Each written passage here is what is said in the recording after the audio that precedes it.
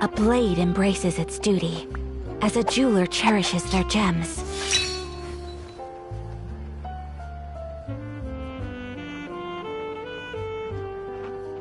There'll be an extra fee for that.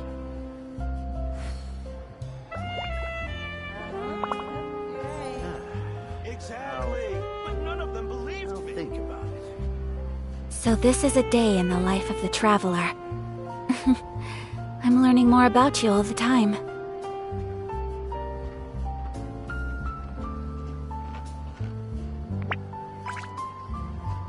There'll be an extra fee for that.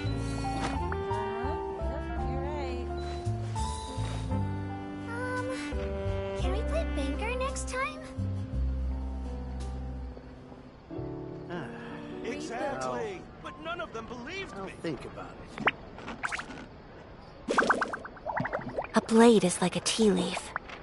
Only those who sample it many times can appreciate its true qualities. There'll be an extra fee for that. Yep, you're right. A blade embraces its duty, as a jeweler cherishes their gems. Exactly, but none of them believed me.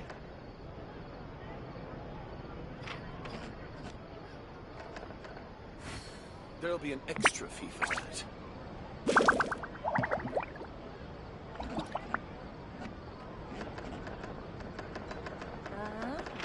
So this is a day in the life of the traveler. I'm learning more about you all the time. Exactly, but none of them believed me. Error.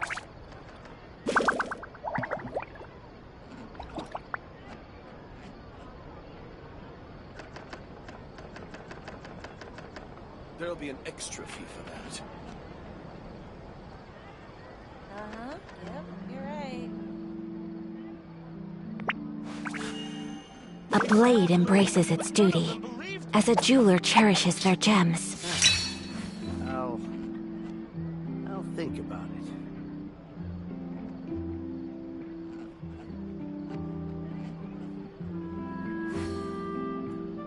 There'll be an extra fee for that.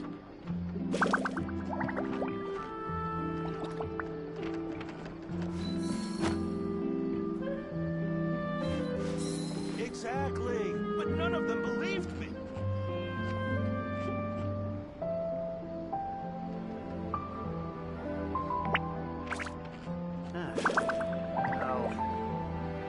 I'll think about it. A blade is like a tea leaf. There'll be Only an extra those who sample it many times can appreciate its true qualities. Exactly, but none of them believed me.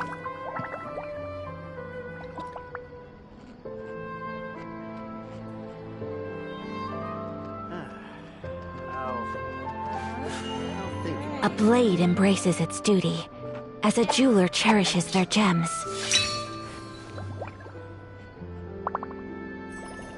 There'll be an extra fee for that. Exactly, but none of them believed me. Can we play banker next time?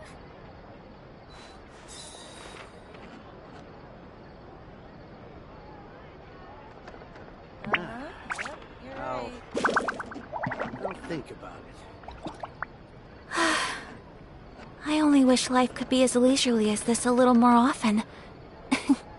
How greedy of me. There'll be an extra Exactly, fee for but none that. of them believed me.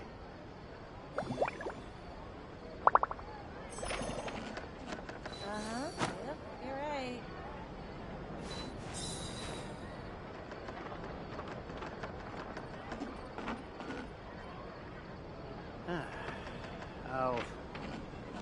I'll think about it. There'll be an extra fee for that. A blade embraces its duty, as a jeweler cherishes their gems. Can we play banker next time? Yep, you're right.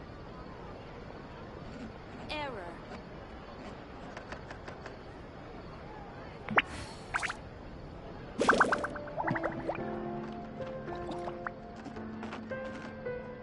So this is a day in the life of the traveler. I'll...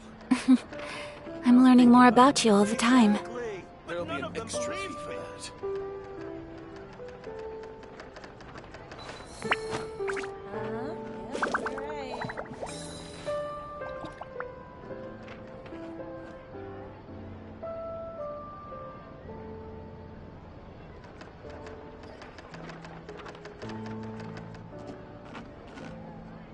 There'll be an extra fee for that. I'll think Exactly. But none of them believed me. Yep, you're right.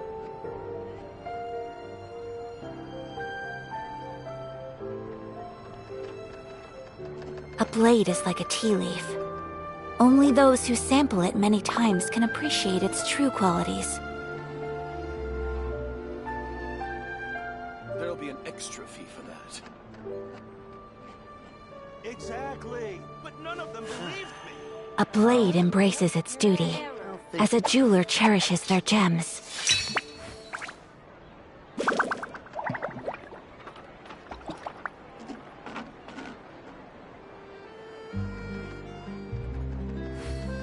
There'll be an extra fee for that.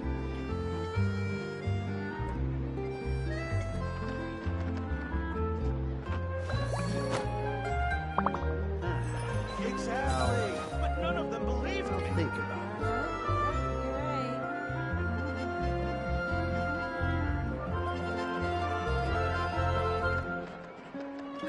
Extra fee for that. I only wish life could be as leisurely as this a little more often. How greedy of me.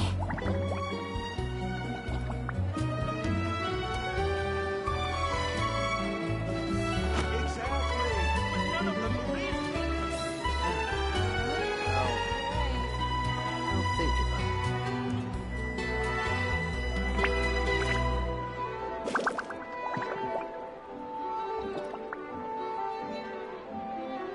There'll be an A extra blade is like a tea leaf.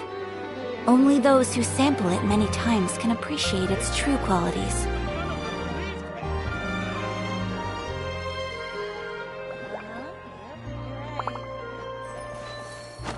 Rebooting. I'll think about it.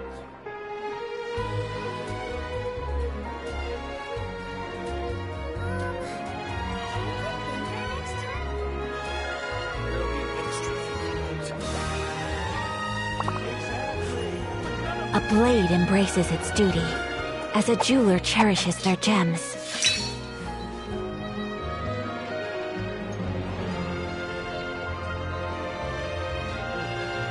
I'll think about it. There'll be an extra fee for that.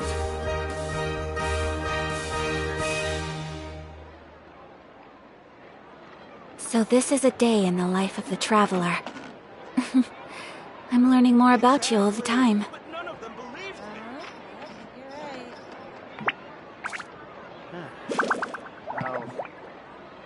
I'll think about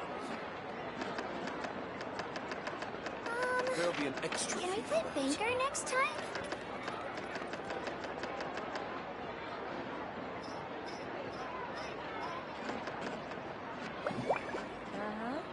Exactly. But none of them believed me.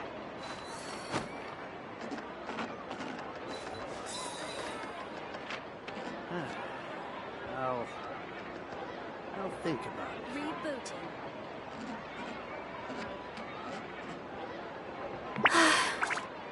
I only wish life could be as leisurely as this a little more often. Exactly. But How none greedy them of me. believed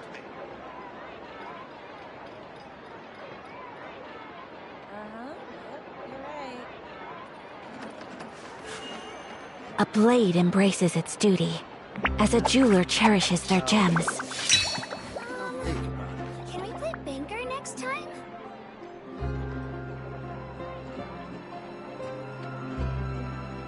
There'll be an extra fee for that. You're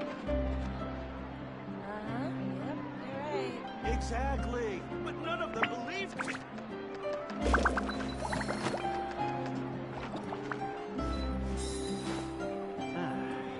I'll think about it.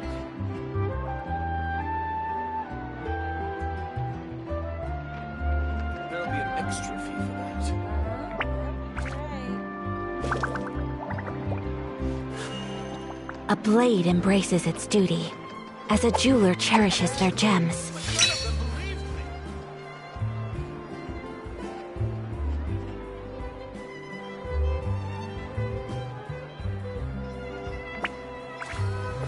Can we play banker next time? Add Astro.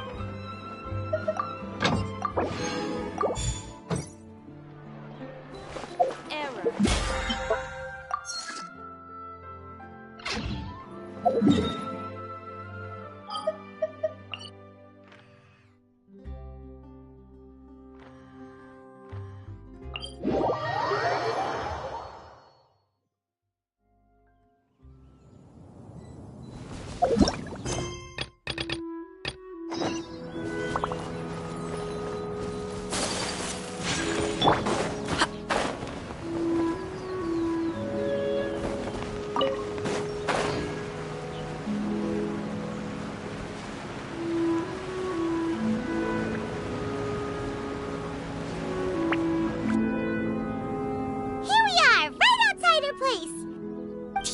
Remember the first time we came here? We even brought offerings and everything. And when we told her that Rex Lapis had been assassinated, she immediately threatened to squash Liyue Harbor. Paimon thought she'd be impossible to get along with. But now that we've spent some more time together, she's really not like that at all. We probably don't need to bring any offerings now that we've gotten to know her pretty well, right? Still, Paimon's got some snacks around here somewhere, so if she really wants something, we can just use that. Huh? Traveler, did something catch your eye? Whoa, what a pretty lady!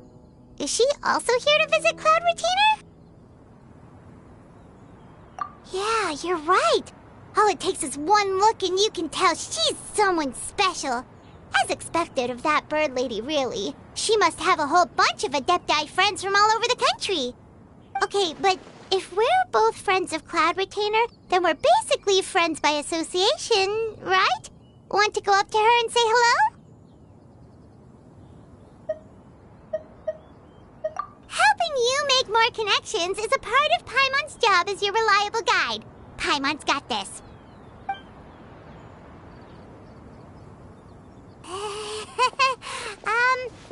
Hello.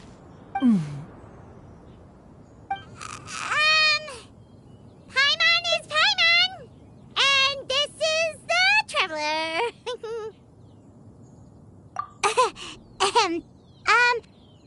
Paimon doesn't think we've met, but we're also friends of Cloud Retainer. May we have the pleasure of learning your name, Madam Adeptus? You two... What is this tomfoolery? Has the shift in form so clouded your eyes that you no longer recognize one anymore? Wait, you're... Huh? You're the illuminated bird? But you look... human! How did that happen?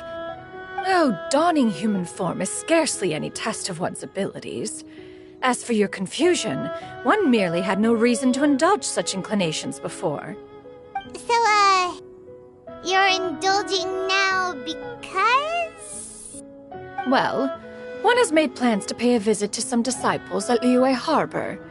Taking on a human form for such a trip is simply a way to make matters less conspicuous. You? Worrying about keeping a low profile? You're the one who likes to pop up out of nowhere all over the place. In fact, Paimon can think of several examples. Like last year, when you suddenly appeared on the top of a roof without any warning. Or...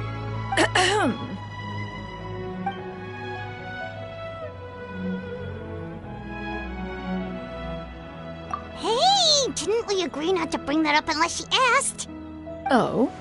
So you have taken care to follow the proper rules of etiquette after all. Most commendable.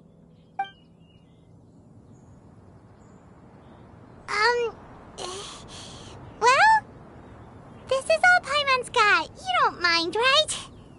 One has never found oneself lacking in basic comforts. On the contrary, it is the gesture that one values above all else. So long as you've shown proper respect and consideration, the quantity or quality of the gift is but a trivial matter. That kinda makes Paimon Paimon feel a little guilty for trying to keep them for herself. Anyway, where were we before you reminded Paimon about the gifts? Ah, right. So by disciples, you must mean Ganyu and Shenhe. It's also been a while since we last saw them. Maybe we can come too. One planned to extend the invitation even if you had not raised the matter yourself. Shenhe and Ganyu should be quite pleased to see you again. However, one would first inquire as to the reason behind your visit here. You have cause to seek one's company? Yeah, we just found ourselves missing you and wanted to see how you were doing. We were hoping you'd tell us one of your stories. Who knew we'd run into your human form while we were at it? Is that so? If there are no urgent matters at hand, then let us make haste for Liyue Harbor. Ganyu is likely still working at Yuehai Pavilion, so that shall be our first stop. Sounds great! Then let's all go to Liyue Harbor!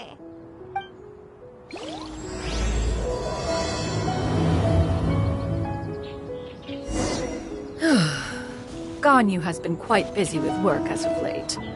One can count on one talon the number of times she returns to Mount Outsong each year. Shenhe has also secured employment recently. In her correspondence with me, she wrote that she shall have no need to return for the foreseeable future. Did they think one was so easily mollified? One shall investigate everything with one's own eyes and decide for oneself if their living conditions are satisfactory.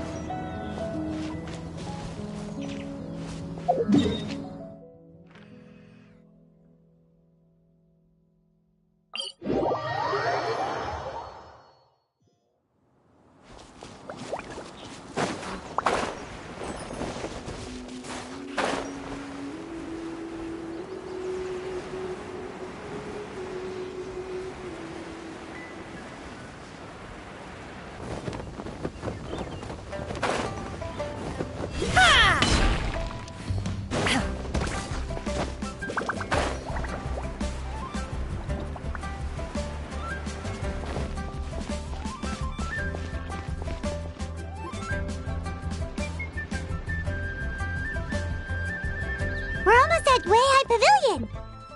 Hey, do you think Ganyu will be shocked to see Cloud Retainer like this? Guess we have no idea if Shenhe and Ganyu have ever seen her in this form before. Wait, where did she go?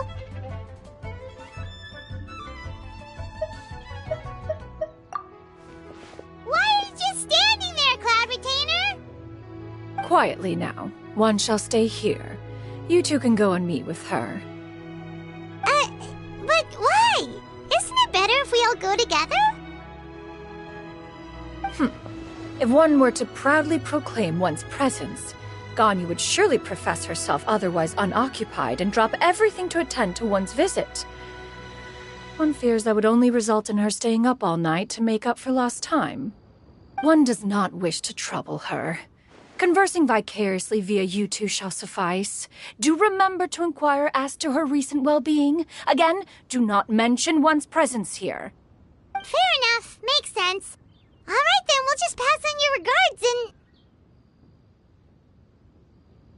Cloud Retainer? Oh, Oh, busted.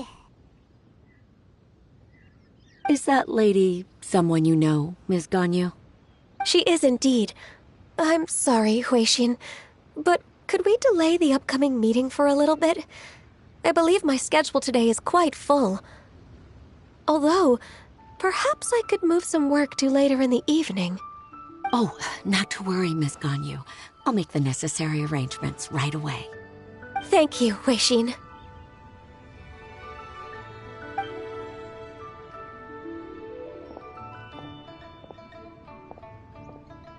It's been a while, Ganyu. Greetings. What brings you here today? And Cloud Retainer, too. It's been quite some time since I last saw you in this form. you are quite mistaken. One is not acquainted with this cloud retainer of whom you speak. One is simply a mere mortal passerby. Huh? Seems she's not buying it. That was but a simple test. One did not expect you to be able to recognize one so easily, especially after so many years of only seeing one's other form.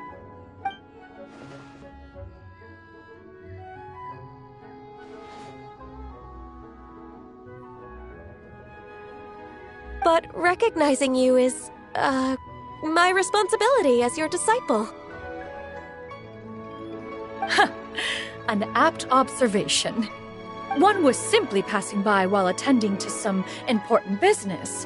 One thought it would only be fitting to pay you a visit while in the area. Wait, Paimon wasn't aware of any important... Cloud Retainer's right! We've still got something super important to do, so we can't stay here for too long today.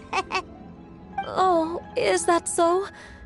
But it's been so long since we last saw each other.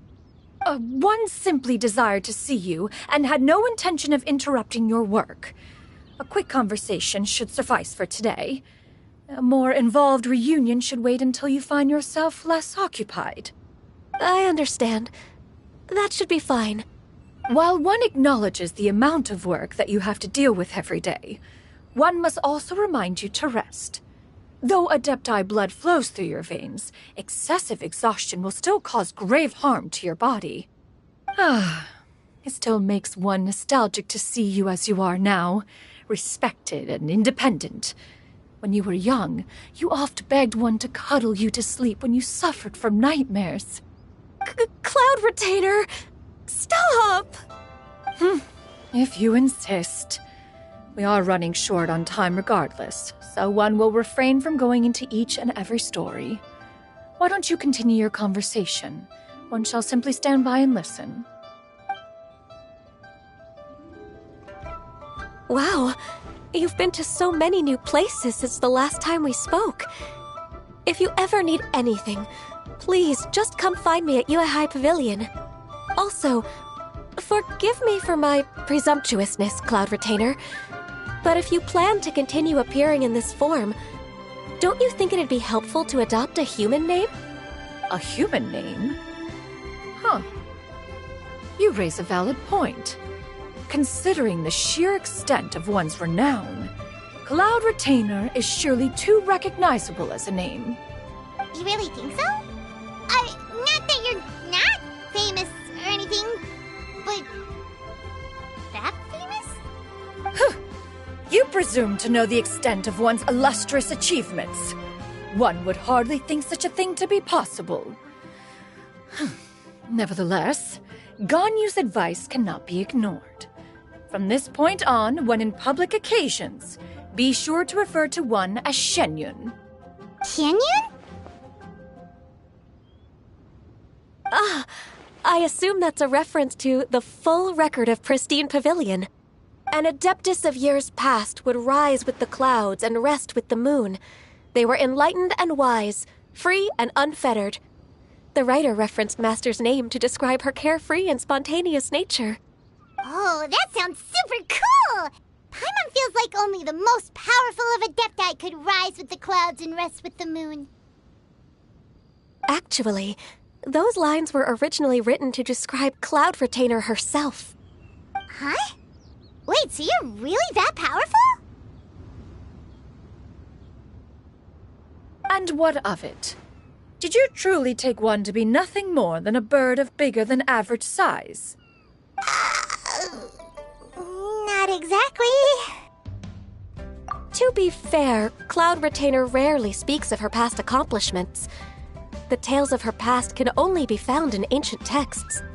It is said that once, a long, long time ago, there was a severe drought in Liyue. Left with no choice, many people left their homes, while others spent day and night praying to the Adepti. Although I did not live through such tragedy, simply reading about it is enough to gain a visceral understanding of all the pain and desperation during that time. On top of the drought, a noxious gas also began to spread through the land. If not for Cloud Retainer's efforts, much of Liyue would be nothing more than a barren wasteland today. The books had this to say about what happened. Upon arrival, the Adeptus borrowed the wind to retain the clouds. Immediately, the clouds gathered together, and abundant rain burst forth from the heavens. Drought and plague were both driven away, and the people were saved. Wow, that's incredible! Mortal records add embellishments to dramatize past events. One did merely what one ought, and even if one had not interceded, the other Adepti would surely have stepped in to help. Even so, you stopped an entire drought! Can you really control the weather like the book said? Oh, Paimon suddenly has a lot more respect for you. So it was Paimon's bad for calling you Illuminated Bird before. You're not too mad, are you? How laughable. A name is but a simple label we carry with us on our journey through the world. Why would one be offended by such a trivial matter? That's a relief. In that case, Paimon will continue to call you whatever feels right in the moment. Well, that is quite enough ancient history for now. Ganyu, have you had word from Shenhe? One has heard that she procured a job recently. Have you any thoughts on her workplace? And what, pray tell, of her monthly remuneration? Moreover, does she find herself overly inundated with work? Is she allowed time off during Lantern Rite? That is a lot of questions. There is no cause for concern, Cloud Retainer. I introduced Shenhe to her employer personally. Wanmin Restaurant's business has been booming recently. So with Chef Mao being swamped with customers, and Shangling still off and out in search of new recipes, I introduced Shenhe to staff the restaurant. I see. Most excellent indeed. One has had the pleasure of being introduced to that family. Shangling is kind and astute, while her father is loyal and reliable. One has no cause to believe that they will make Shenhe's work difficult. Now, it is almost time to partake in the victuals of noon. One shall visit Wanmin Restaurant in person and see how Shenhe is doing. Huh? But didn't you just say that you had something important to do? Can that wait until after we've eaten? You may return to your work, Ganyu. One shall see to this matter on one's own. There will be many an occasion to dine together in the future. One is certain the opportunity shall present itself most readily. Of course, Cloud Retainer. Please take care. Traveler, Paimon, I'll see you some other time. See you around, Ganyu! Whew! Paimon was pretty quick on the uptake there, don't you think? As soon as you mentioned important business to attend to, Paimon realized that you were just looking to cut the conversation short and not take too much of Ganyu's time. Is Paimon right? No, in fact, it was not an excuse. One is indeed visiting Liyue Harbor for an important purpose. Wait, for real? The moment is not yet upon us. Still, the truth will be revealed to you in time. Huh. She really seems to be playing up the whole mysterious Adeptus thing right now. Is it because we just heard that cool story about her powers?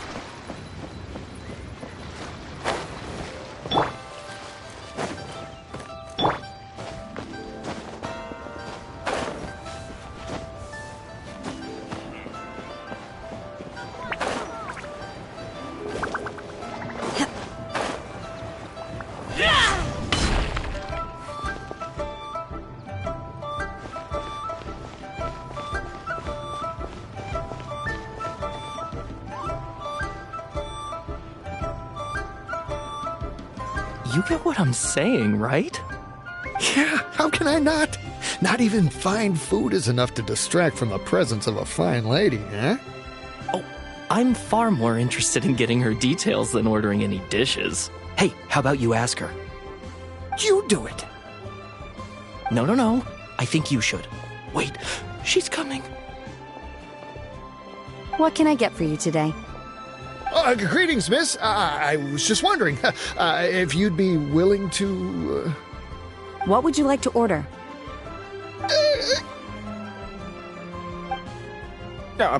2 servings of Mora meat to go. Good chat. Bye.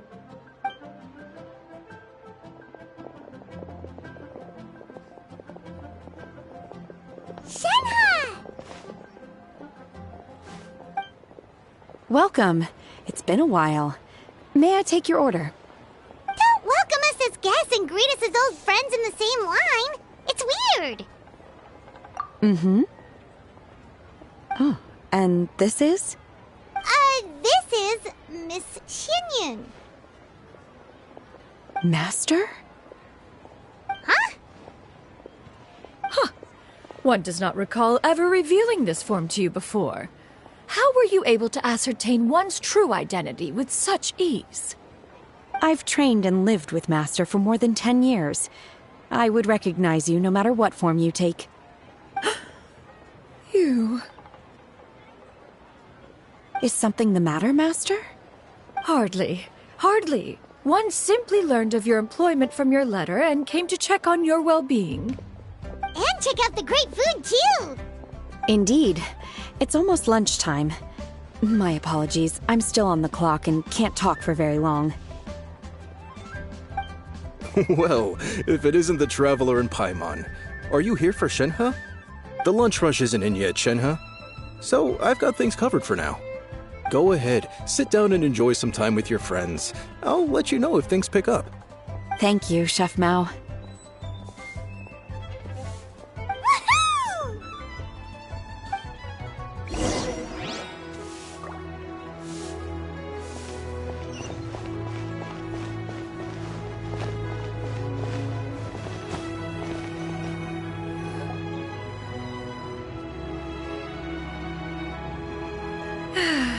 It is just as one expected. The owner of Wanmin Restaurant is indeed a most reasonable and accommodating human. Still, the work here entails dealing with quite a varied group of people. Has this been difficult for you, Shenhe? It's been manageable so far. I sometimes run into strange people, but I have figured out a way to deal with them. Seems like you've been making progress. So by dealing with them, you mean... First, I try to talk sense into them. If that doesn't work, I threaten them with violence. At this point, they usually decide they are in favor of a civil conversation. Oh, how should Paimon put this? Oh, a sensible plan. One is gladdened to see you integrate so well into human society. And you, Master? How have you been? Simply marvelous. Though Mount Outsong has scarcely enjoyed your presence recently, one has hardly found the pleasure of one's own company to be lacking. I see. Just as expected of Master.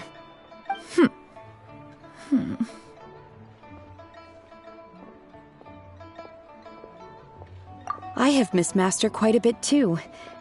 Even though work has been busy lately, I've already had a conversation with Chef Mao about taking some time off soon to visit Master. Oh, you did? Do make note of such matters in your letters in the future. There's hardly a need to keep one in suspense. Whoa, her mood shot up just like that. By the way, Master, since you are in Liyue Harbor, have you had the chance to visit Ganyu? Indeed. She is similarly preoccupied with her work. There was time only to exchange a few simple pleasantries. Ganyu told us the story of Cloud Retainer's name. It was amazing. We never knew how powerful she was before. I see. In that case, allow me to also share a story about Master's past. Oh? Is that a problem, Master? I believe this to be a good topic of conversation. No, not a problem. One was simply caught off guard. But no matter. Please, proceed. One is most curious to see how much of one's own conversational prowess you possess. Master once participated in a race against Moon Carver. After Mooncarver lost, he insisted that Master's ability to fly gave her a natural edge in such a contest. In response, Master agreed to forego flying in return for being able to use one of her devices in the race. Mooncarver accepted, only to find Master with a brand new device on the day of the contest. Huh. What kind of device was it? It was a mechanical vehicle made out of iron. What was it called again? Oh, an electro-powered bicycle? Oh, you refer to the bicyclical Thunder Flashmobile.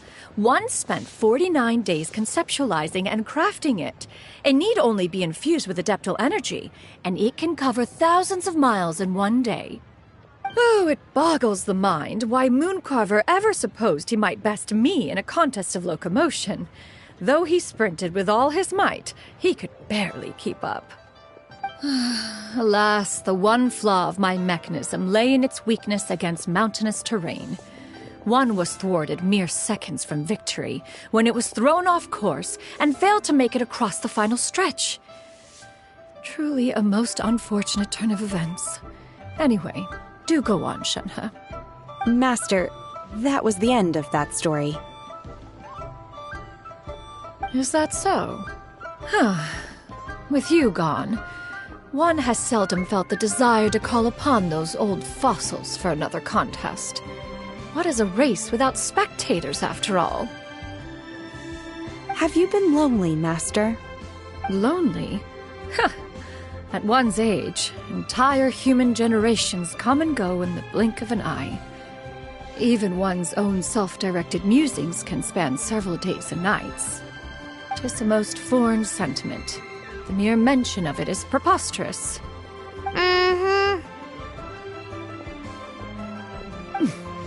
What is the reason for that look upon your face? It's nothing. It's just... Well, Paimon gained a lot of respect for you after listening to that story of you summoning the rain and everything. But all it took was a few words out of your mouth, and it's like you're back to being that illuminated bird again.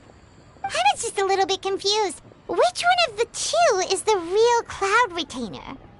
To me, they are both, Master. One is the Master that's widely revered by the people, while the other is the Master that I respect and adore. One finds oneself exalted yet again with sweet words of praise and flattery of a most extravagant nature.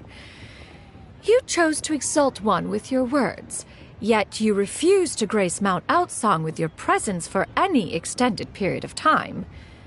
One would almost question the sincerity of your estimations. This is not to say that your words paint an inaccurate picture. One has always lived by a single ideal. Eschew all action and abide by no rule. One does as one pleases and speaks as one pleases. Others may critique or praise as they see fit, yet one places little weight in such judgments. She got, 2 sentences of flattery from her disciple, and it's as if her ego is about to burst. Do you have any empty tables?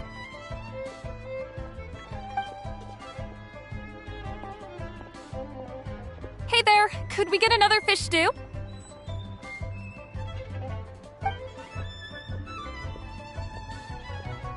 I'm hearing more guests come in. I should get back to work. Alright, good luck with the lunchtime rush, Shenhe. I'll try my best.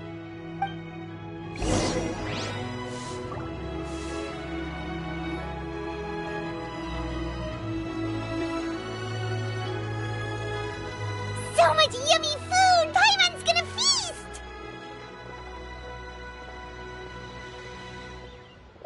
One is fond of all kinds of delicacies and delights in a multitude of flavors. The dishes here demonstrate no shortage of culinary skill. Their unique flavor profile has left one more than satisfied. In fact, one has been struck by quite the fit of inspiration. One has already begun to conceptualize the next generation of supreme cuisine machines. Everything's so tasty! A bit too hot at times, but still super tasty. I'm sorry, miss, but our tables are full.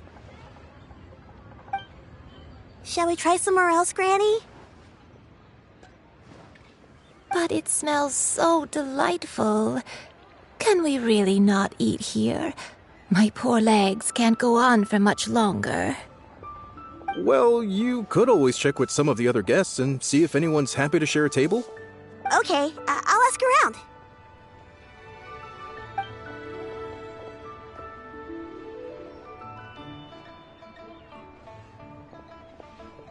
Excuse me, would you mind letting us share a table with you? There are no empty tables left, so... Ah, well, Paimon doesn't mind. What about you guys?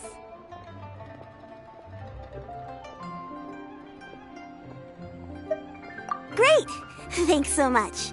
My name is Shuyu, and this is my granny, Yuendai. Granny? Yep. Is there something wrong with that? No, Paimon's just a bit surprised. She looks so young. Yeah, a lot of people compliment Granny on her youthful looks, but she's actually much older than she appears.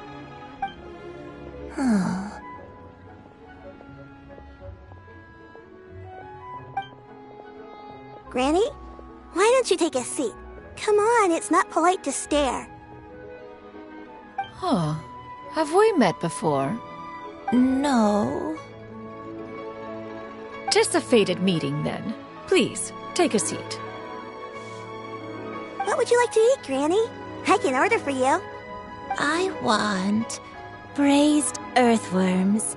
They always pop up out of the ground after a rainstorm. No, not this again. Granny, there's no braised earthworms on the menu. Braised earthworms? Well, that sounds weird. Do people actually eat that? Right, that's what Paimon was thinking too.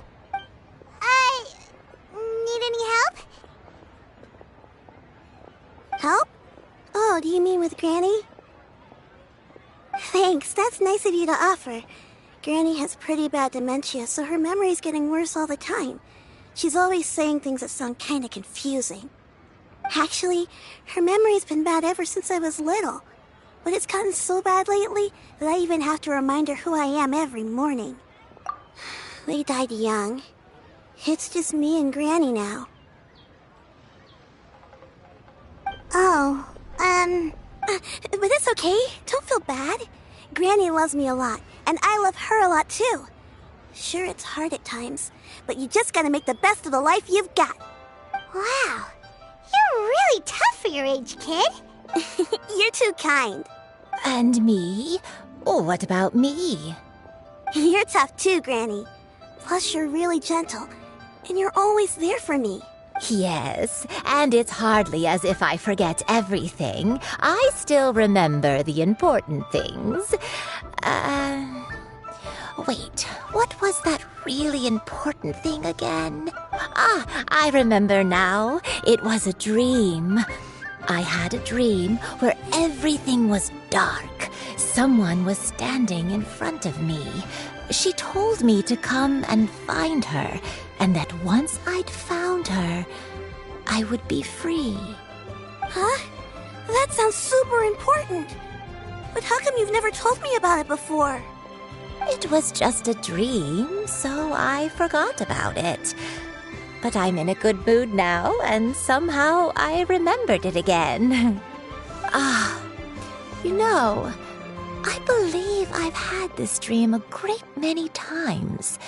But just how many times have I had it? Now that I do not remember.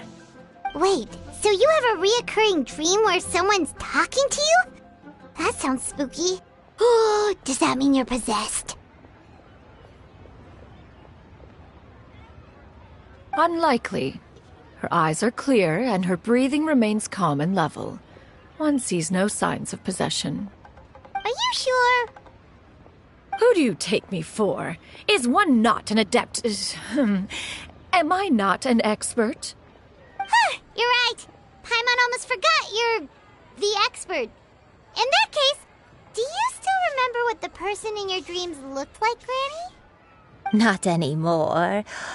Although, I have a sense that she looked rather like me. but not as I am now. My younger self. A younger version of Granny?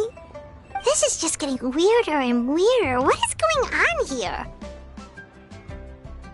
As one said, fate must have brought us together. You may leave the situation to me. Are you sure?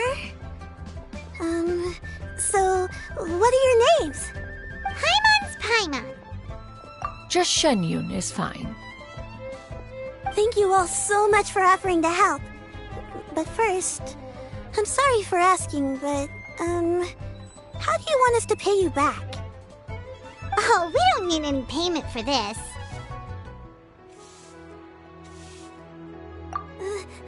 Thank you so much. You're welcome.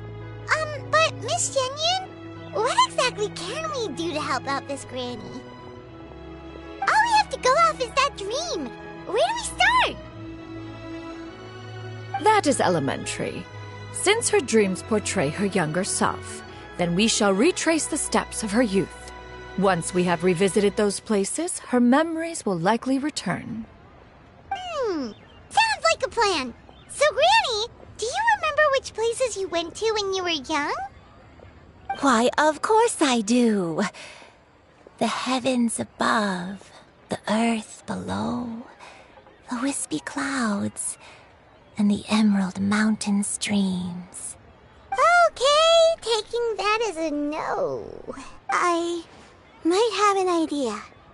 Once, when I was really little, my dad told me that Granny used to be a martial artist heroine who saved loads of people from a disaster. If it's true, then maybe they wrote about it in the history books or something. A martial arts heroine?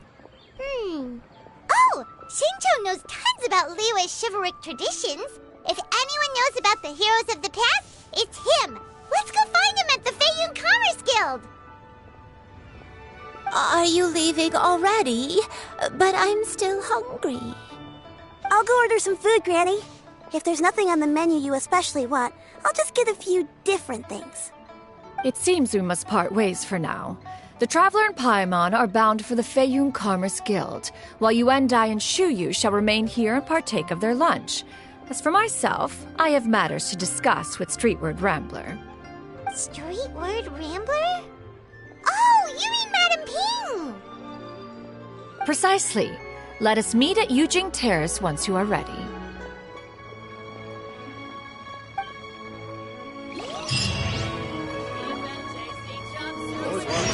Food is unbelievable. To your heart's content.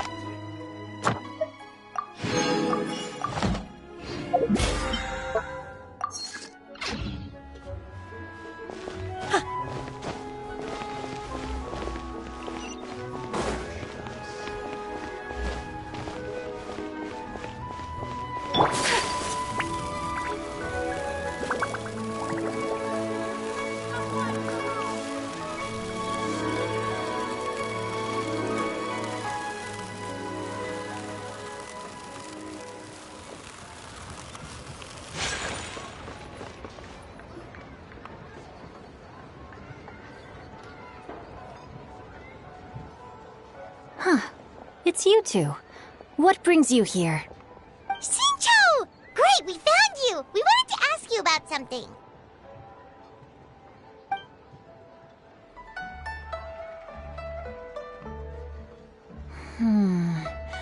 That's not a whole lot of information to go off of. I don't know if I can say for sure.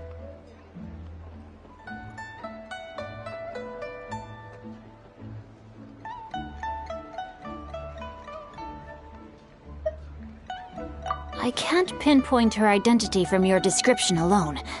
But considering her age, I am reminded of a nameless heroine who's been featured in various chivalric novels.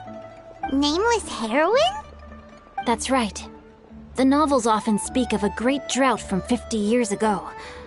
As the people suffered, a nameless heroine appeared and began to clear away evil spirits and bandit camps. The people idolized her, but never learned her name. All they knew was that she always acted alone. Later, though, She supposedly fell in love with a similarly noble-minded exorcist from Mount Tianheng.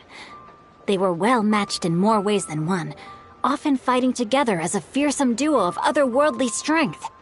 After the drought ended, the heroine and the exorcist left the public eye and began living a reclusive life in the mountains. All that remained were tales of her incredible accomplishments. The way this nameless heroine faded from fame into obscurity later in life is not too dissimilar from Miss Yuendai.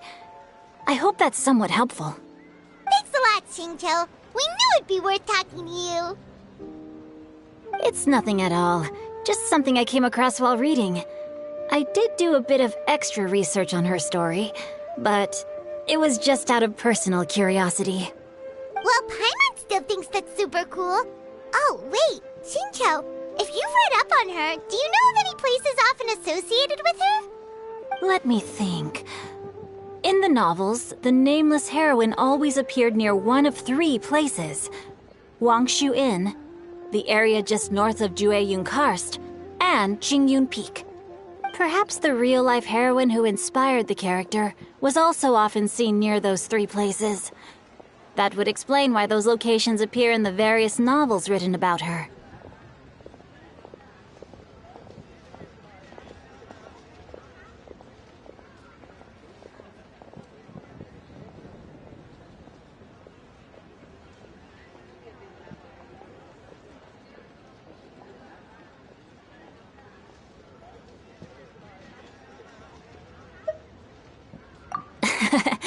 You're welcome. To be honest, I found some parts of the story confusing when I first came across it. If Miss Yuendai was indeed the original inspiration for the character, she may just be able to help me put the pieces together. It's rare for a chivalric hero to fade into obscurity during their lifetime, even after retiring from the public eye. But no one ever saw or heard from the nameless heroine again. There were even rumors that she became extremely ill. I've never understood why someone would go to such lengths to erase themselves from public memory. It's almost as if she was trying to hide from something. There's probably far more to the story than what's been written. We'll be sure to tell you if we manage to uncover the truth. That's a deal. Perhaps, behind the truth of it all, there lies a story more fantastical than any work of fiction. Paimon feels like we just learned so much from Xingqiu. A drought, a nameless heroine, a life of seclusion. Wait, why does the story sound super familiar? Oh, right! There's a drought in this story, too! Xingqiu, are droughts super common in Liyue or something? Well, they used to be. But people have long since developed methods to prevent them, like by cultivating the soil or digging canals. So while droughts do happen from time to time, they are rarely regarded as true disasters. The drought 50 years ago is probably one of the worst we've had in the last several centuries. The crops withered, the streams ran dry, and the monsters in the mountains became rabid and agitated. Countless caravans were attacked, and people who lost their homes came together to form bandit groups. What started as a natural disaster soon became a human tragedy as well. That sounds awful.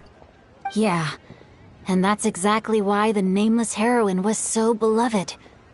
She must have been someone of true integrity, to do so much for the people while asking nothing in return. Still, as terrible as that drought was, it was nothing compared to the truly calamitous disasters that befell this land in ancient times. They say that back in those days, disasters were both more severe and more common. Only the strongest of Adepti could hope to dispel the ruin and devastation. Do you have any other questions?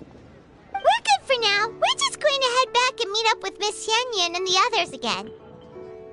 Paimon hopes that Granny Yuendai will be able to remember more of her past. She used to be a great hero who saved many people. So sad that she can't recall any of it. Anyway, we'll be off now. See you some other time, Xingqiu. Thank you so much for your help. It's no problem at all. Safe travels.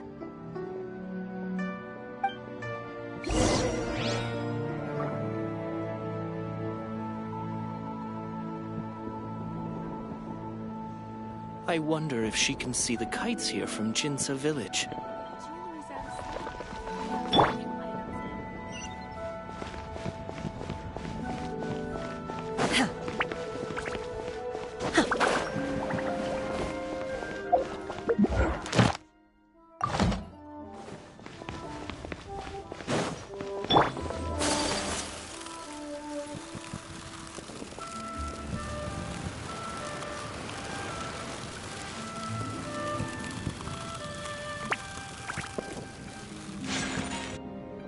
I have recorded the tune that you requested. I hope it will be of help to you. Oh, thank you. Straight word, Ping. What has amused you so? Oh, it's no serious matter. I was just reminiscing about the last time I saw you in this form. Time has wrought such change in this world, and yet you appear just the same as ever. Time has little bearing on one's existence, nor has one keenly felt its effects whilst dwelling at Mount Outsong.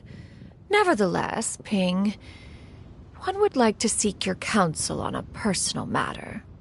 Oh, why so formal all of a sudden? I must say, you're making me a little nervous. What is it? Well, the inquiry is as such. Approximately how much more would one need to afford a comfortable life in the harbor, not unlike the one that you yourself lead? It does not require as much as you may think. Still, do you mean that... Cloud Retainer, Madam Ping! What are you two talking about? Nothing save for some trivial matters. Have you unearthed any useful details? Shinto has a theory, but let's save it for when Chuyu and Miss Yundai have joined up with us again.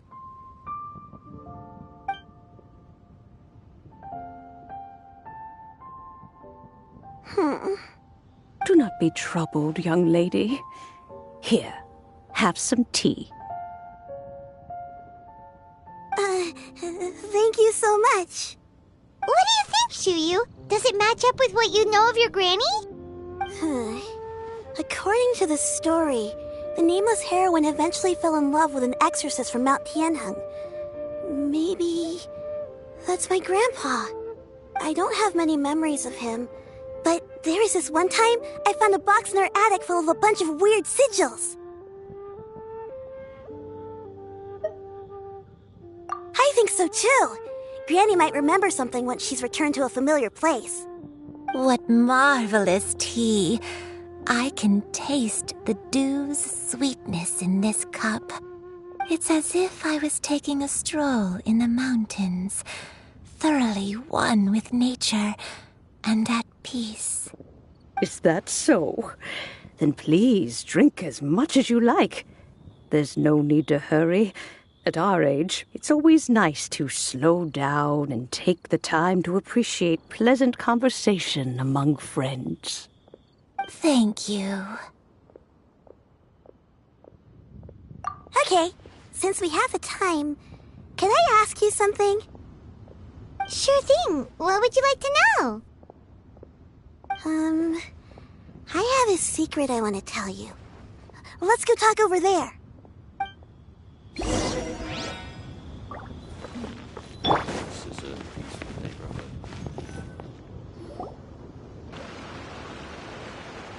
What's wrong, Chuyu?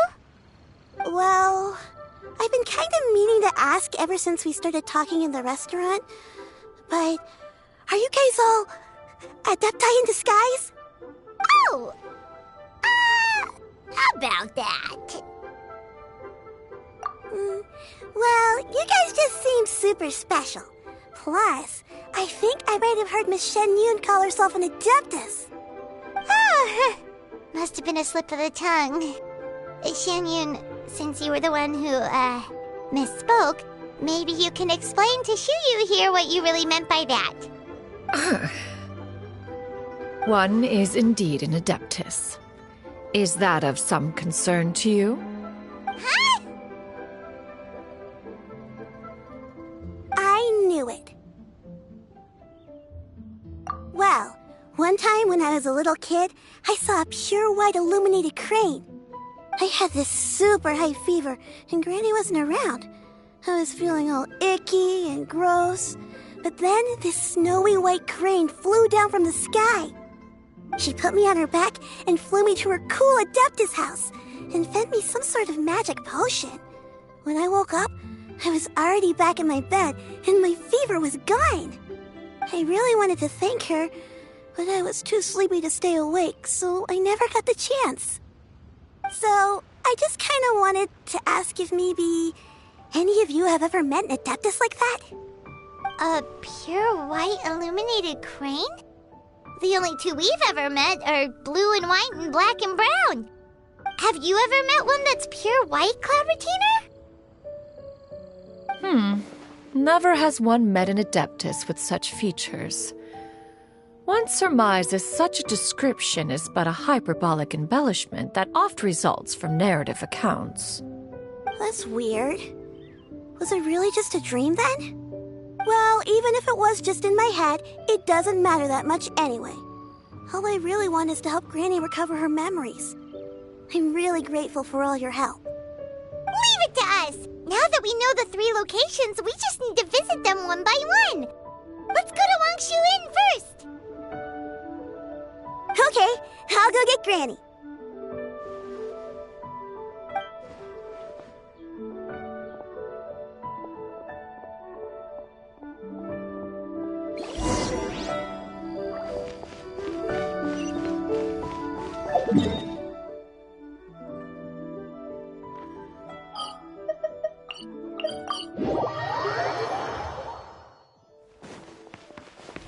Add Astra.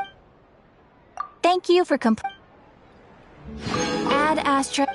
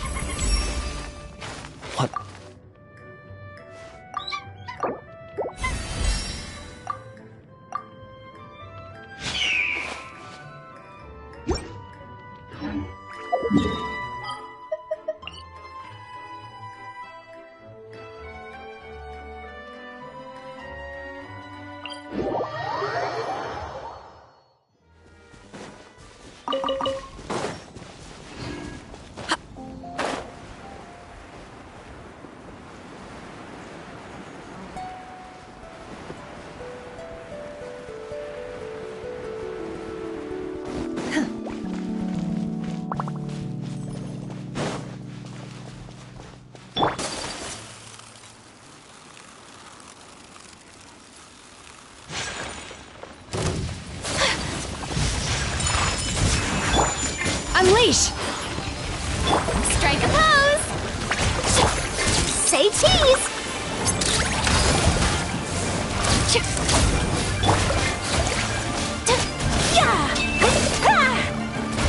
My opponent, obey! Cryo Incarnate!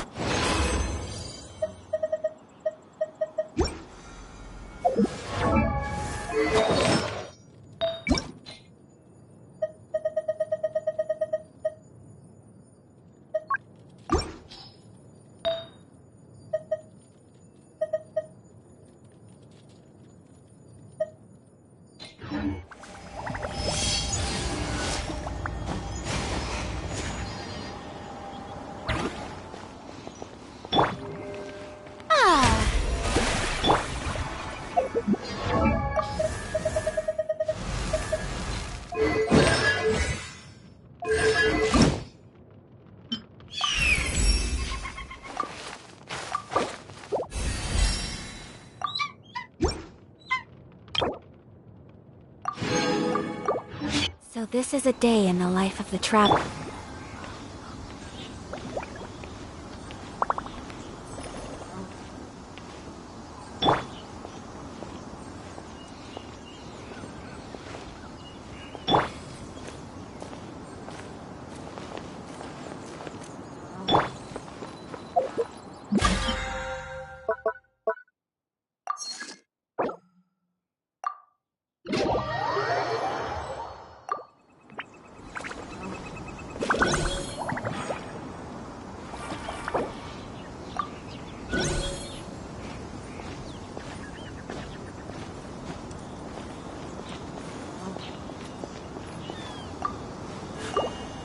A blade embraces its duty, as a jeweler cherishes their gems.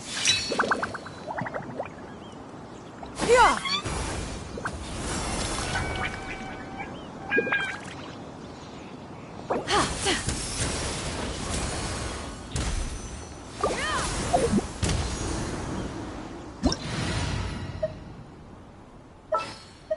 Yeah! Sky!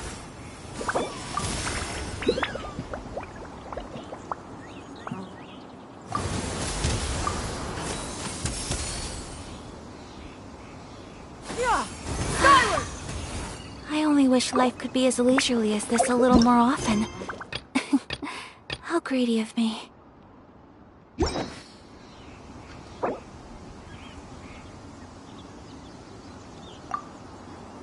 Yeah! Skyward!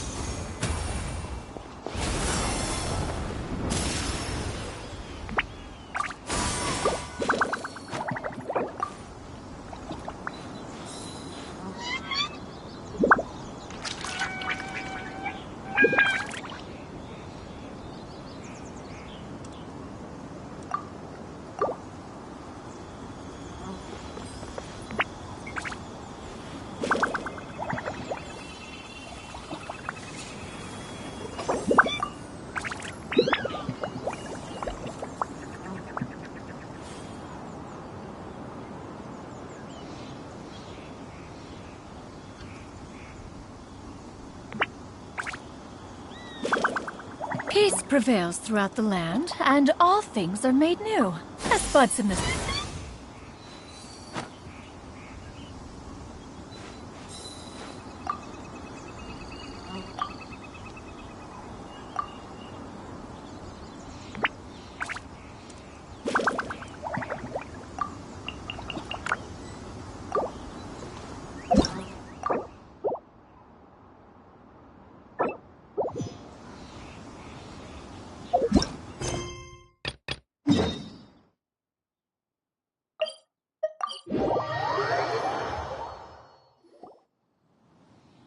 Wangshu Inn. Wangshu Inn. Do you remember this place, Granny? Yes. The fish here is very delicious. And if you look out into the distance, you can always spot a bird that's been left behind by its flock. I believe I used to have a room here. It had a window. Yes, I spent a lot of time looking out that window. Which room was it again? Let me look. I'll come with.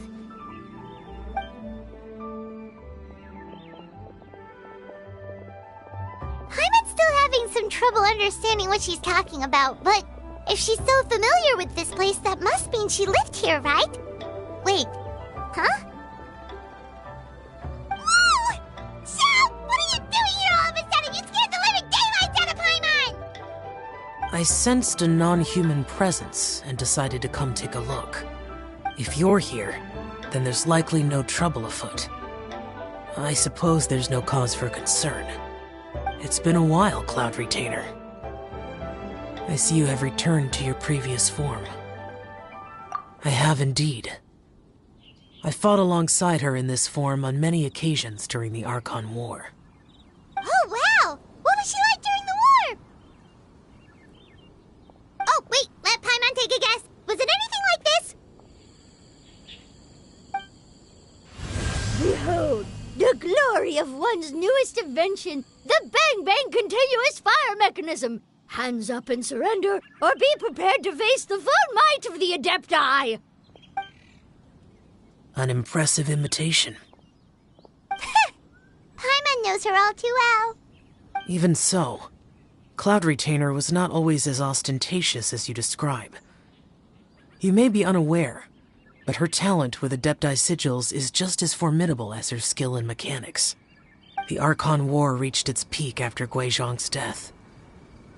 The Cloud Retainer who fought beside me in those devastating battles was taciturn and solemn, only speaking when she had to activate her sigils. A Cloud Retainer who barely talks? Paimon can't picture it. But what happened after that? If you were so powerful in your human form, why did you decide to take up your bird form again? Once one had bid farewell to the world of mortals, what use would one still have for such a shape? When dwelling between mountain and forest, away from the struggles and troubles of the mortal world, a mortal form is hardly the most fitting of choices. After the war, Cloud Retainer retired to Mount Outsong, only revealing herself to the occasional visitor, and always in her avian form. Although I do believe there was an occasion some 30-odd years ago when she decided to don her human form. I believe it was for the purpose of... One believes there is little need to relive bygone matters. Granny, are you okay? Back then, at this place, Perhaps this conversation should end here. I shall take my leave now. Should you encounter any trouble, you need only call my name. However, given that you are traveling with Cloud Retainer, I trust you are in good hands. Everyone! I think Granny is finally beginning to remember her past. Slowly now, calm your mind and recount what has been recalled. A long time ago, I stayed here to recuperate from my illness. Huh. So what Shinto said was true! You did fall ill! Was that why you went into hiding? I don't remember. I'm very sorry, but I can't even remember the name of my illness. The only thing I can remember is that it took a great toll on me, and there was no cure for it. I was confined to my room in Wangshu Inn, where I spent many days unconscious. I'd come to every once in a while and stare at the migrating birds outside the window. It was a solemn sight. I remember crying, but I'm not even sure I knew why. One day, I met a traveling merchant. Upon hearing of my illness, he sold me a bottle of soul-revitalizing tea pills. He told me that the pills were concocted using Adepti blood and could be used to alleviate my symptoms. Sure enough, I made a full recovery. My illness remained dormant for several decades after that.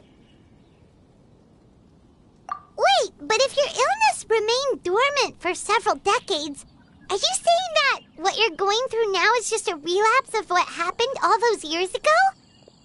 And it was all thanks to the pills that you managed to keep the symptoms in check? Paimon's brain kinda hurts. Do you remember anything else? I'm sorry, I don't. Oh, if only I wasn't so useless. Hey, you're not useless. You've done so much for me. Watched me grow up. Raised me. How could you say that about yourself? Oh, fret not, dear child. Granny was just a bit frustrated. That's all. The recovery of a person's memories is a gradual process. Finding pieces of one's past is always superior to not finding anything at all. Let us make haste to the next location. Next location. Next location. Oh, why don't we go to the area north of Dwayun Karst next? There isn't really a landmark there, so where should we start? Oh, Paimon's got it. Let's check out the houses in the area first. After all, if she was there for any length of time, then she would have stayed somewhere, right? Oh, Paimon's really got her thinking cap on today. At this rate, we'll recover all of Granny Wendai's memories in no time.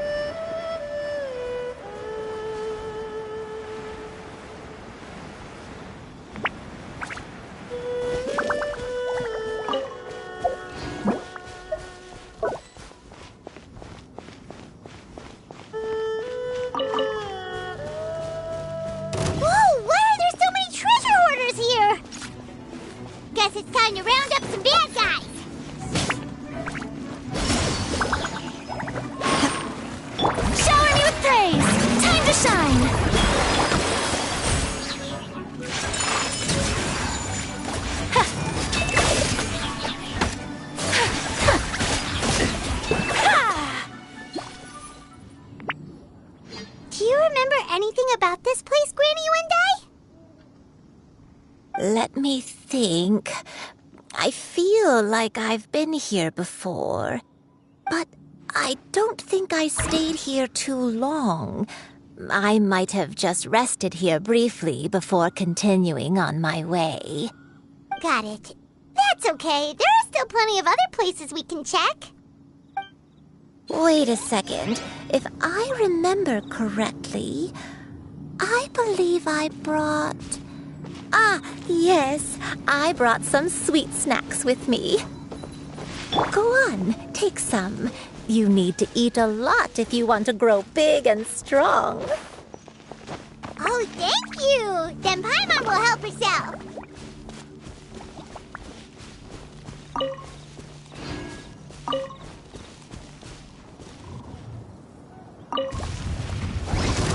Obey! Smile!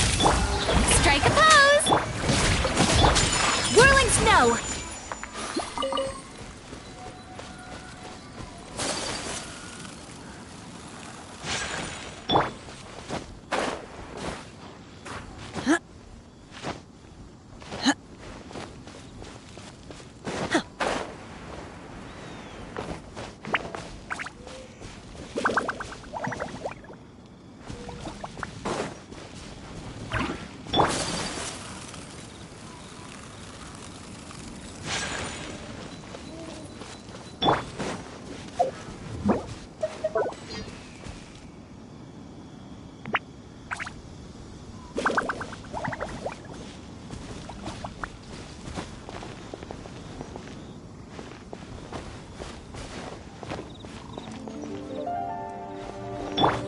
My apologies!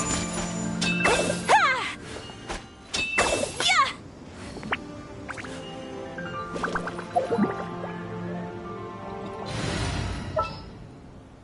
Yeah! Let's go get ourselves...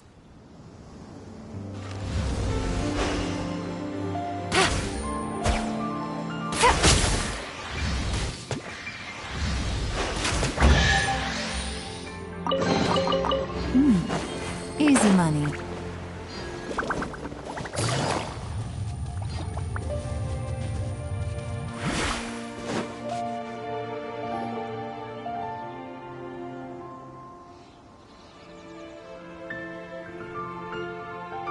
Paimon sees an abandoned house! Why don't we take a break over there? This place... It's...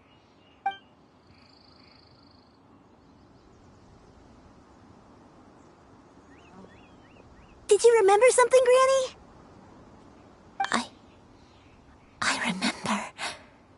Shuyu, this is where your father was born. It was a moonless night.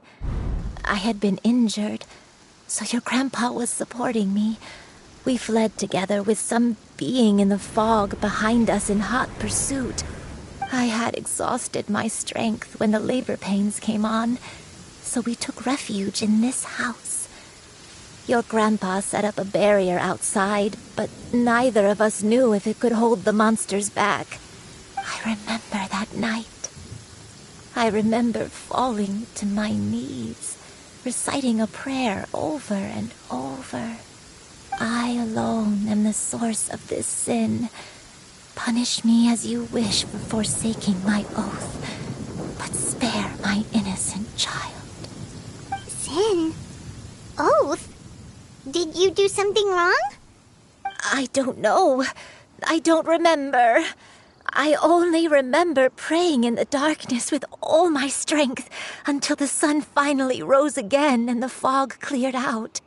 Eventually, the house was filled with the sound of my baby's first cries. That baby was your father. I remember I clutched him tight to my chest and wept tears of joy. It was the first time I'd ever felt such happiness in my life. My dad? He was my pride and joy, and so are you, Shuyu.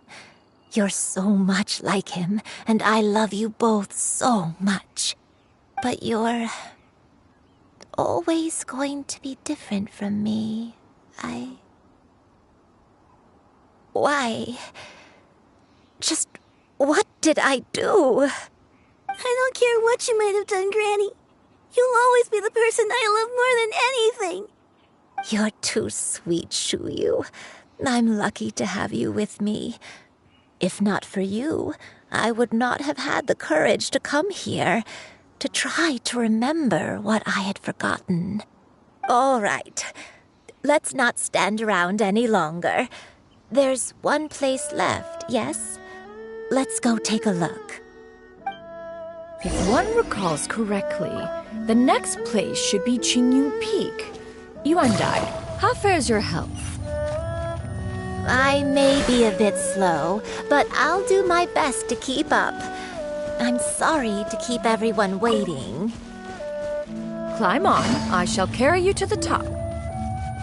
Oh, such lightness of weight. All those who grow old grow frail in the end, do they not? First, you lose your memory, then your health. Eventually, you end up losing everything. My only wish is to depart this world with a lucid mind. Just sharpen my spear. All expenses. Fret not. You have my aid in this endeavor.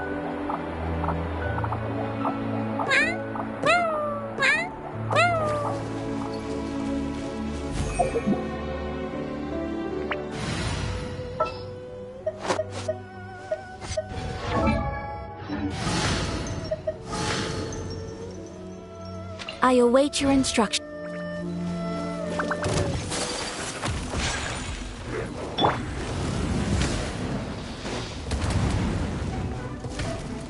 Manifest! Shower me with praise! Let the world come on! Say cheese! Hold that pose! Choke bomb!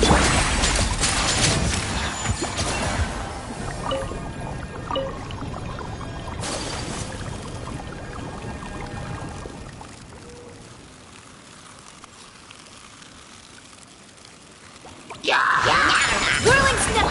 Obey!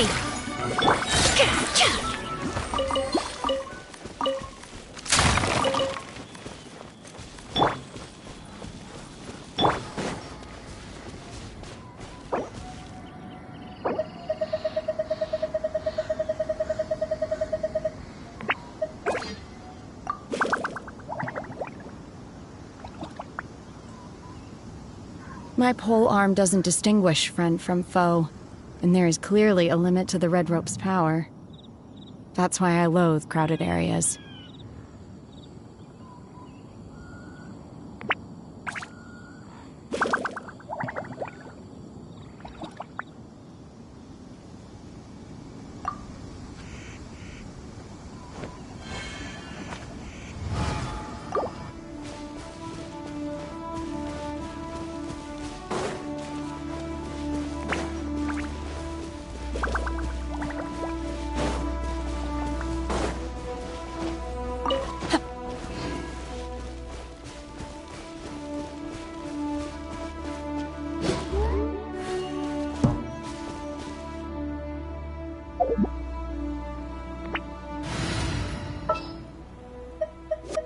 Are you going to hold a festival? Can't sleep?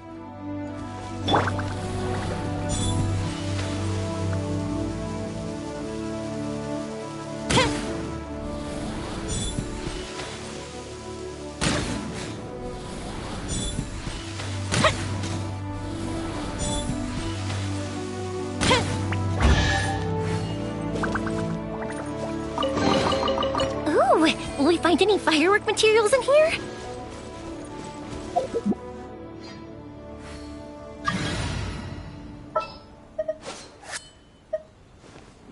I hear you've got a job for me.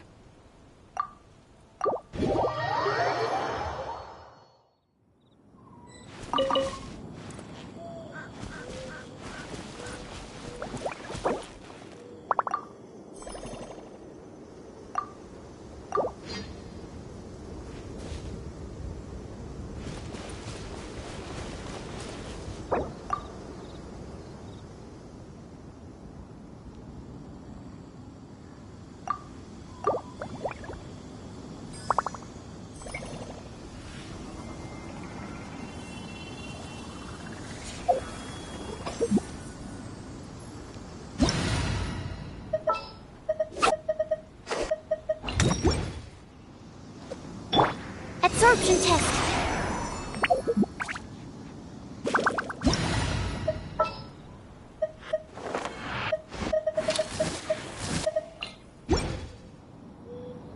The secrets of the mechanical arts are too profound to convey in a few simple words. Oh, but why must the listener grow weary whenever I begin to divulge them?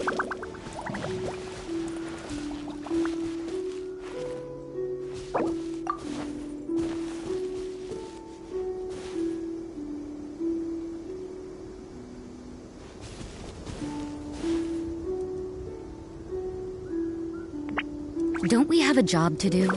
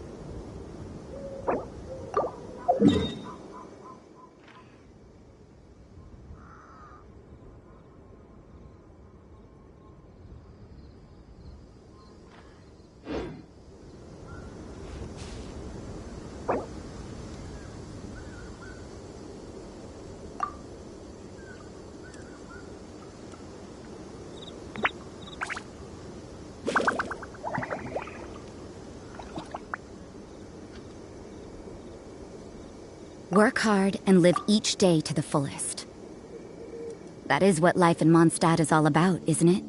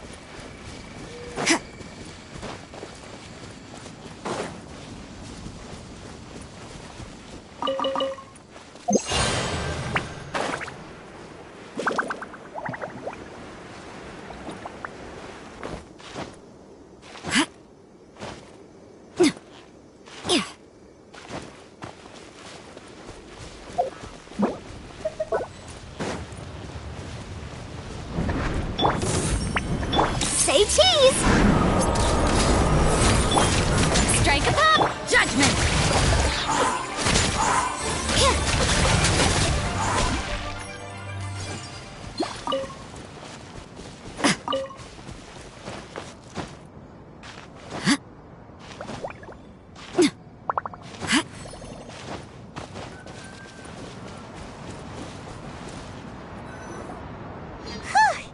We're finally here.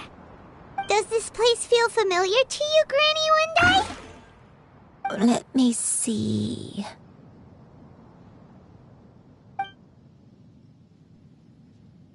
How strange.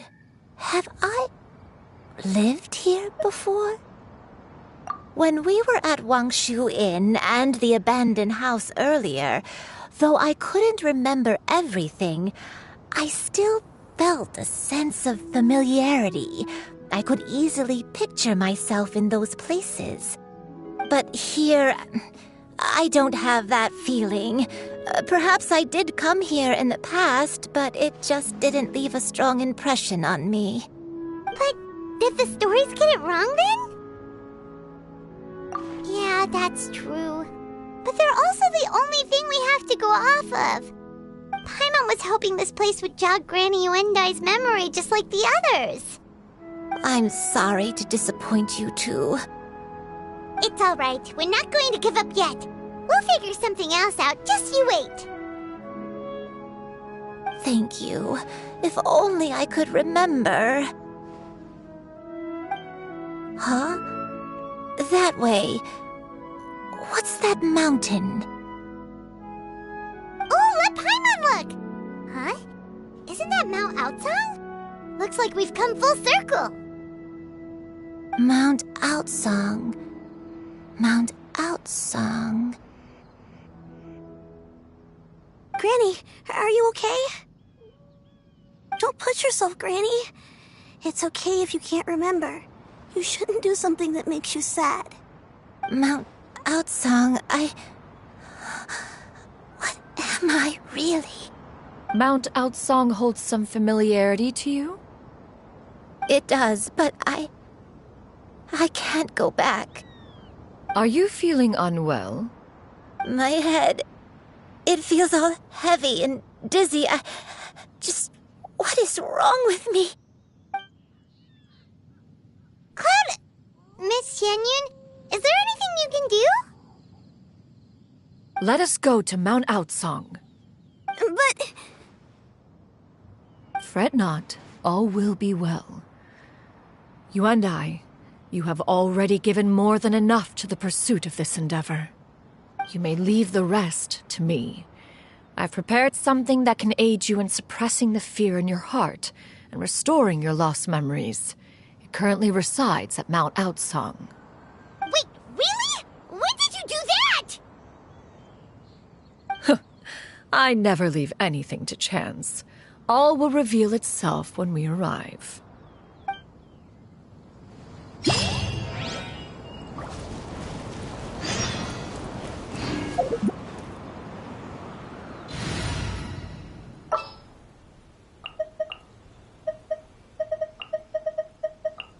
I await your instruction.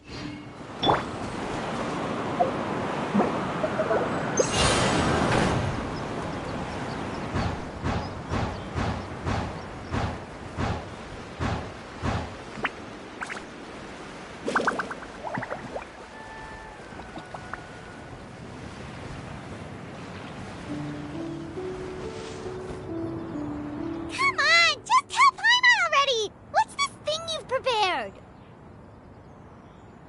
Here, this is it.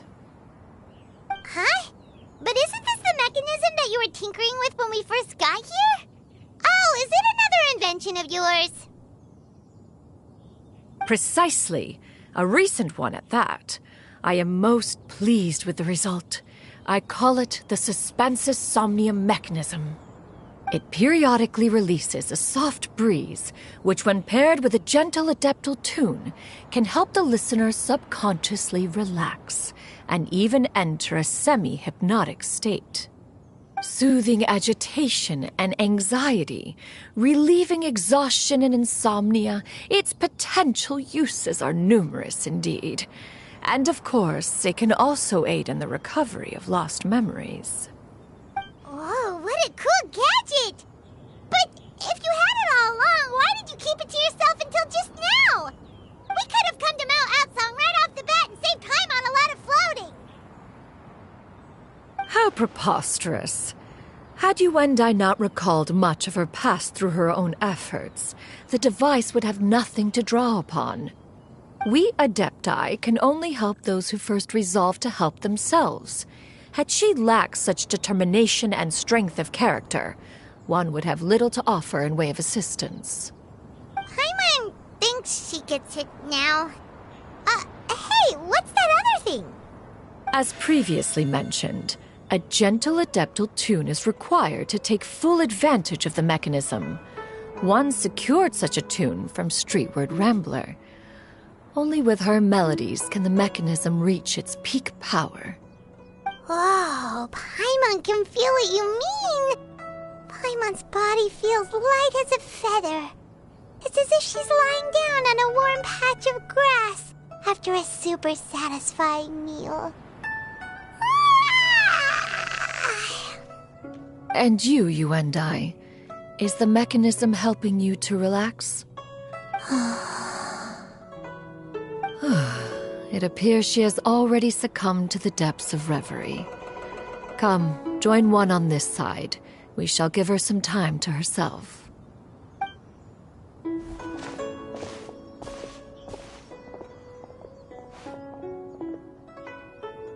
The drought is over.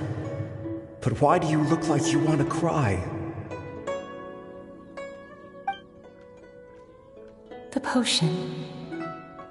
It's nearly run its course. I've never regretted meeting you. Not even for a second. Please. Please, no.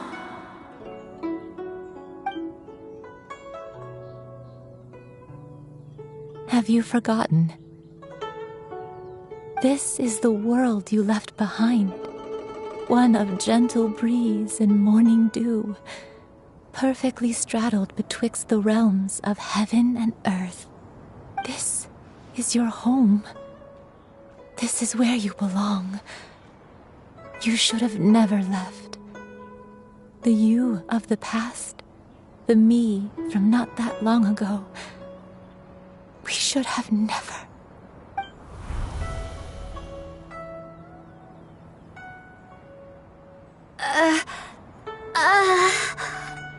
So that is the truth. No wonder this place is so familiar. Granny!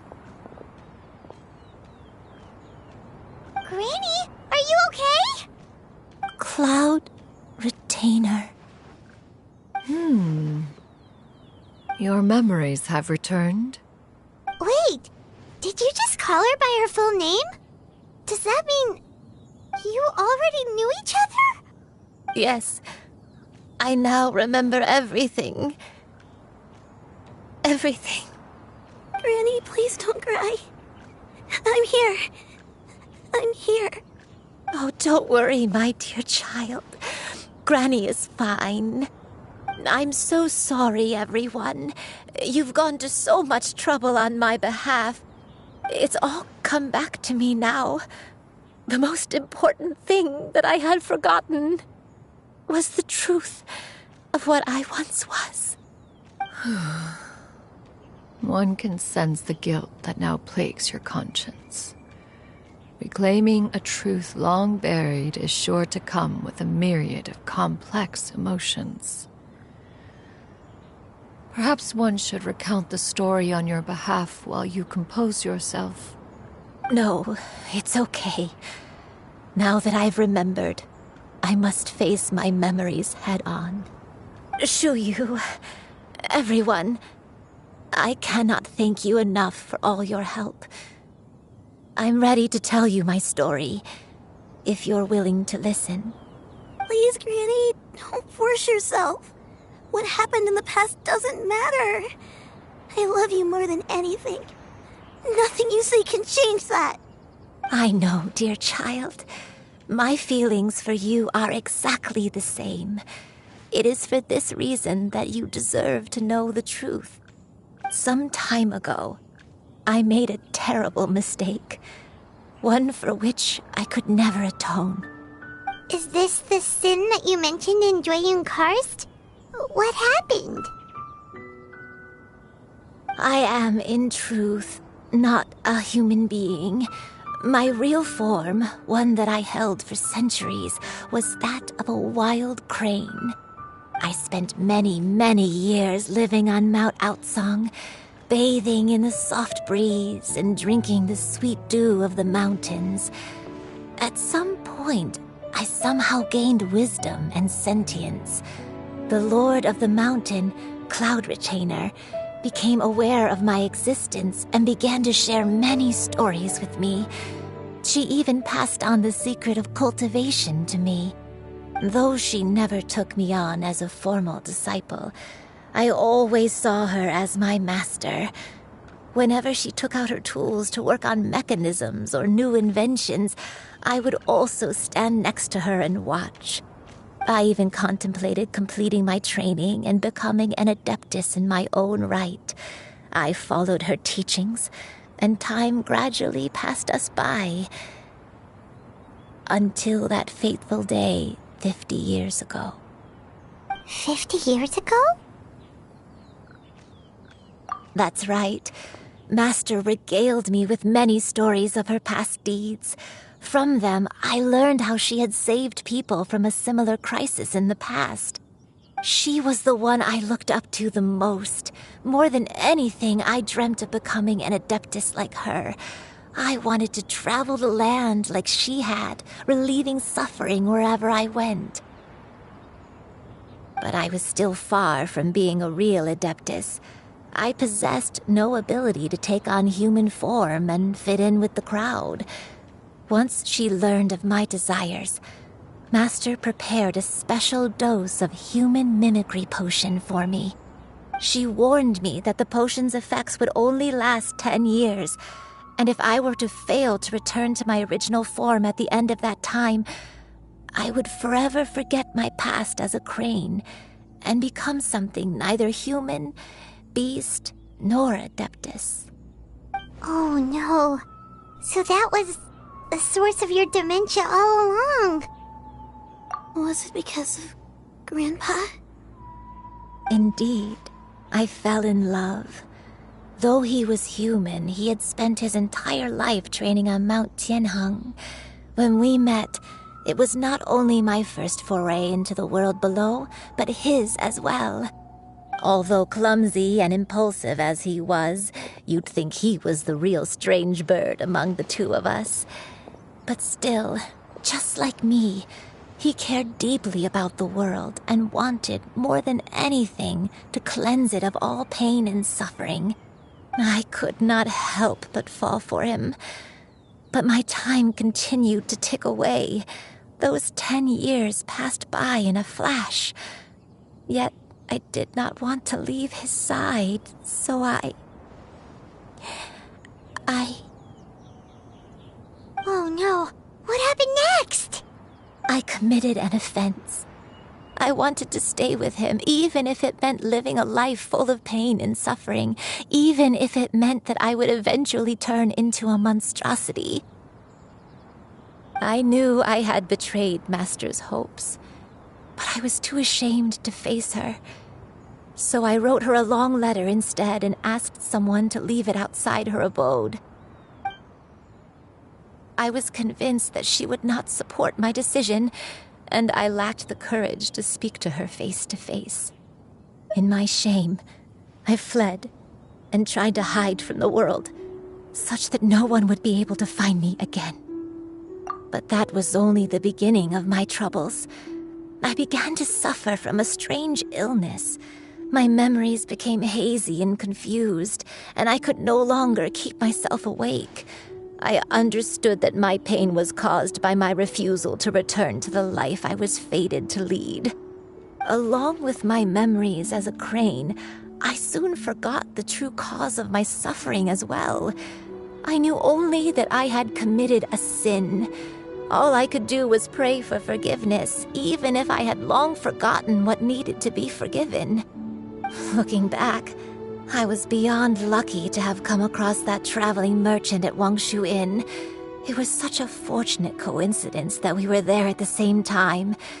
If it weren't for those soul-revitalizing tea pills, I probably would have... Granny! What's wrong? Coincidence?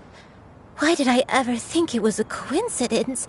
Tea pills concocted using the blood of an adeptus? No, it couldn't be. Master, don't tell me. Back then, that merchant was actually... Human custom would dictate the conferral of gifts to be in order when one's progeny is wedded, would it not? Consider the pills a symbol of one's best wishes. So when I tried to conceal my name and mistakes from the world and hide myself away in perpetuity, the only person I managed to deceive was myself.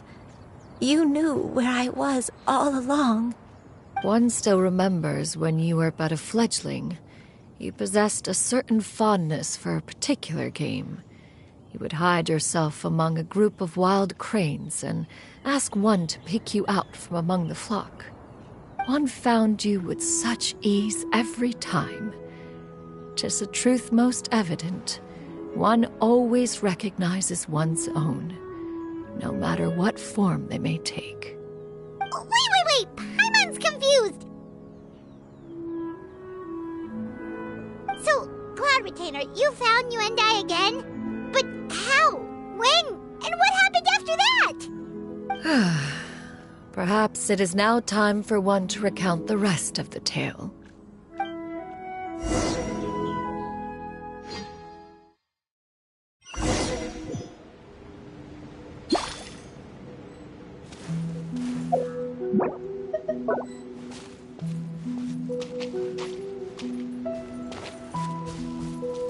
One was furious upon receiving your letter.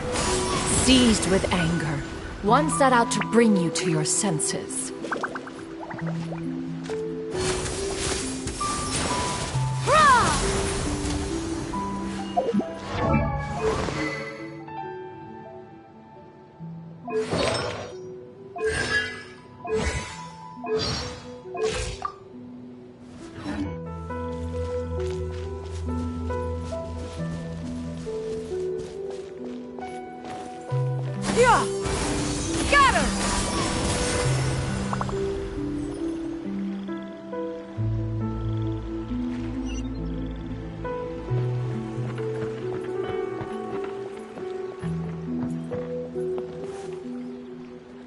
In truth, one had more than a few misgivings about your chosen partner.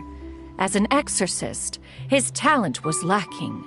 One could hardly say his skill with sigils was any better.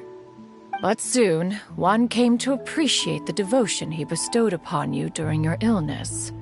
He never uttered a complaint and rarely left your side.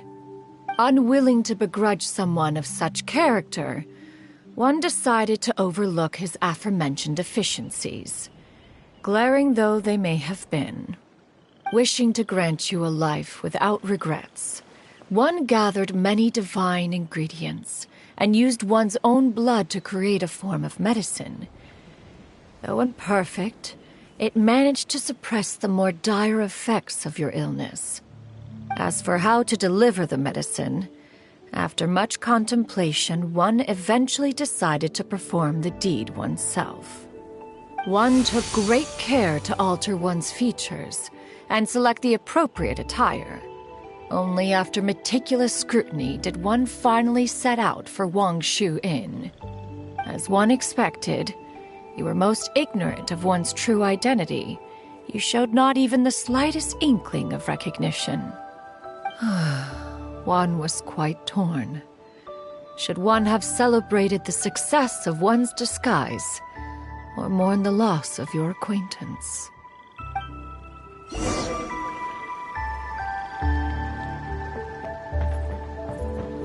Yeah! Skyward!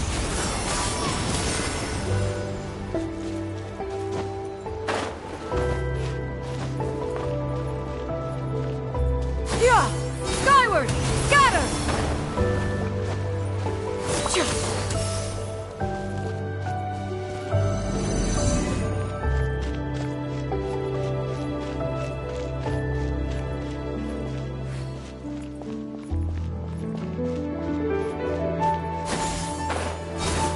Nevertheless, one would speak to you about another matter, if you are amenable. Even considering your loss of memory, one was simply flabbergasted that you could so easily forget the consequences of consuming medicine infused with Adeptal blood.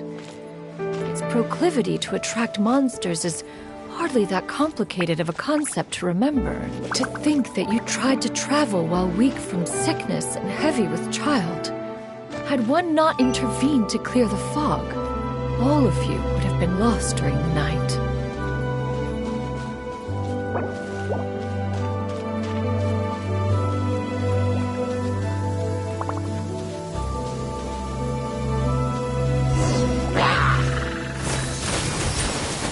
Skyward! Scatter!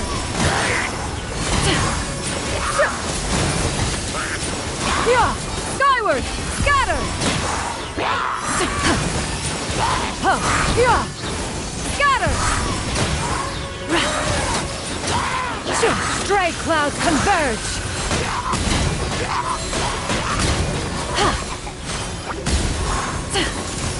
Skyward! Yeah!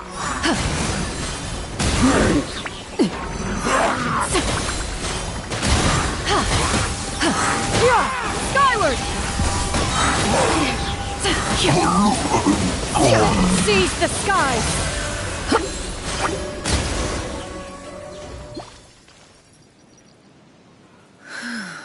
Those monsters would hardly have pursued you with such ferocity without sufficient incentive. They were likely incited by the presence of godly remains. Said godly remains, in turn, were likely drawn to the trace of one scent on your body. One was, after all, an active participant in the Archon War.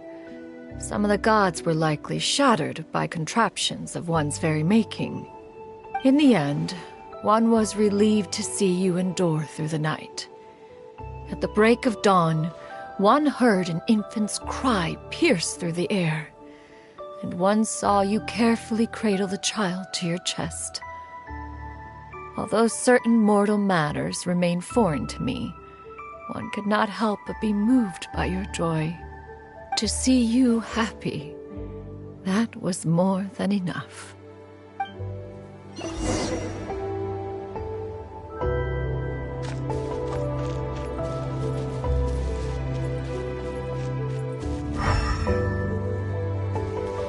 Yeah! Skyward!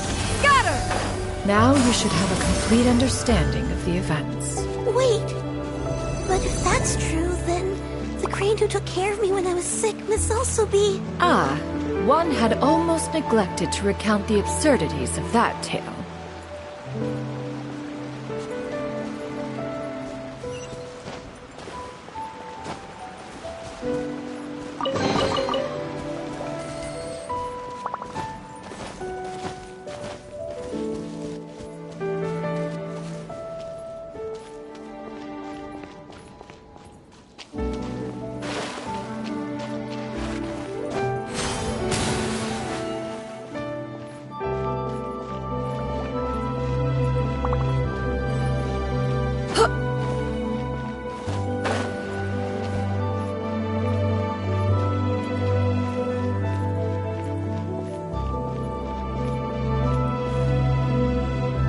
Just as you and I troubled one with her antics, so did you give one many a headache.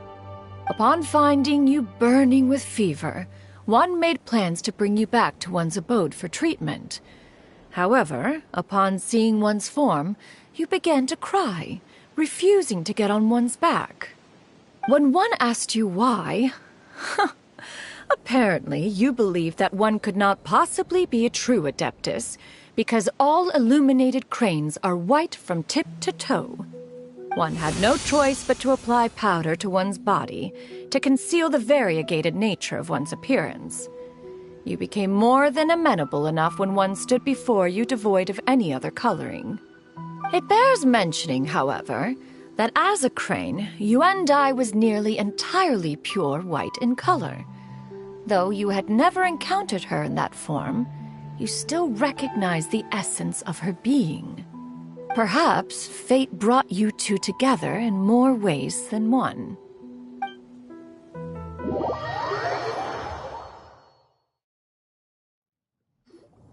Now all has been revealed. One owes you an apology, Yuendai. One recognized you upon your very entrance into Wanmin Restaurant. One has always viewed you as a disciple of equal standing with Ganyu and Shenhe. Indeed, one wished to bring your story to a satisfactory end with this visit to Liyue Harbor. Still, one could not reveal your identity right away. Had one simply informed you of all you had lost, all those cherished memories would merely have become the fictionalized account of another. Memories are most meaningful when recalled by those who lived through them. Would you not agree? Even if the process was painful and arduous to experience. Have you any further inquiries? Master, I must ask. If you found me all those years ago, why did you leave me be, even though you knew about my mistake? Why did you not bring me back to Mount Outsong by force? One has never regarded your action as a mistake. It was a simple choice, nothing more.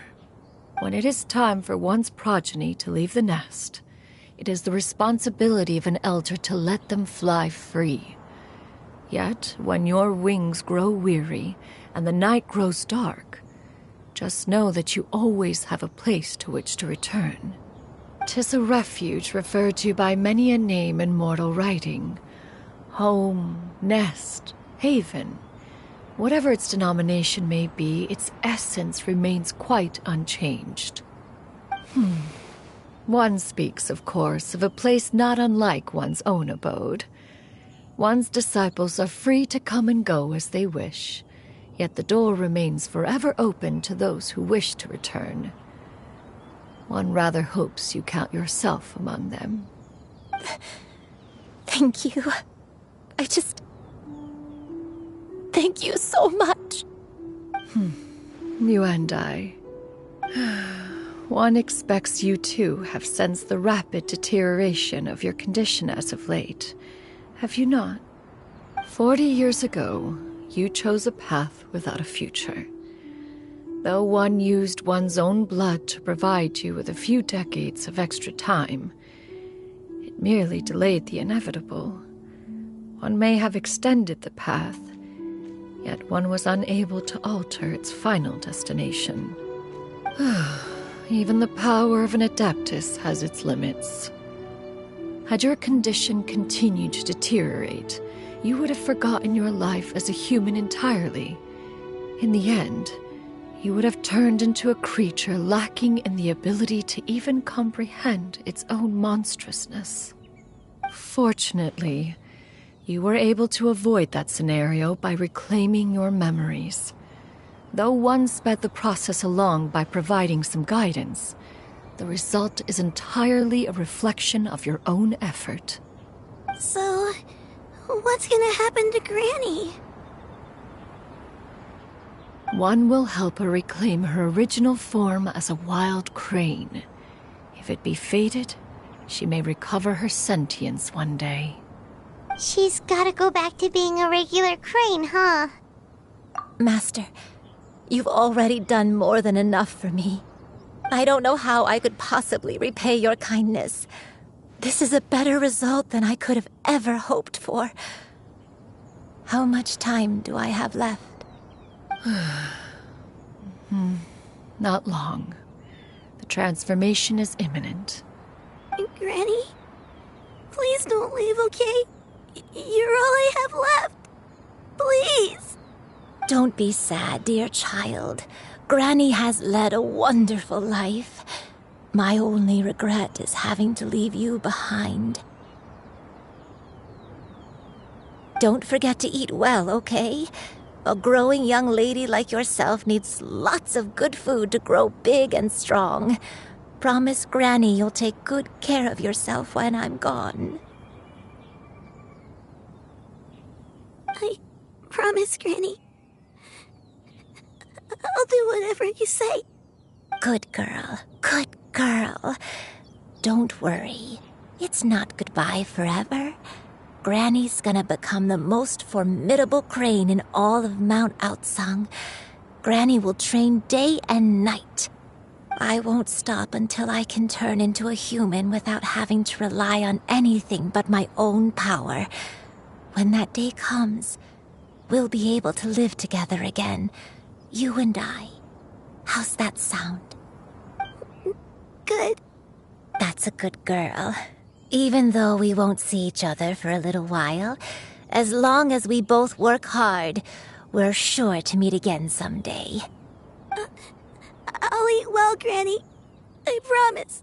And I'll wait for you, no matter how long it takes. I'll wait for you to come back. That's a good girl. Then Granny really has no more regrets. I'm so sorry, Master. Thank you for everything.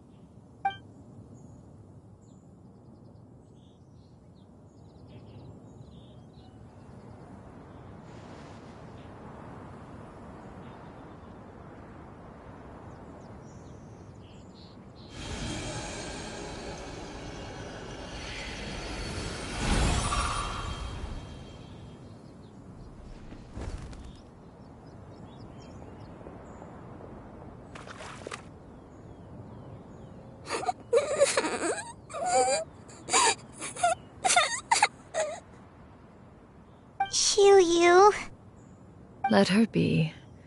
At her age, crying is a natural, if not fitting, response to such an event.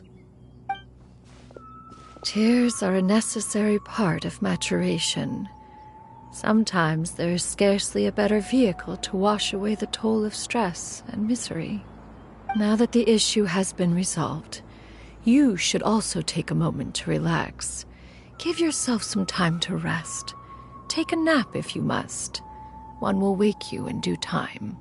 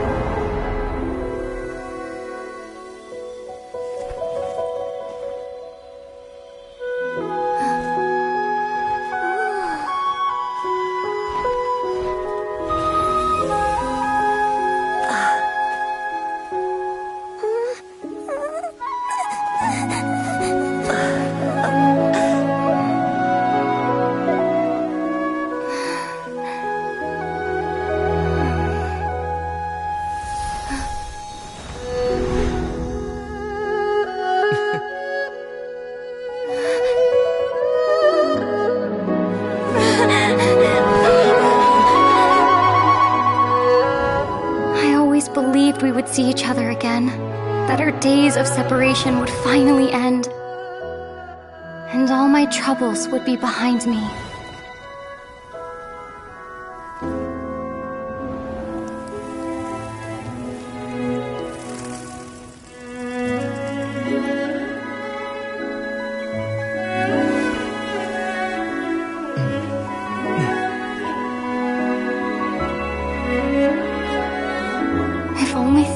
Stay this way forever.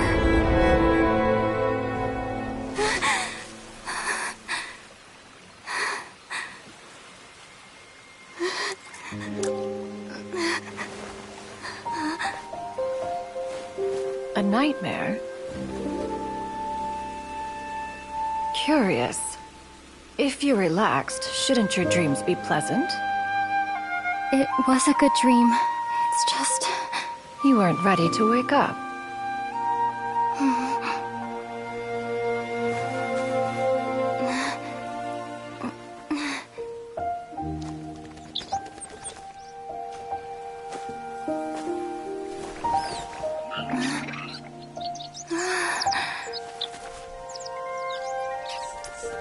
Eloquent as one may be, words of comfort are not one's strong suit. You are doing all you can. One can see your strength of will, your fearlessness in the face of danger. And so, whatever your dream may be, one believes that you shall achieve it. Of course, whenever the perils you face overwhelm you, or you become weary, one is always here for you. After all, as an elder, it is only right to look out for the young ones.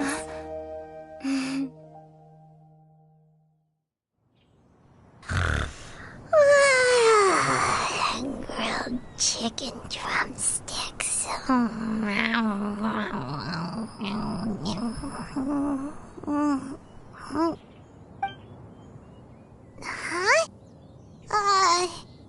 Was Paimon sleeping just now? Oh, Paimon wasn't talking to you. Paimon had a dream about eating grilled chicken drumsticks, that's all. Madam Adeptus? Oh, Shuyu, you're awake. How do you feel? I feel a little better. Thanks. I know I'll see Granny again someday, so I don't feel so sad anymore. Madam Adeptus, could I ask you something? Would you take me in as a disciple? Oh, and have you reasons for this sudden interest? I know Granny thought what she did back then was wrong. She felt really bad about it. But without that mistake, I would have never been born. Even though Granny lost her memories, she never forgot to show me how much she loved me. So, I thought maybe one day I could become a cool Adeptus like you and help a whole bunch of people, just like Granny wanted to do. Upon some reflection, one supposes you are no mere mortal.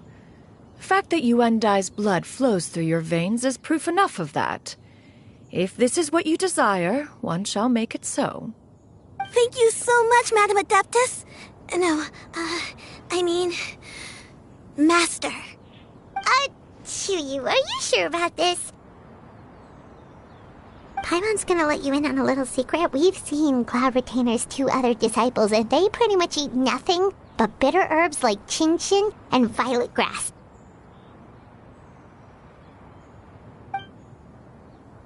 If you join them, you'll never enjoy Wanmin Restaurant's delicious cooking ever again. How utterly preposterous. One has never enforced such a rule. Every individual must find their own path to enlightenment. So long as one retains a pureness of spirit, one's dietary proclivities are quite irrelevant. Well, you say that, but Paimon's not seeing any tasty treats up here now, is she? Although Mount Outsong is rich in natural beauty, its location does preclude access to certain finer mortal comforts. That is precisely why one plans to relocate to Liyue Harbor. Shuyu shall have the honor of becoming one's first disciple in the human world. Whoa, you're leaving Mount Outsong? One has never concerned oneself with the location of one's residence. From the very beginning, one has sought only solace and peace. Yet in the end, all of one's disciples ended up in Liyue Harbor. Ganyu, Shenhe, Yuendai, they all chose a life among the mortal world. One has reflected on this fact for many years now. One can only assume that it is due to some failing on one's part as an elder or master. A failing, perhaps, of recognizing what it was they truly wanted. One is most curious as to what aspect of Liyue Harbor could have enticed them to remain there. One could hardly offer an opinion on the matter, but perhaps some time in the harbor will prove instructive. Why are you all so silent? Paimon is, just a bit shocked, that's all. So, does this mean we can grab a meal together in Liyue Harbor sometime? one has precious little time to squander. However, if one finds oneself otherwise unoccupied, one would not be opposed to the idea. One will be assuming the identity of a human while residing in Liyue Harbor. You should take care to avoid disclosing one's true identity. Don't worry, we'll help you keep it a secret. So, when can we expect to start seeing you in the city? Perhaps in 2 days' time. One has some matters to see to before one's departure. Preparation is the key to success, after all. One plans to put up various items from one's collection for sale.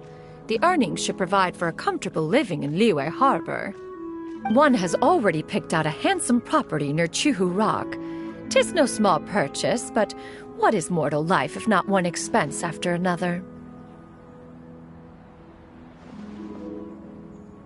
Seems like you've really thought of everything. Then how about we meet up in Liyue Harbor in 2 days? A sensible plan. See you then. Oh, also, why don't you take this Suspensus Somnium mechanism as a souvenir? Anytime you should feel ill at ease in the future, you may try quieting your mind and sitting in meditation as you listen to its melodies. It might help you find a new perspective. Awesome! Thanks, Cloud Retainer! Hey, didn't we promise Shincho that we'd tell him what we found out? Should we make a trip to the Feiyun Commerce Guild? It's totally up to you. So, about your move to Liyue Harbor, you gonna tell the other Adepti about it? I have left an explanatory note in my abode. Those 2 old fossils will discover it, I am sure, should they come seeking my company. Considering their recent penchant for going off on private escapades, however, I find myself caring little for how they shall receive this news.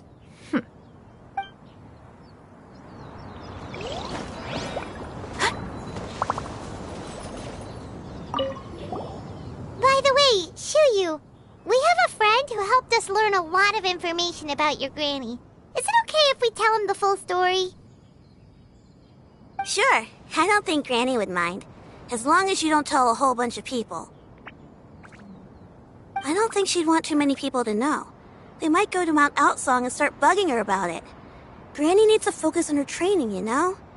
But telling a friend or two is probably fine. No worries, our friend can keep a secret.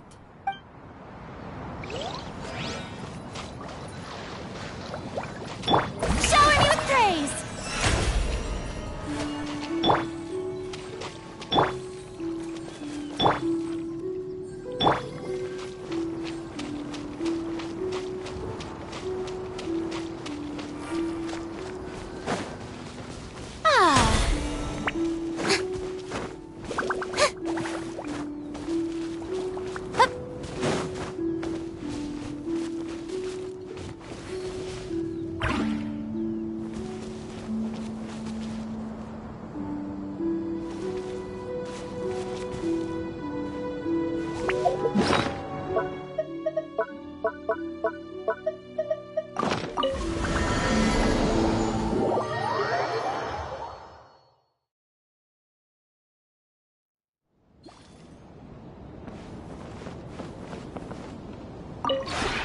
This realm is...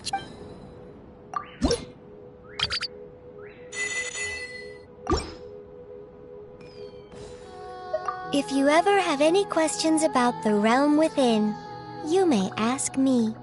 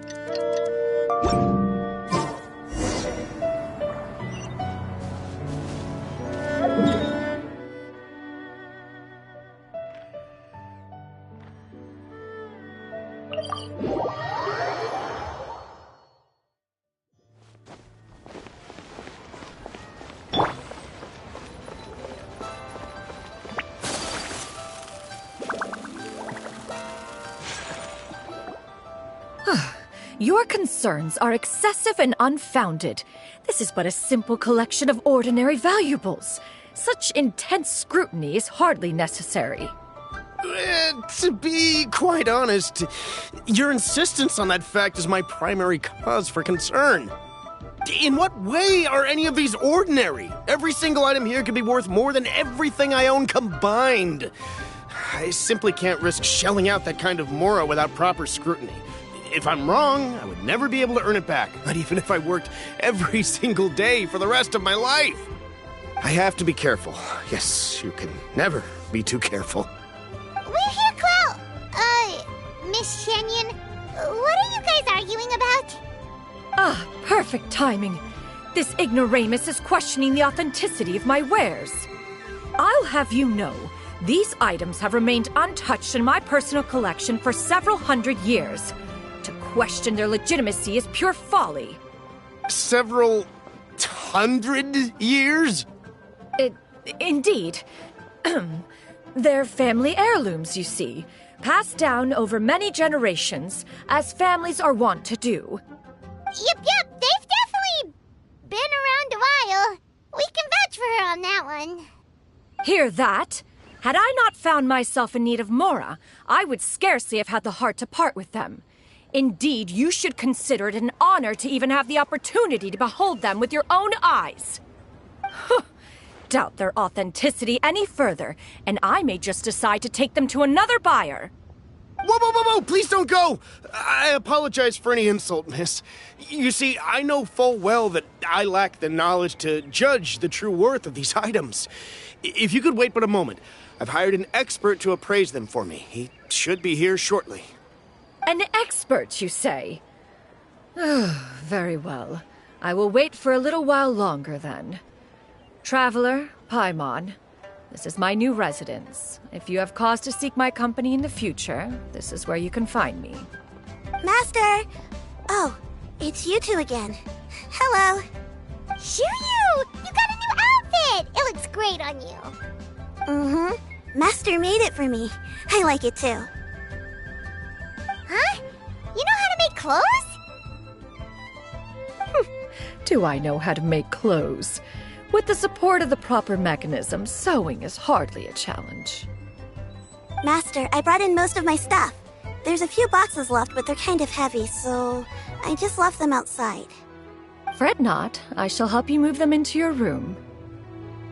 Actually, I should probably sort through my stuff a bit first. Everything's kind of messy right now, so maybe you could, not look yet, Master? Yeah, that'd be great. It appears my young apprentice has her own fair share of secrets. No matter. Do what you must, child.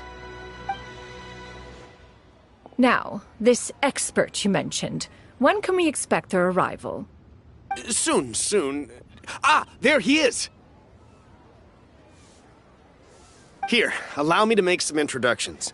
This is Mr. Zhongli, a well-respected consultant at Wangshang Funeral Parlor and an expert in all manner of valuables and antiques. Mr. Zhongli, this is Miss Shenyun. She's the one who's looking to sell the collection of valuables I mentioned earlier.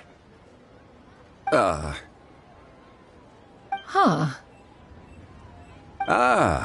If it isn't Miss Shenyun. It has been quite some time since our last meeting. What a serendipitous reunion. Indeed, most serendipitous. Have you been faring well as of late, Mr. Zhongli? Quite well, thank you. I was fortunate enough over the past few days to enjoy both a stroll in the mountains and a fresh brew of tea from the most recent harvest. The experiences left me with such insight and peace. Huh.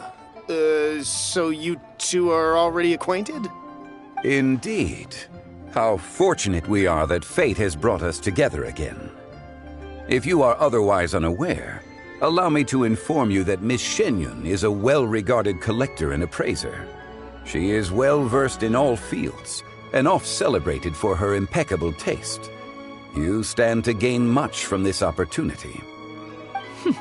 You are too kind, Mr. Zhongli. True collectors pride themselves on their wealth of knowledge and eye for detail. I can say without a doubt that you are foremost in that regard. Why, you flatter me, Miss Shenyun. It would seem that you are as self-effacing as ever. Not at all, Mr. Zhongli. Not at all. While I am loath to butt into this conversation, I must ask, you two already knew each other, and you seem to have quite a cordial relationship. Can I be certain that you're not working together to swindle me? I mean, you never know. Huh! A preposterous accusation. The heavens themselves would collapse before we would conspire to do such a thing. Miss Shenyun speaks the truth. Contracts are built on honesty and trust. If that proves to be beyond your capabilities in this instance, this transaction may be taken elsewhere. Say no more. Let us depart. I jest. What fool would still harbor doubts after Mr. Zhongli himself has vouched for the goods? Miss Shenyun, wait!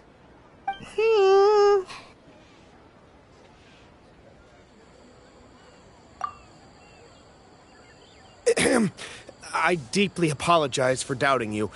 So, Mr. Zhongli, could you please give me a final verdict on the value of these items? There is no cause for concern. They are indeed rare and precious valuables. Take this mechanism, for instance. Though one may not immediately perceive its purpose, its structure and appearance are exquisite enough to merit it a place in any fine home. The same can be said for this one here. Few could hope to possess an item that so perfectly blends mechanical wonder with geometric grace. I am sure you have heard from your travels that the study of mechanisms is among the most wondrous arts in this world. With that in mind, I earnestly recommend procuring every last item in this collection. All right. Since I hired you as my consultant, Mr. Zhongli, I shall, of course, trust your good opinion. Then, in that case, Miss Shenyun, I'll take the lot. However, since the final sum is quite large, how about we start with an initial deposit through the Northland Bank? The Northland Bank? Huh. Oh, you refer to the fiduciary house. Oh, very well. I fear people only use the term bank nowadays. In that case, I'll be off for now. I'll return to collect the goods once you've received the funds.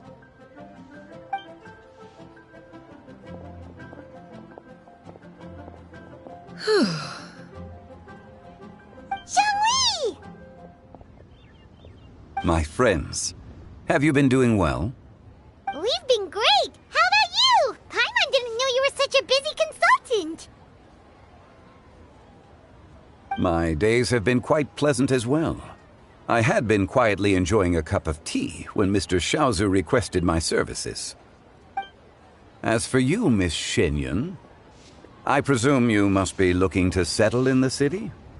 I must say, the name Shenyun sounds exceedingly strange coming from you. Perhaps you could dispense of that particular epithet in further conversation. Whatever for. Am I not addressing you as a friend should? Well, that is true, but... Alas, refer to me however you will.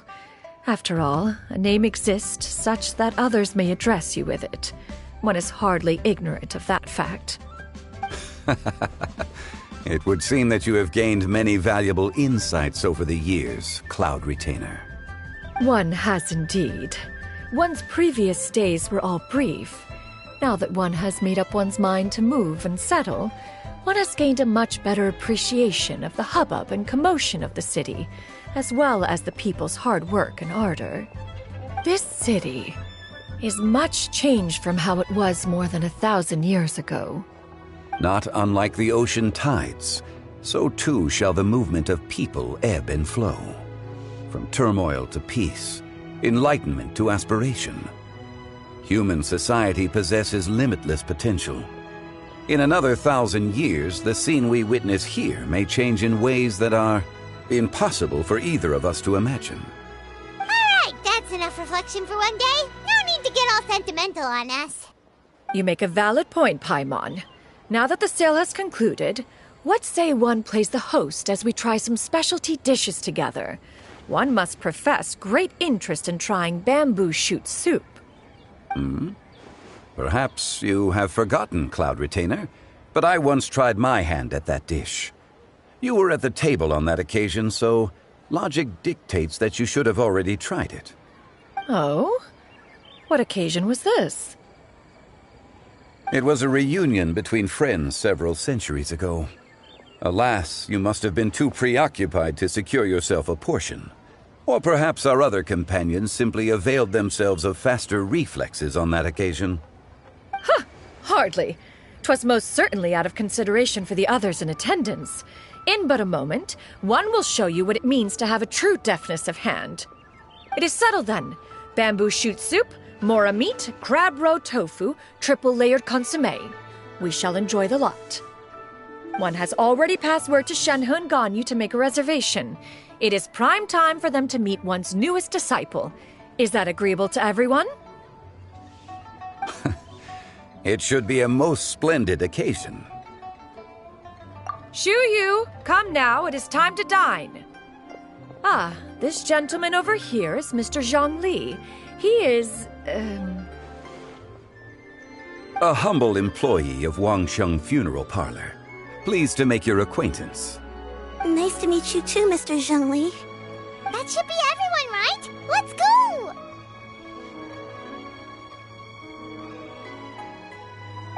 Sounds good. Actually, Master, have you ever tried Adeptus' temptation? I heard it's impossible to stop eating after even just one bite. You know, 'cause it's super tempting and stuff. Is that true? That sounds rather implausible. Although with the right preparation, certain dishes can be too delicious to resist. Huh? Why are you all walking so fast? Hey, wait for Paimon! Hey, wait up!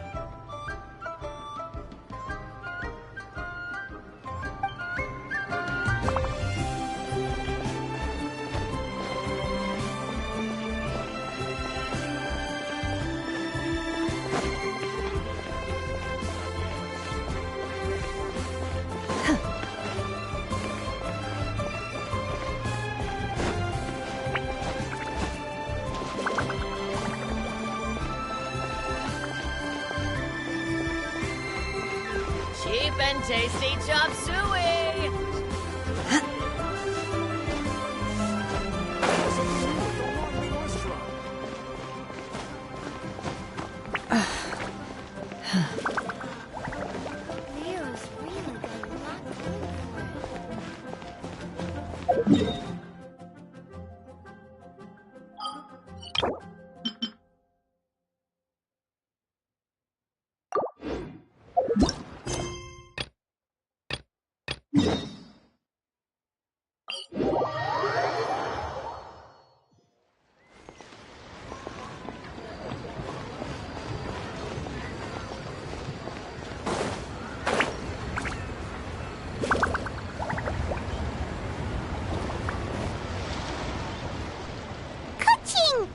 Charlotte!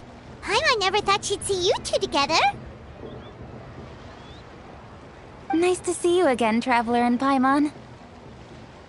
Oh, we're not interrupting anything, are we? Not at all. I wasn't in the middle of an interview or anything. I was just asking Miss Kuching about purchasing a kite. A kite?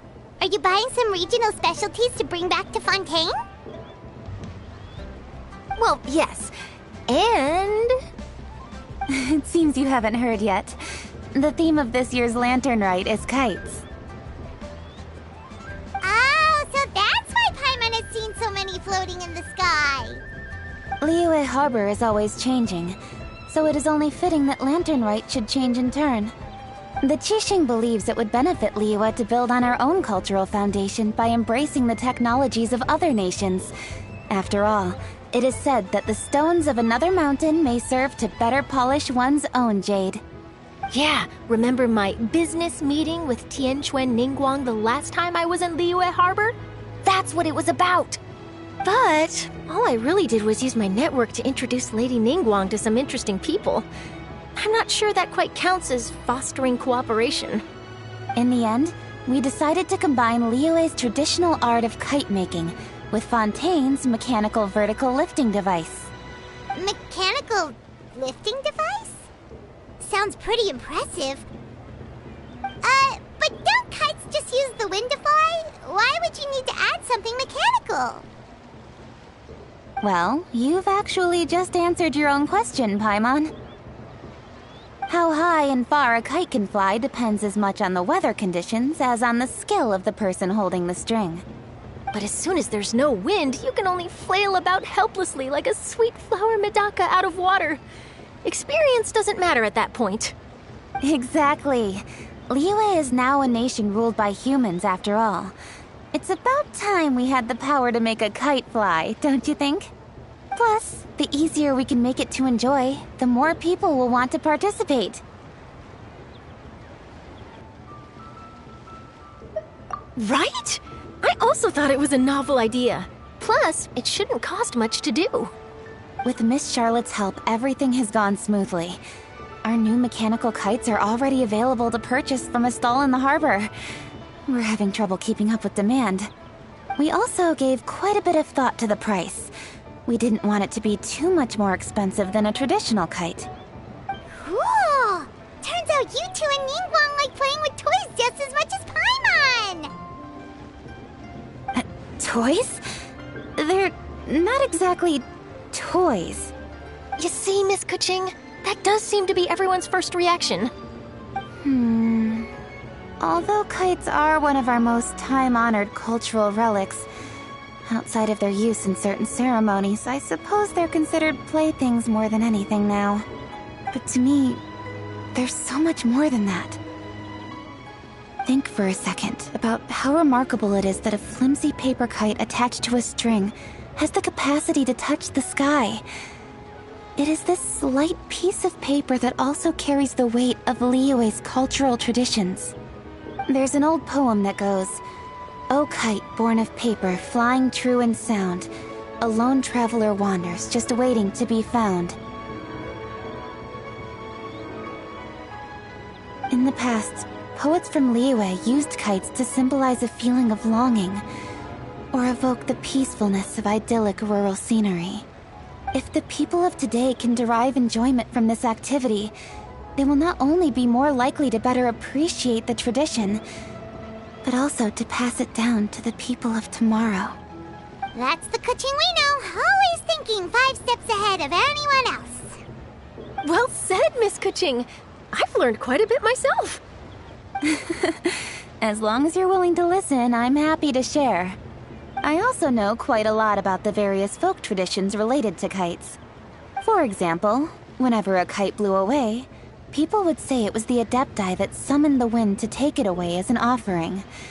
That way, you can turn an unfortunate event into an auspicious one. What about something more fun? Do you know anything like that? More fun? Let me think. Oh, I suppose we should first talk about how kites are made. It's another one of our precious forms of traditional craftsmanship. My grandfather told me that, back when he was a boy, children learned the art of kite making step by step from their elders. First, you use the thin strips of bamboo to construct the frame. Then, you draw a design of your choice on a piece of paper, paste it onto the frame, and tie on the string. Then, you look towards the sky and release the kite to soar among the clouds. Some people write down certain names or desires on their kites, cut the string, and let them fly free. Others may place particular thoughts or meaning into the design itself. Are certain designs associated with certain meanings? I'm gonna jot all of this down. Well, for example, kites in the shape of a butterfly typically symbolize freedom, happiness, or the desire to break free. Fascinating. What else can you tell me? The scissor-tailed swallow is the most classic design. It symbolizes good fortune and joyful tidings. Different colors also have small variations in meaning. Are these commonly understood meanings and symbols in Liyue? kind of like the language of flowers in Fontaine. I believe so. Most have probably heard something about it from their elders at some point. If you're interested, Miss Charlotte, I have several books on the topic that I could lend you. They could be a useful reference. That would be a huge help! Great! Looks like I've got the outline for quite the article on my hands. Perfect! We're gonna take a look around. Then I'll show Miss Charlotte to my home for a little while. I almost forgot. The Ministry of Civil Affairs is hosting a kite flying contest on the night of Lantern Rite. If you're interested, you're more than welcome to bring a kite and participate. The rules are simple. Whoever flies their kite the highest and furthest within the time limit will receive a special honor along with a secret prize.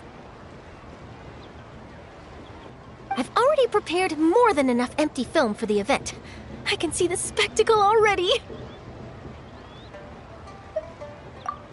Maybe tone it down a bit, Traveler. What if we don't win? It's better to keep a low profile until the competition starts. Then we'll give them a show they never saw coming. Oh, that secret prize is ours. Then I'll look forward to seeing your performance. You bet! See you then!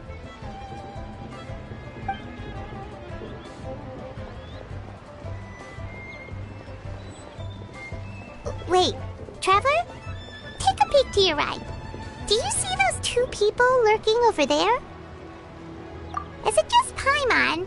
Or were they staring at us the whole time we were talking to Kuching and Charlotte just now? They seem fishy. Great, so it wasn't just Paimon. Do you think they could be treasure hoarders? They always seem to be stirring up trouble during Lantern Rite. Oh, Paimon's sick of waiting around for something bad to happen. We should strike first, you know. Foil their plans before they even begin. You go right, Paimon will go left.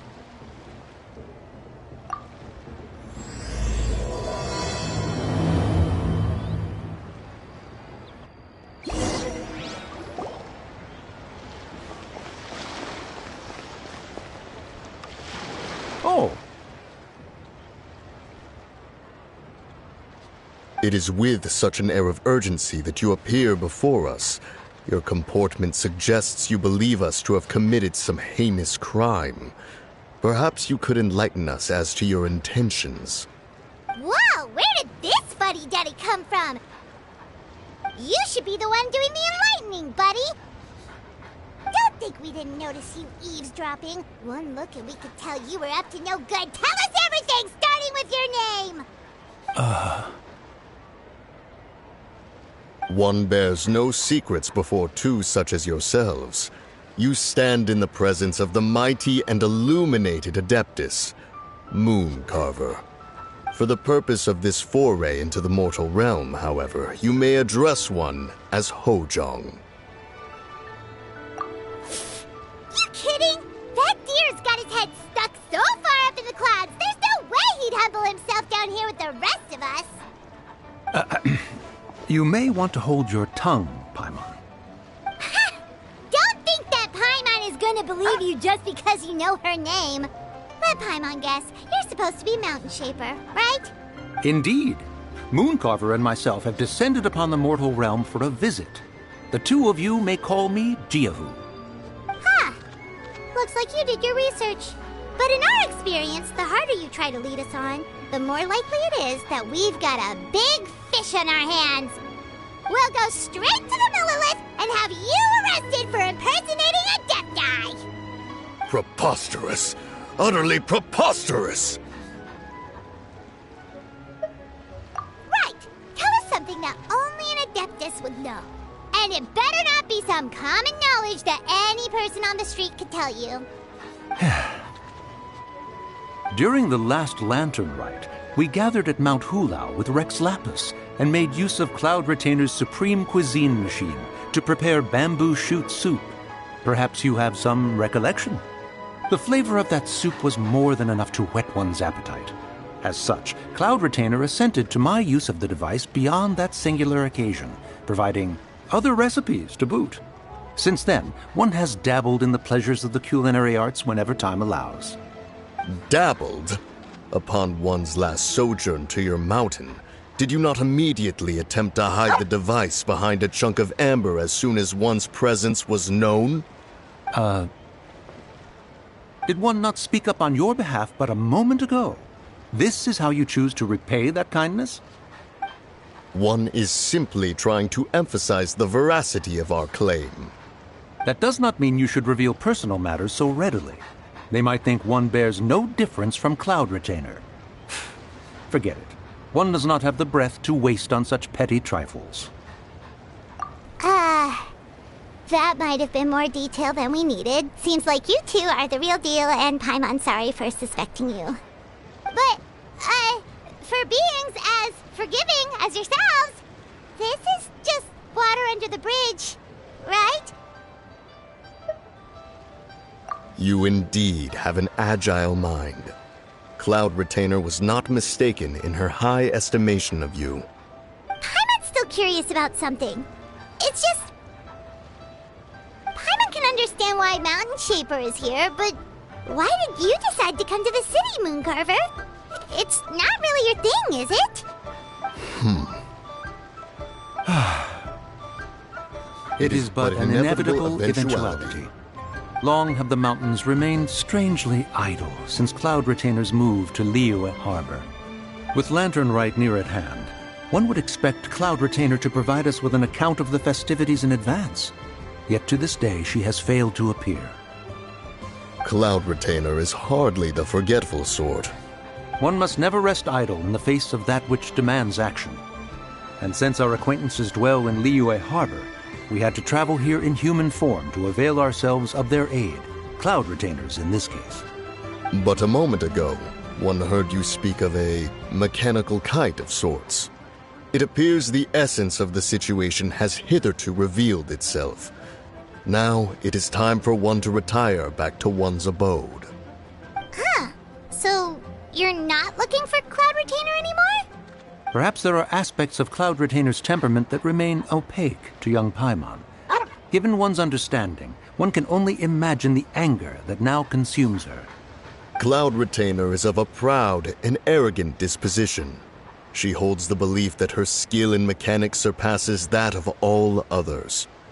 One can be quite certain it is hardly with an open mind that she regards the arrival of this new technology. One surmises that she has shut herself away, refused all company, and buried herself in the study of her own creations. To call on her would only invite her rebuke.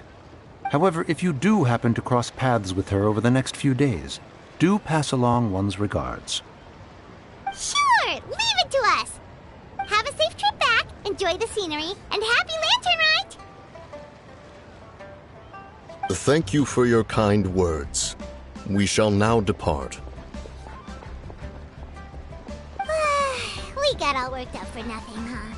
All that trouble and it turned out to be people we knew all along! Well, it's still pretty early. Let's head over and check out the kite stalls. Paimon wants to see what kinds of kites we can buy to use in the competition. The bigger and prettier, the better!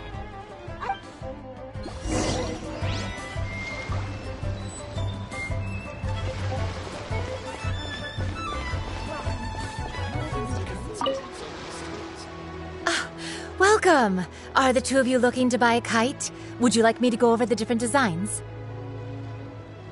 Ooh! A scissor kill swallow! And a butterfly! And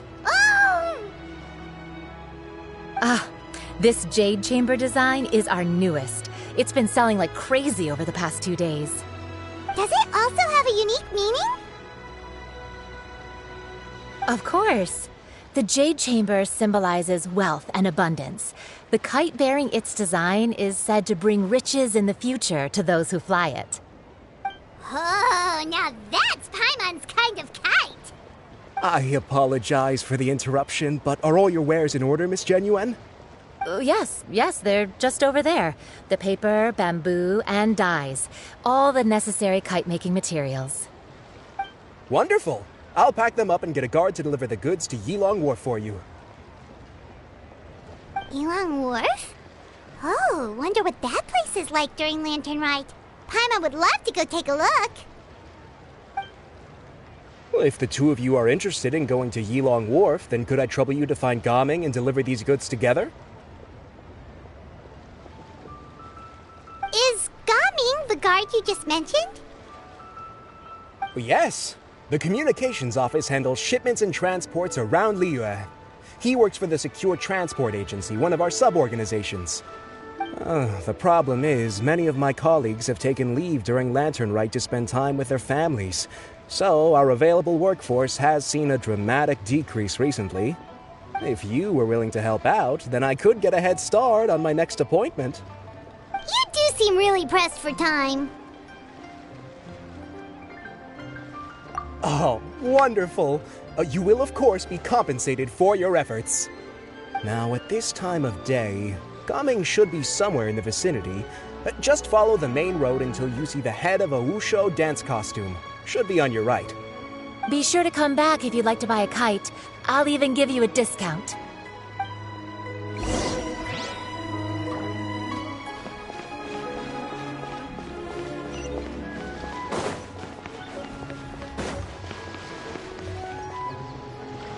Wait, I thought we had an agreement. Loser buys dim sum tomorrow? Look at you. Scowl like that for much longer and your face might stay that way. Hey now, don't be upset. How about this? You extend the invitation, and I'll pay. No way, Gaming. You're always the one picking up the tab. I'm not trying to be a sore loser. I just didn't expect you to come from behind to win like that. That was nothing. All in a day's work, friend. Perfect! Gaming is here. Sorry to interrupt, Gaming. We just spoke to a guy from the communications office who needs you to deliver some goods to Yilong Wharf. Oh, that must have been Longzhou. Looks like I've got work. Gotta go. Sure, go do your thing. Let's have a rematch when you get back. I won't let you win so easily next time. Alrighty, you can hand the goods over to me. Must have been heavy hauling them all this way. Let me take them off your hands. It wasn't that bad. It's just some kite-making materials. Plus, we didn't have to walk very far. Kite-making materials. I see. I'm glad it wasn't too much trouble, Paimon. Still, I owe you one. Ah, and you must be the traveler. It's nice to meet you. Thanks for your help. Huh? You know us? There probably aren't many in Liyue who don't. I've heard quite a bit about you two. You're quite well known around these parts. Oh, and please excuse Longzhou if he forgot to thank you. Take my thanks in his place. He's a good guy. He's just been super busy lately, running around from place to place. Don't be too hard on him, yeah? So, you here for Lantern Rite? Yep. It's always so lively this time of year. We were actually hoping we could tag along to Yilong Wharf and have a look around. Perfect! We'll go together then. I'm good with directions, so just follow me. Trust me, I know my way around. We can exchange stories, tell jokes, or just chat along the way. Oh, and there are a couple of good places to eat along our route. We can stop and grab a bite when it's time.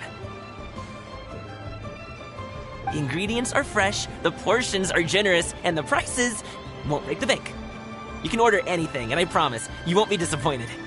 Order anything? Hey, did you really have to call Paimon out like that in front of our new friend? Don't worry, I understand. I joke around like that with my friends, too. It just shows how close you are. Do you need to pack anything up before we hit the road? I can wait. Nope, our things are always packed and ready. We're pretty much travel experts at this point. Oh, that's right. Then let's get going. If we run into any trouble, you can count on me to protect you. I am a guard, after all.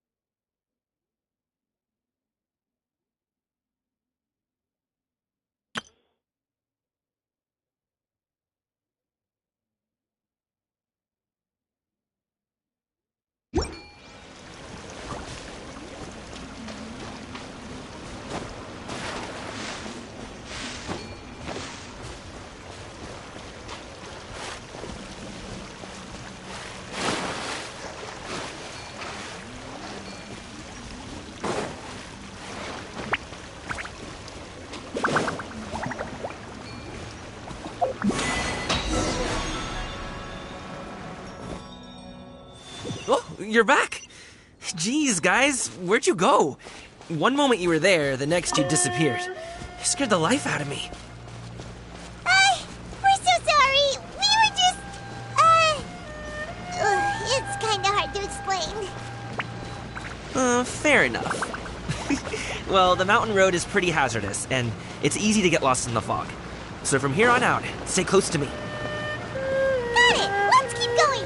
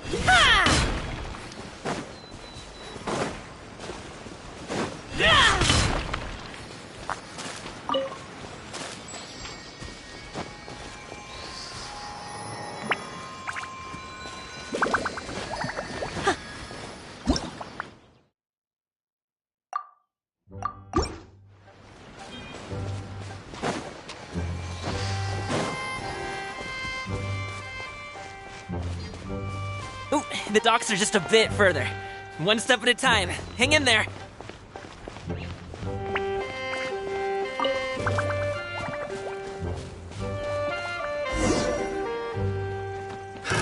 Wait! Another test Get behind me. I'll handle this. Try!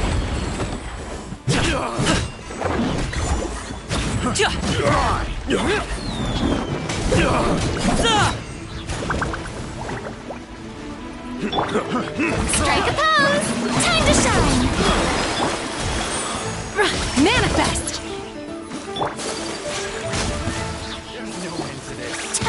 My opponent! Freeze! Hard-hitting explosive! Unleash!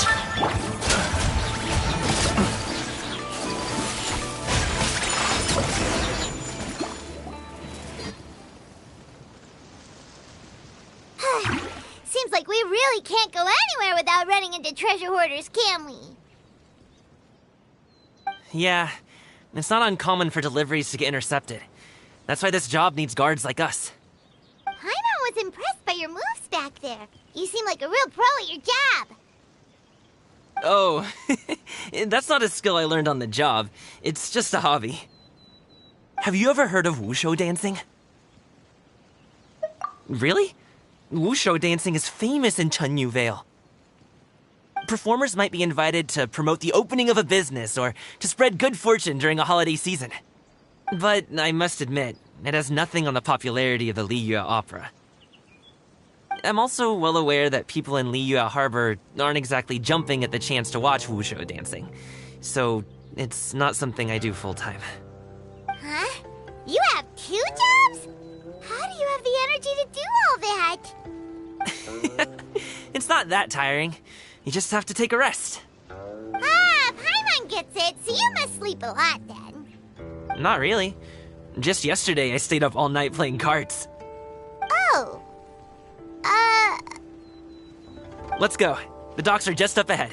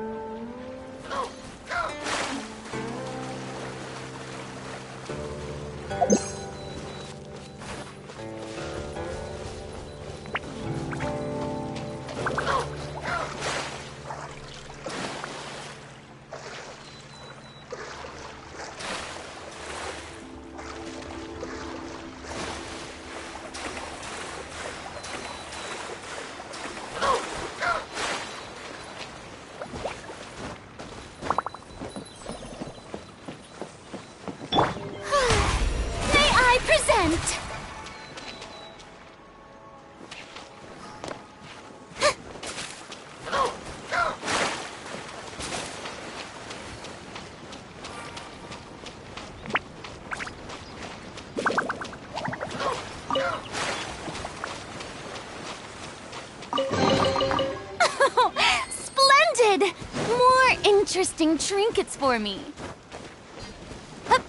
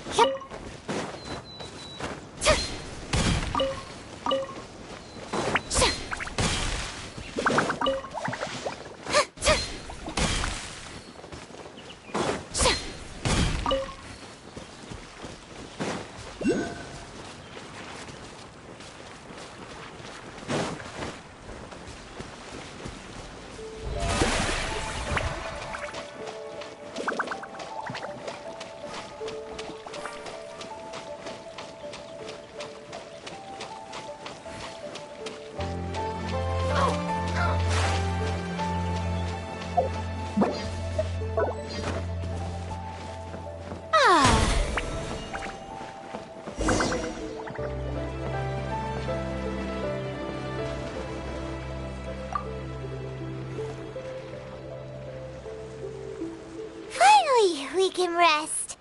Ooh, Paimon's shoulders are so stiff. And her stomach's so empty. Sorry. Did I push the pace a bit too much? I mean, you were the ones who said you were travel experts. Liyue is just too hilly. Floating up and down so much. Where's Paimon now? Oh, Paimon was finally satisfied and now her poor stomach's empty again. Aw, would you like some winter melon cake? I have some on me that I bought from a store. Yes, Paimon will take all you got. You might want to pace yourself there, or you'll be too full to eat a proper meal later. Paimon never gets too full. Just like you apparently never get tired, no matter how far you walk or how many jobs you work. Ah, I see. Then here you go, Paimon. And for you, traveler. Enjoy. And here's some for you too, Uncle Bosu. Don't think I forgot about you, my friend. I'll just set it to the side here for you.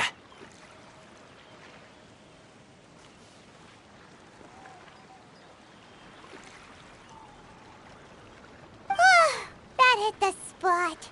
Paimon thought she was going to starve to death for a minute there. That close of a call, huh? I've been eating winter melon cake ever since I was a kid. You can buy them from all sorts of places, whether it's a small vendor on the side of the road or a big restaurant in the city. But each place produces cakes with a slightly different flavor. If you like these ones, I can give you the address of the shop I bought them from. I'll just have to check when we get back. Oh, all my jabbering must be making it difficult for you to enjoy the scenery in peace, huh? Don't be afraid to tell me to zip it for a little while, okay? Really, I won't be offended. It's okay. Paimon is kind of enjoying listening to your chitter-chatter.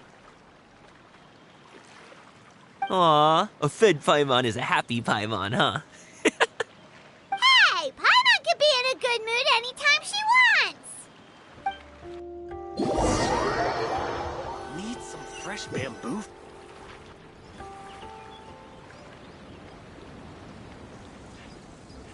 Woohoo! We're here!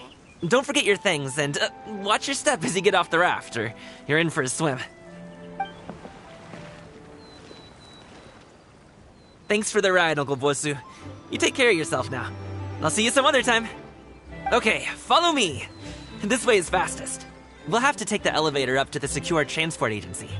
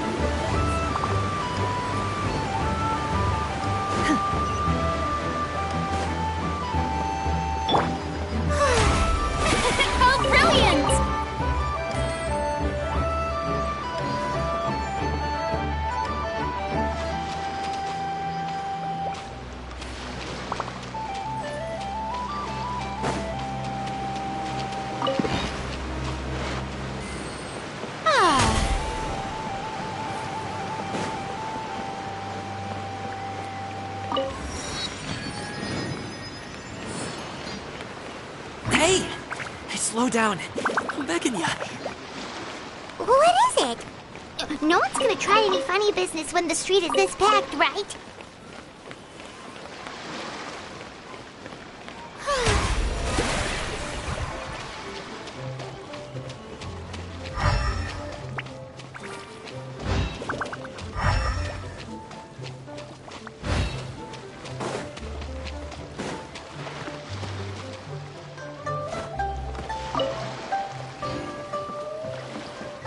The show begins!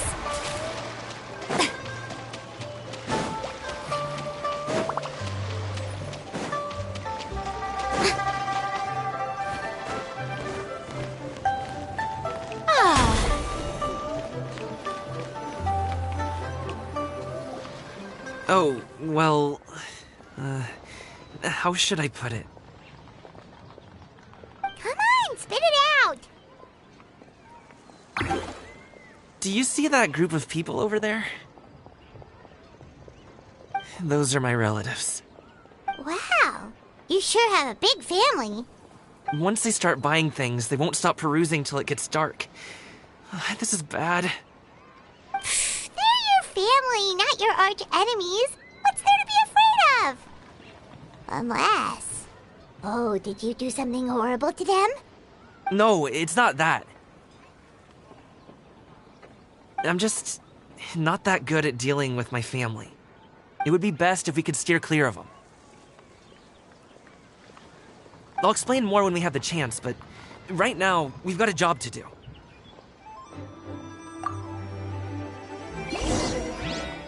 The left side looks pretty packed. Let's go straight. Slow and steady wins the race.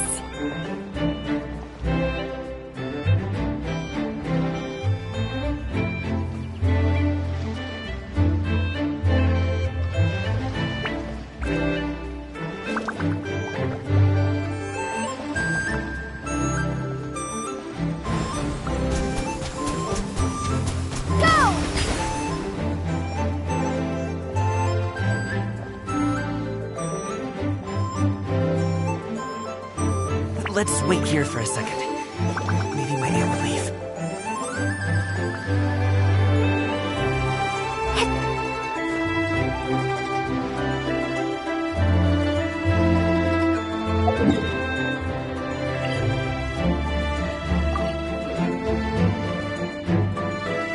She's gone. Let's go.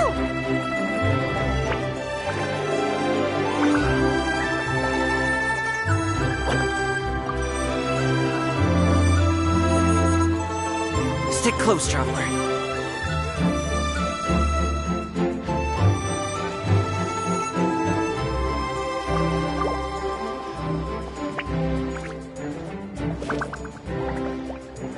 Turn left. Run!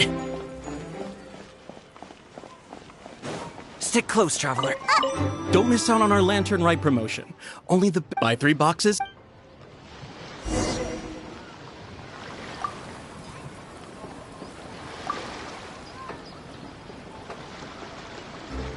Coming! When did you get here? Oh, you've lost even more weight. How long are you planning on staying this time? How's work been? It sounds tough. You should visit home more often. The last time I spoke with your dad, he couldn't stop talking about you. He seems worried. Causing trouble again, are you? Well...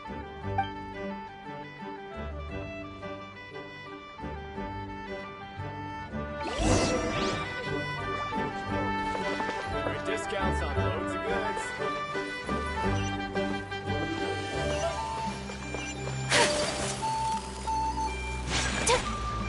Don't miss out on our Lantern Ride promotion. Only the buy 3 boxes, get 10.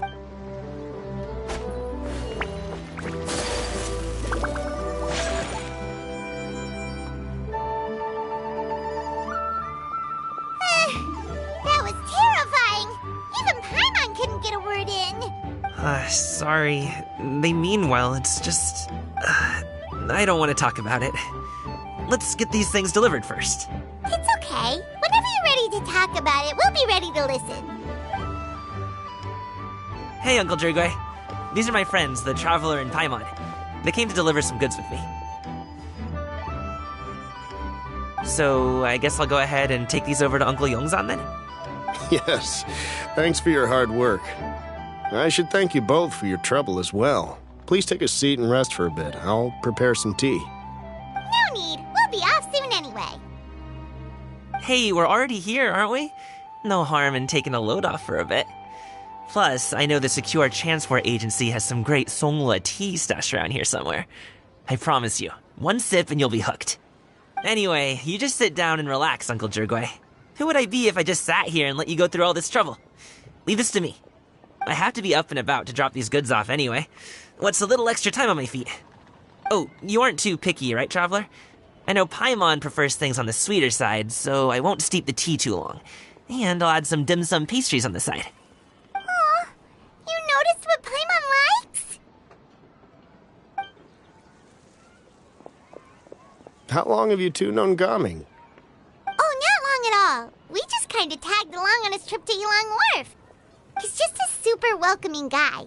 We became friends, you know, just like that. That's just how he is. He's the attentive sort, really knows how to look after his own. A while ago, one of our guards had to take off work, said his joints were hurting due to the rain. Gaming personally went all the way to Boo Boo Pharmacy to get some medicine for him from Dr. Baiju, then traveled through the night to deliver it back to him. That young man has such a good head on his shoulders. How can anyone not love him? I mean, there is his dad, but, well, ask anyone else. Uncle Yongzan says he doesn't have the personnel to spare for this delivery right now. So what do you think, Uncle Jirgui? Should I go ahead and deliver it instead? It feels like we've troubled you enough already. It's kite-making materials, though. Could be for a kid.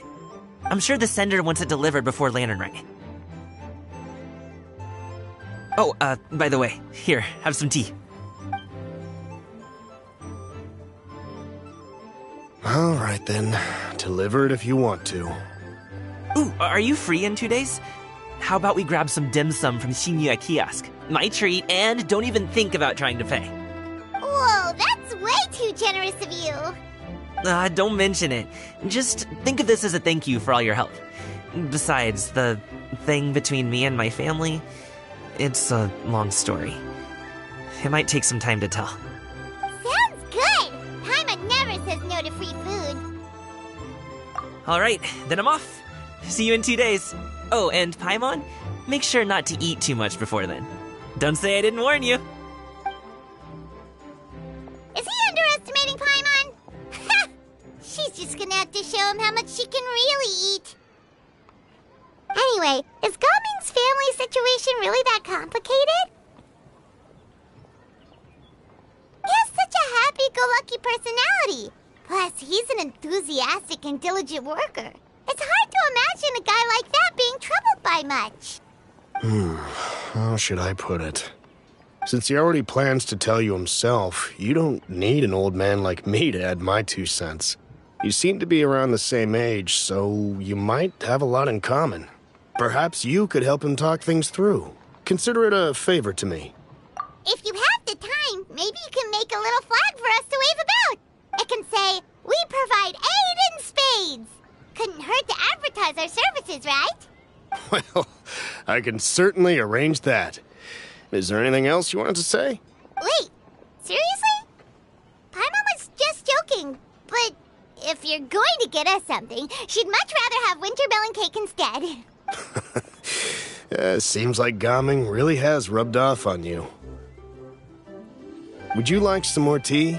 I think there's some left. No thanks. We came all this way and still haven't gotten a chance to look around the wharf. We should see the kinds of kites they got. Maybe they'll have ones you can't find in Liyue Harbor. All right, then. Please do let me know if you'd like more tea. You're welcome to stay as long as you like.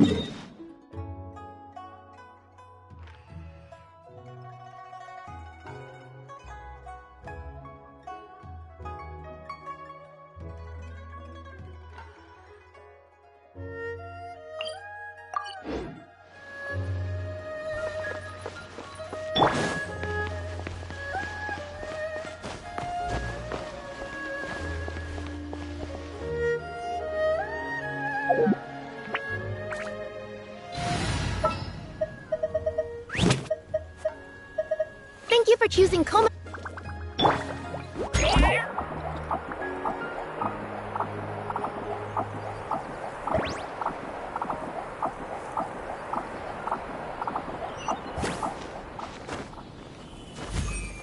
Yep.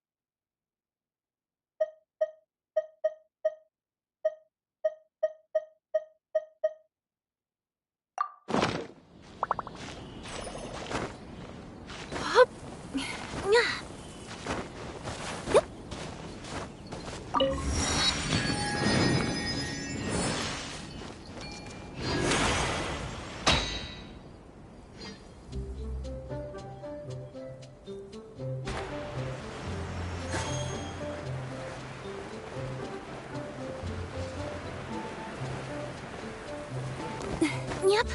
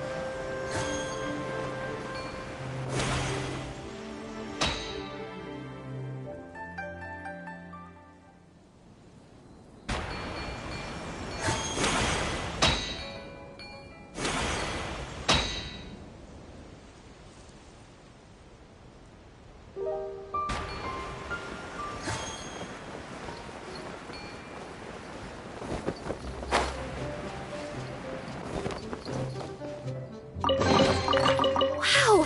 I've never seen half the stuff in here before!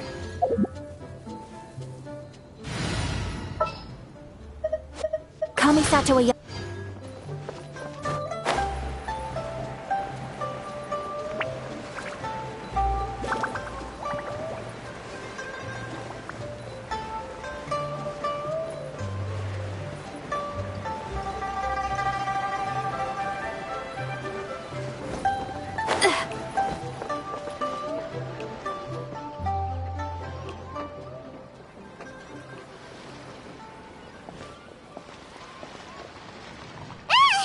What are you doing here? The way you speak, one might have presumed you were displeased to be in one's presence.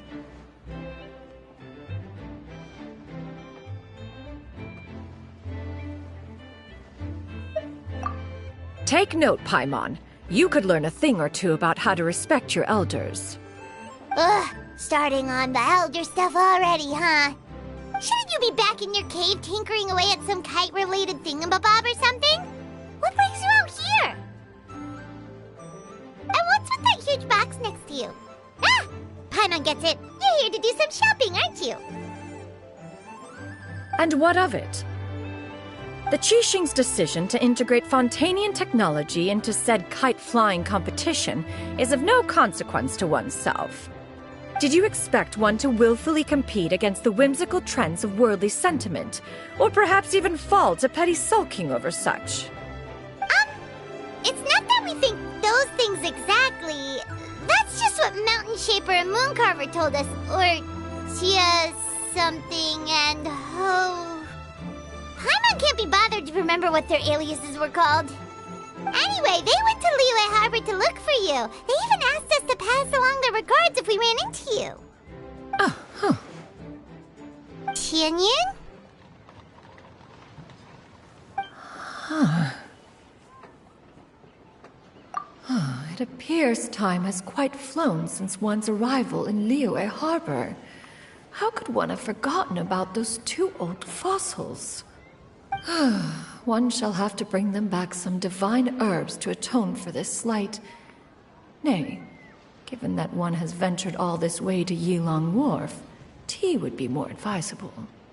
A great thought has illuminated one's mind once again. One is reminded that certain purchases have yet to be made. Perhaps you two could wait here whilst one performs this task. It'll be but a moment. Huh? Wait, here? You're really just gonna ditch us here to watch your stuff? Oh, that woman really just does whatever she wants. Hey, not you too, Traveler! Oh, all this Paimon ditching is super not appreciated. Just come back soon, okay?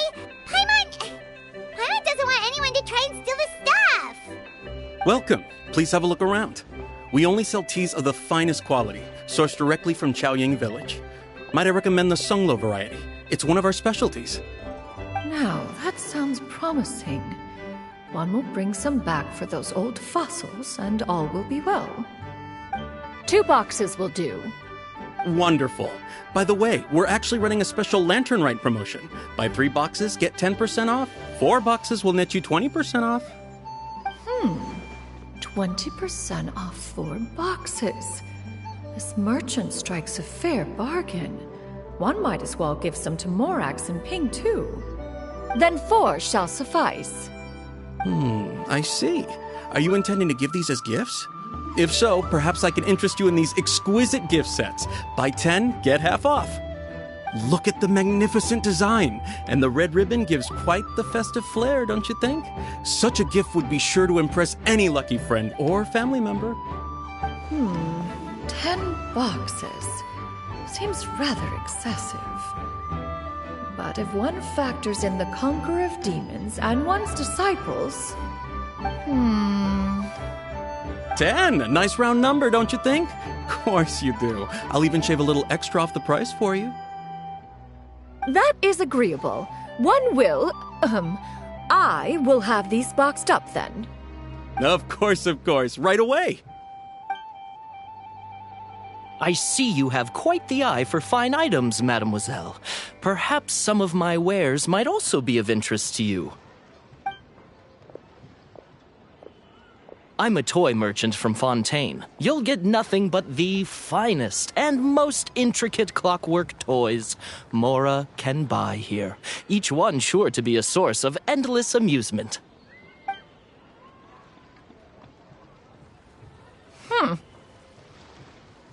Perhaps you could enlighten me then. When should said amusement be derived?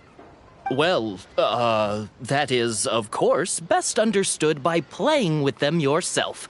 If you could wait just a moment, I can bring one out and give you a demonstration.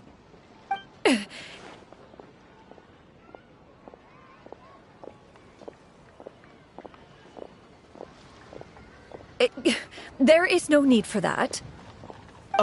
Mademoiselle, Give me your newest and finest model, and be sure to package it securely.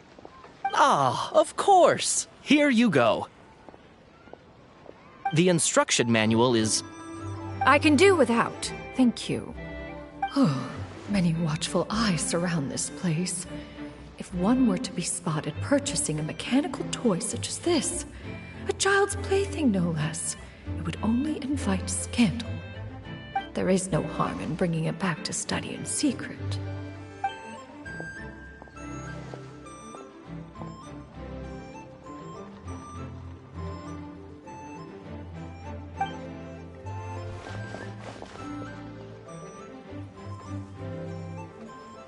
Oh, Shenyan! Did your shopping go smoothly? Naturally.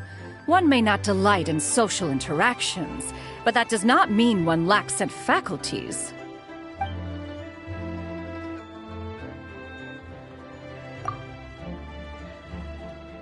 And you two?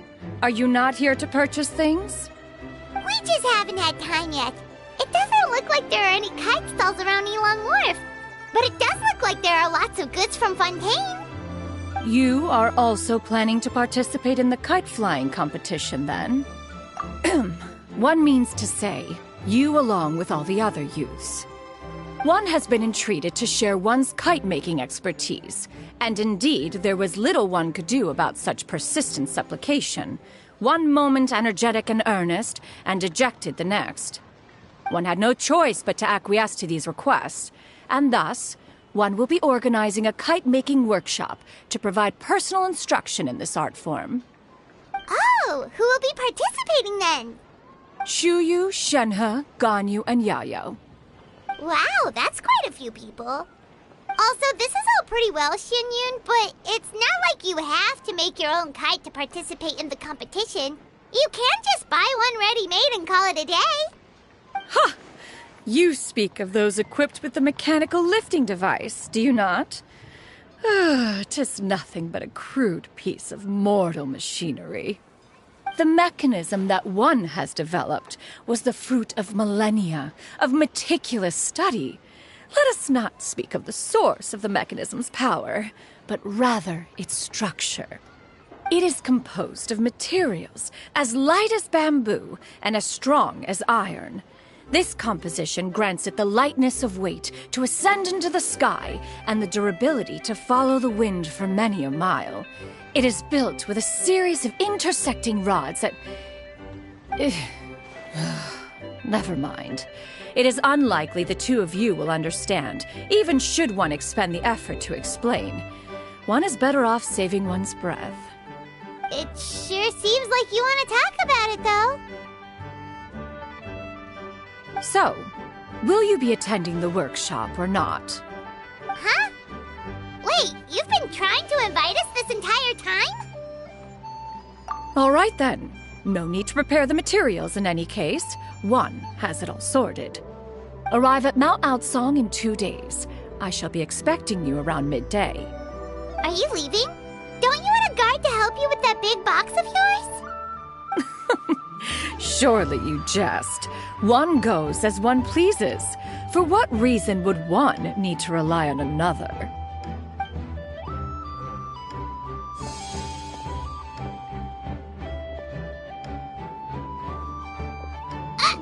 It can float? What kind of invention is that? One calls it the floating toting device. She seems pretty proud of that one. Look at her walk down the street. She seems so confident, but everyone around her is looking at her all funny. Paimon wonders... never mind. But anyway, that box of hers seems to be full of those mechanical lifty thingamabobs.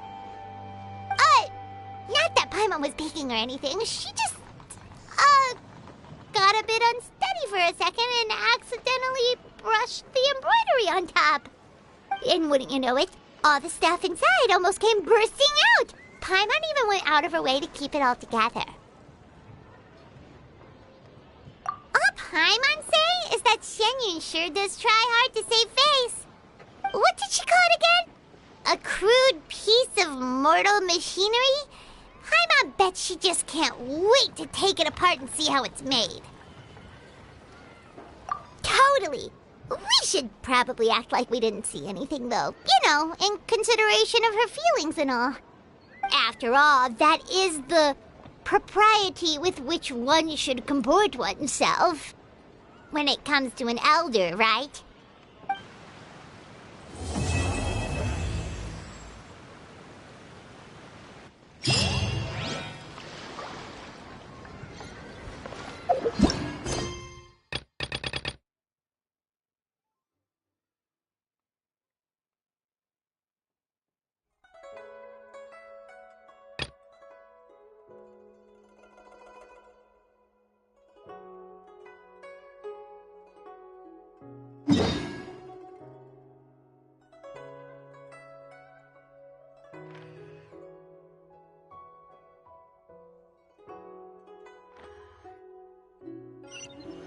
A blade embraces its duty.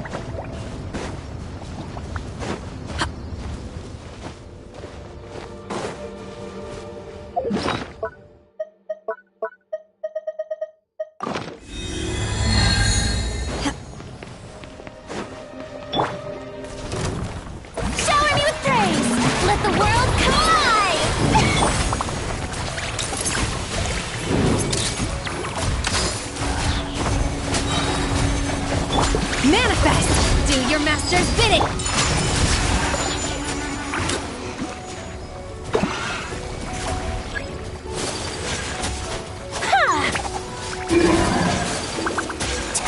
Unleash!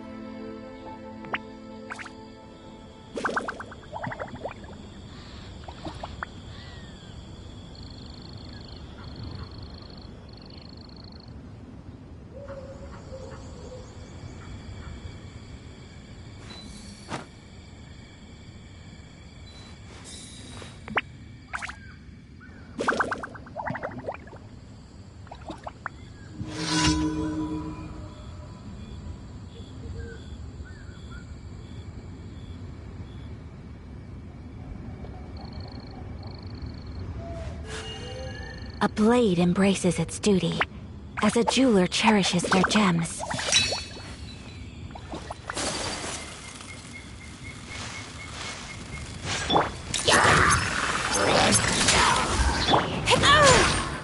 Manifest! Whirling snow!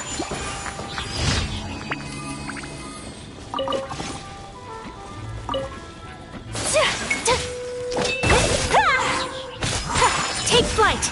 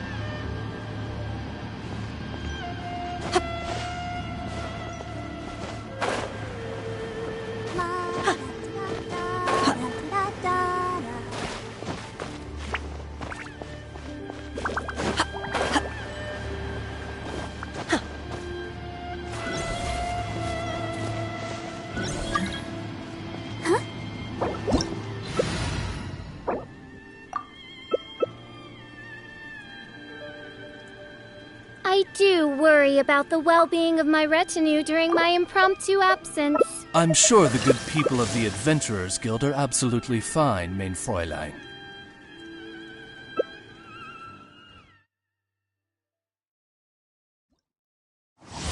Let the show begin.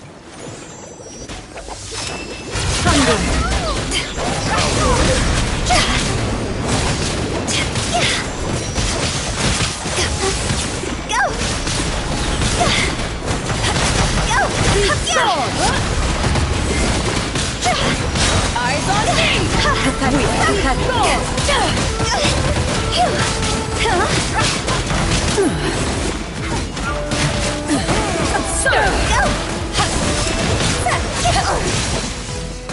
The time is beckoning. Your verdict is decided. Weak. Euthymia crumbles before me.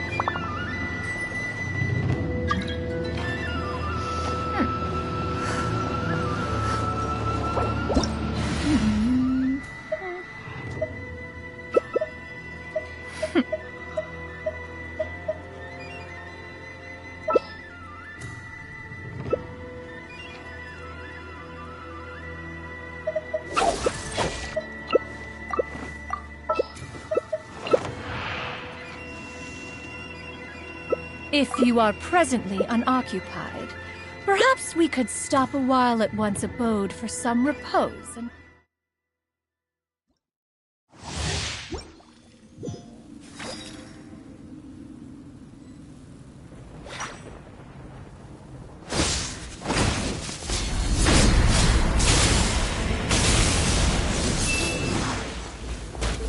This ends now.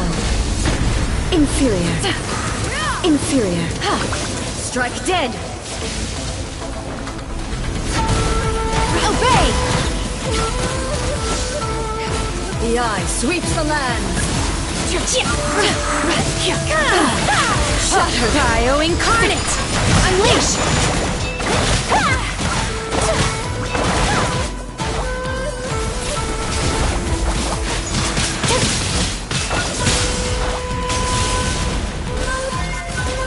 Take your true form. Weak. Weak. Skyward! By ordinance divine!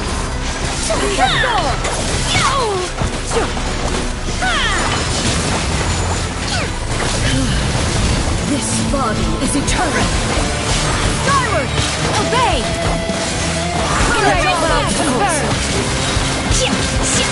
My apologies! Perish!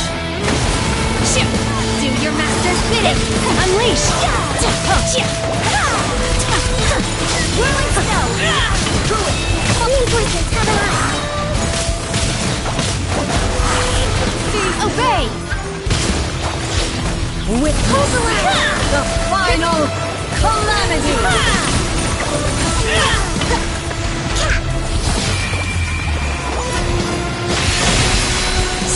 My will embodied!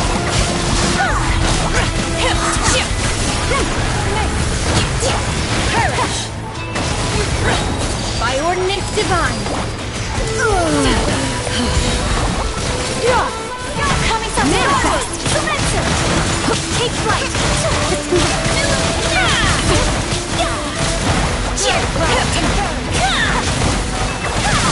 Take your true form!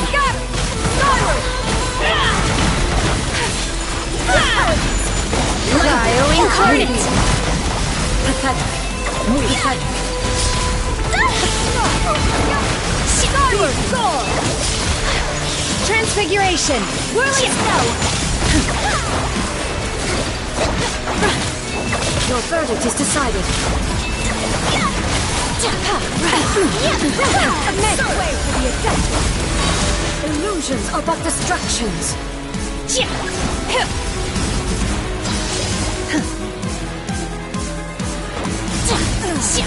Shattered.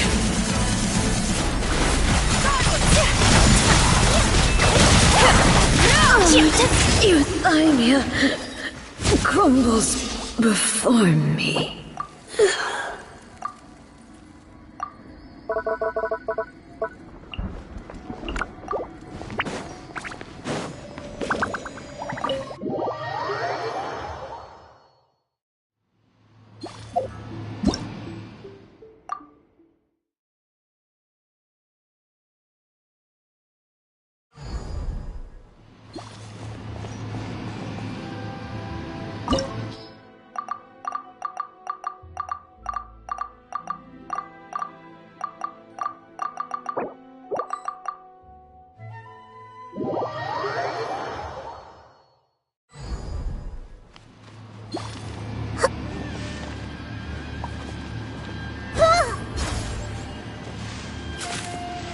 There is no...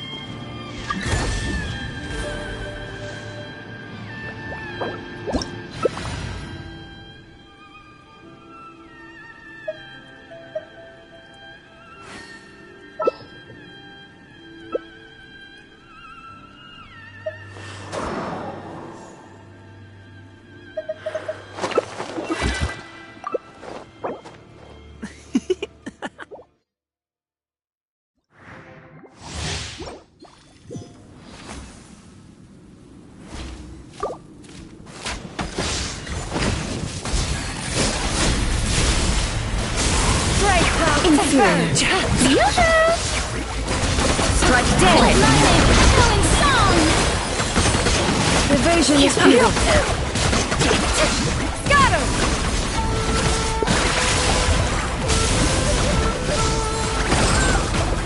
The eye that reaps the land. Weak.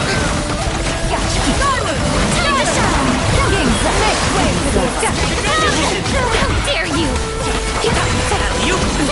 Absurd! Strike dead! I'm here. Crumbles before me.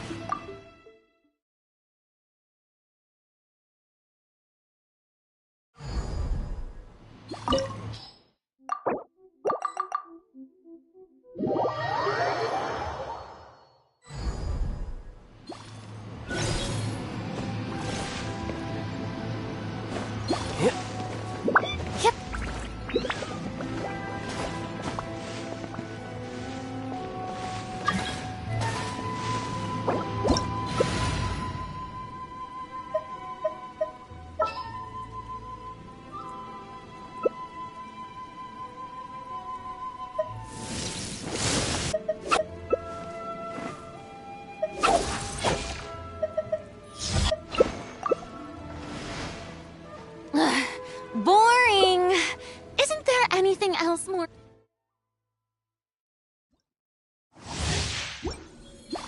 Come on out, right now. Emerge.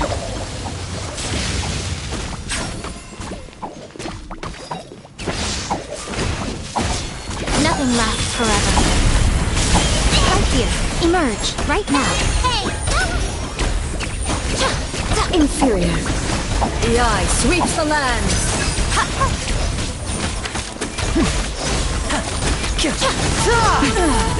Shattered. Right here, right now.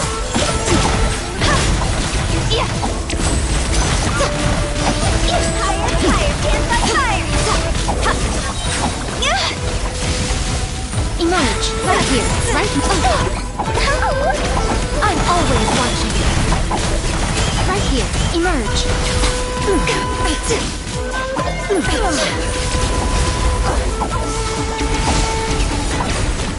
Lightning falls on the land of eternity.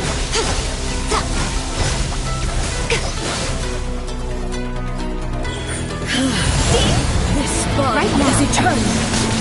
Purge all obstacles. Ruin, follow my blade. Nothing lasts forever. Right here, right now.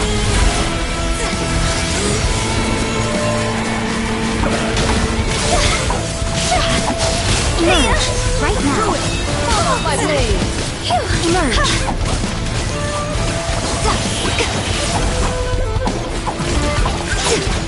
Witness. Right here, right now. Calamity.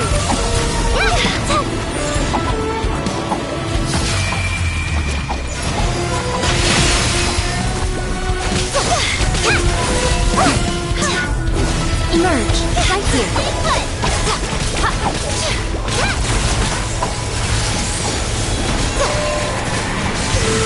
Inferior. Show them, right now.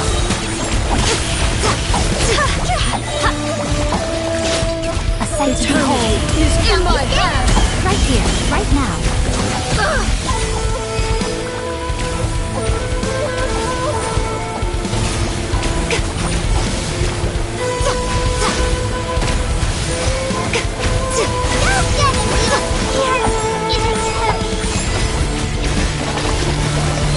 I'm always watching.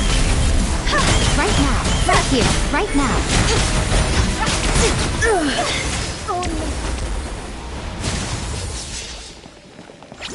it!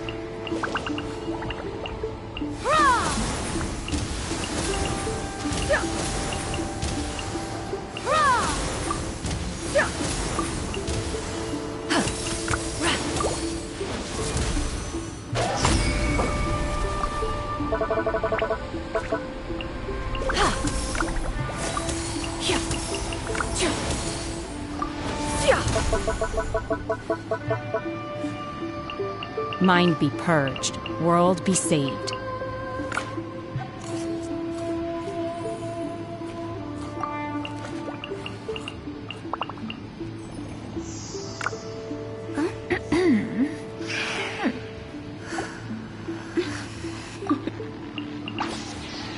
Toodaloo.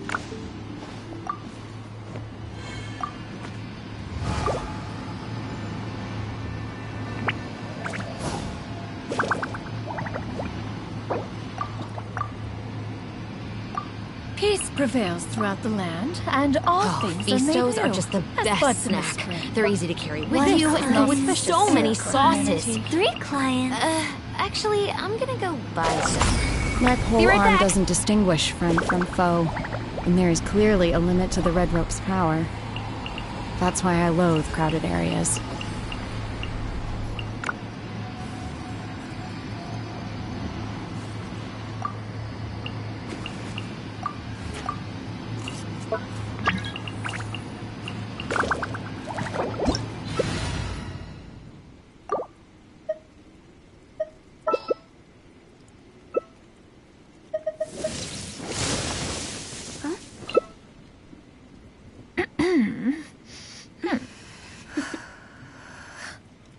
Toodaloo. Mind be purged, world be saved.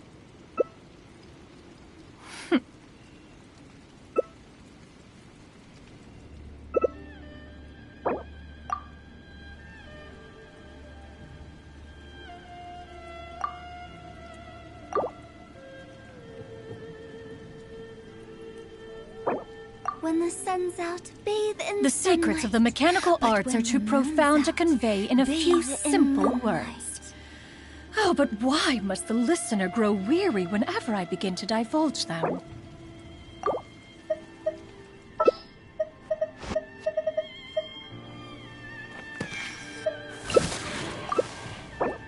Silly churl. The musket is my that favorite every weapon. person has It's someone both to call powerful home is and naive. threatening. Sometimes the I latter got trait used to is living in far the more mountains useful. alongside the birds and beasts a long time ago.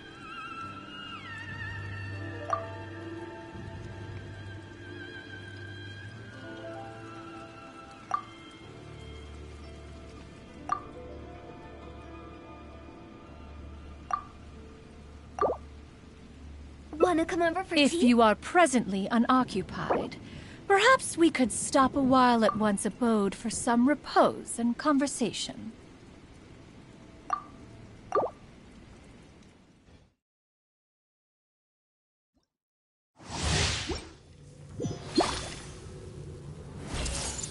Shine down!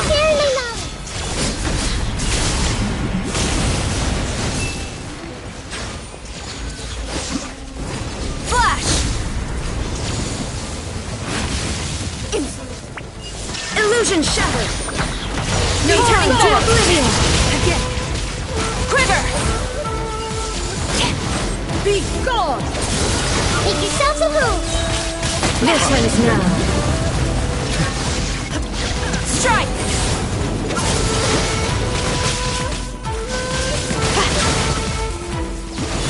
Be gone! Flash! Evasion is futile. Storm the front! Only emptiness awaits.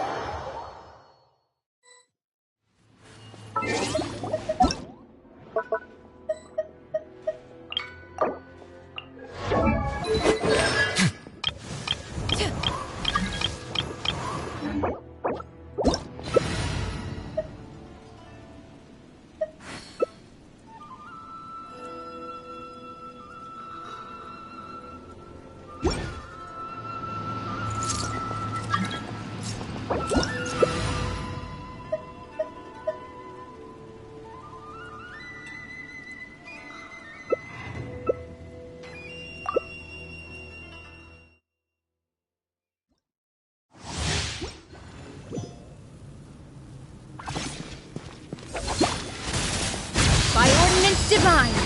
Now. Unleash! Red cloud converge! You will regret this! Weak. Pathetic. Weak. Obey! Let the world collide! Your verdict is decided. Pathetic. Incarnate! Illusions are but distractions. Let my name echo in song! Shattered.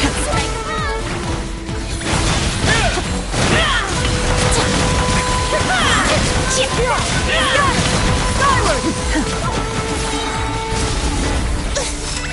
Thunder. By ordinance divine! All desire can be broken.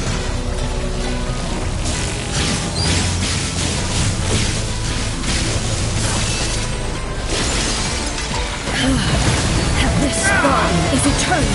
See? Let my name echo in song! Cryo incarnate!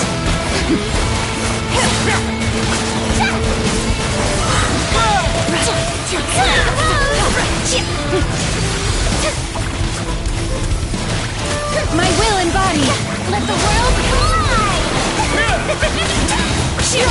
Scatter! Skyward! By ordinance divine! The final calamity!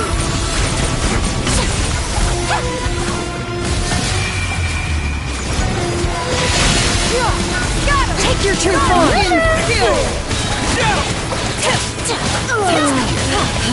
Seize the skies! Cryo incarnate! Anya crumbles before me.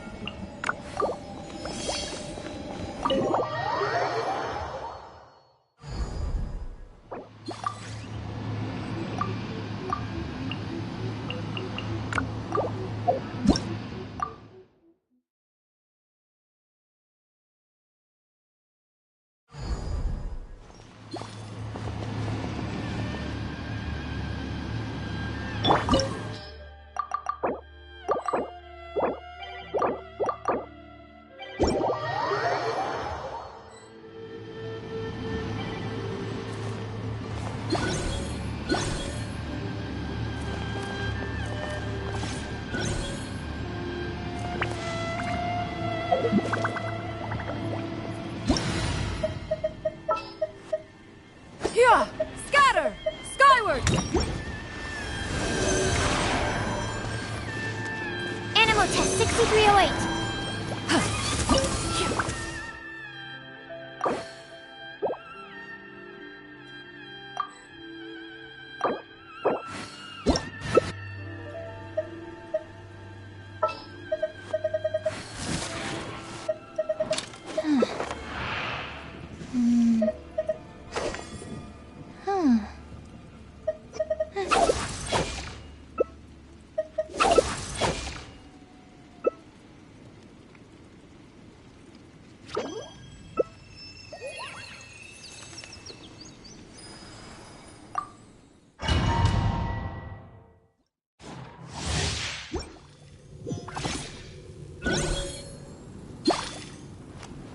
Make yourselves at home. Our bond is strong. I see every step. One thing after. Yeah. Your verdict is decided. Lightning does not bend to the will of mortals. Temple of Wisdom. Pathetic. And shroud. Illusions are but distractions.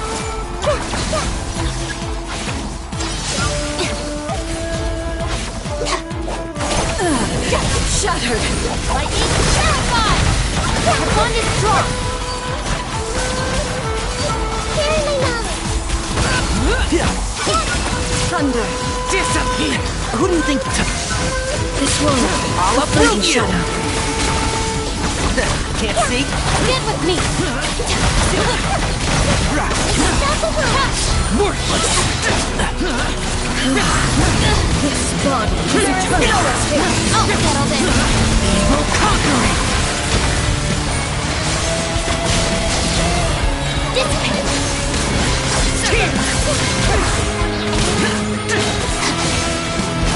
I'll uproot you. Fight. And shroud. Lightning terrified. Everything. For perish. Make yourself a move. Disappear. Get with me. Worthless. Witness the final calamity.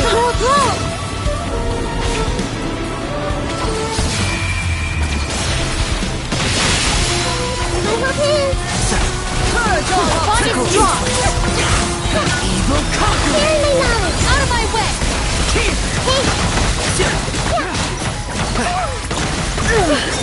Only emptiness awaits.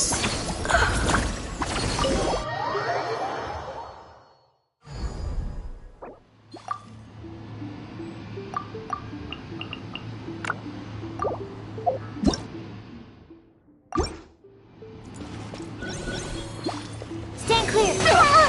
Riveting. Animal test 6308.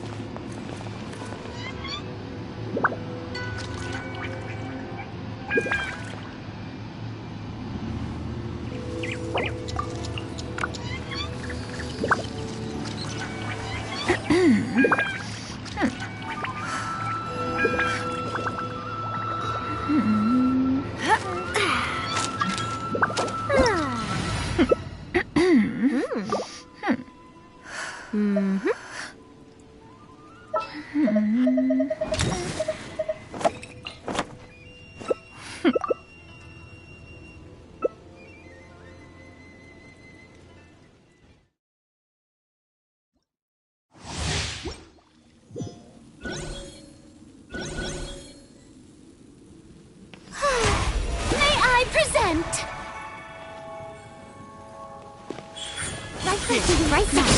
Don't be scared! Right here.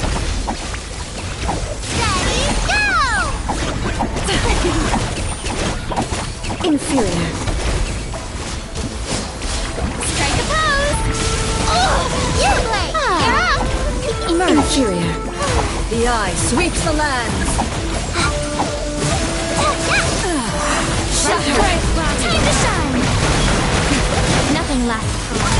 Hey, go away! Ha! This ends now.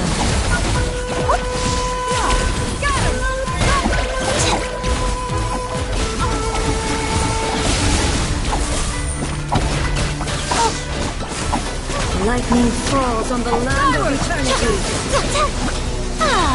Let my name echo in song! This body is eternal. Seize the sky!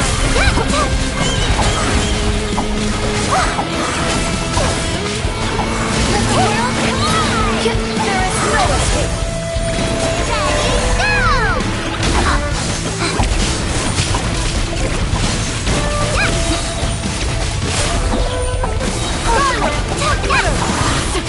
Strike out and burn!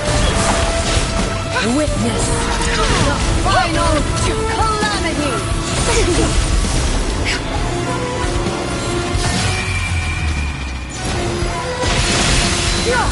In spirit!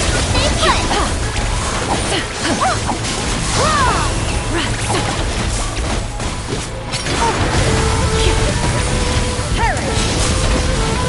Wait! My mechanical faster!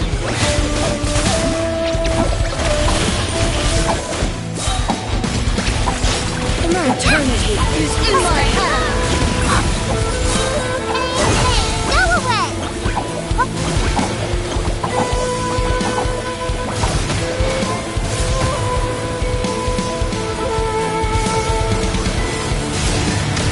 Stay put!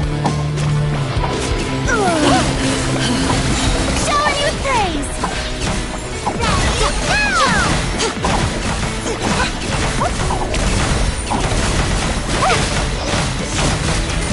You Blade! You're up! Sight to behold.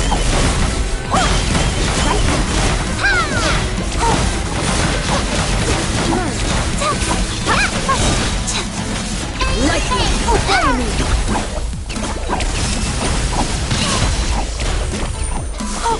Stay put! Your verdict is decided. Pathetic. Be gone! Right here. Illusions are but distractions.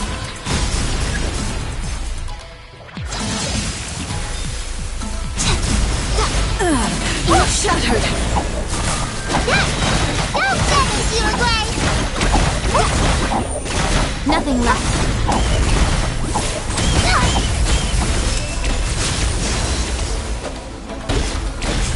Your verdict is decided. You Blade! This You're world, up! a fleeting shadow.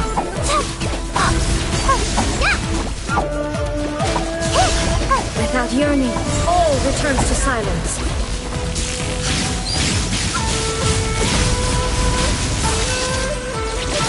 Don't be scared! Right here.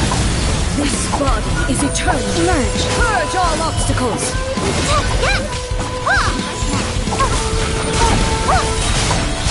Ready, go!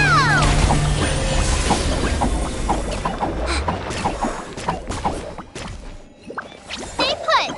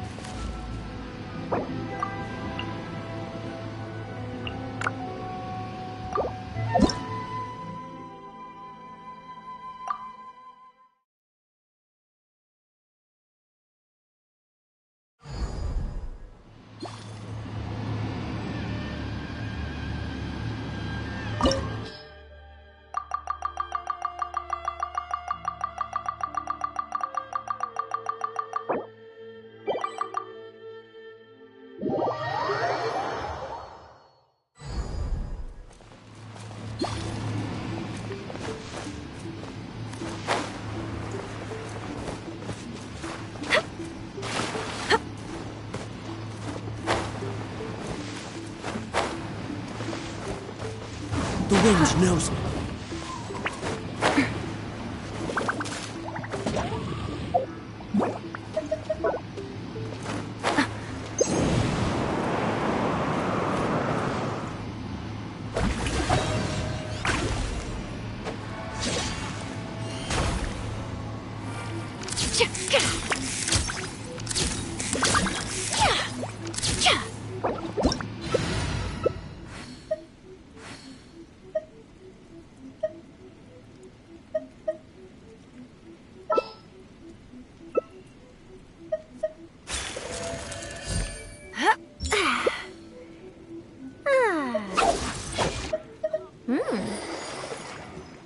Your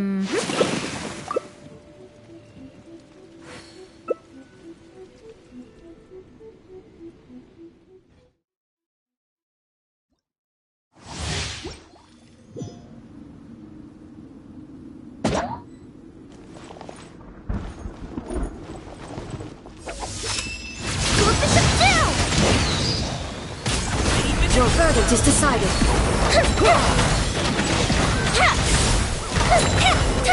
Weak. Pathetic.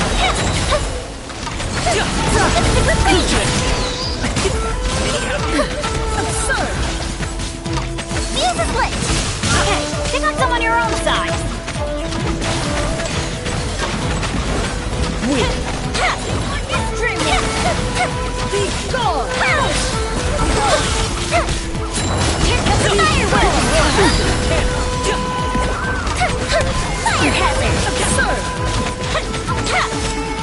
Thunder. Go ahead! Your verdict is decided. Without yearning, all returns to silence.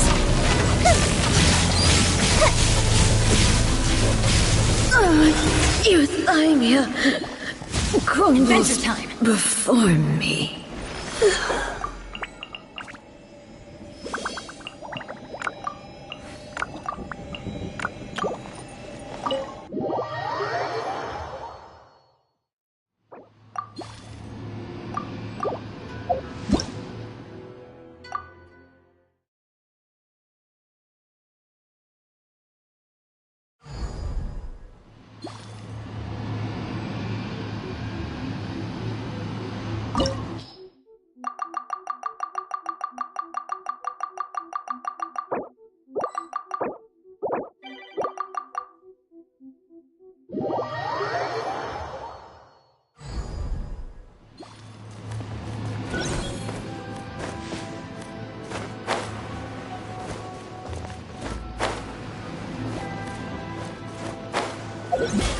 If you lie on the grass, you can feel the heartbeat of the world.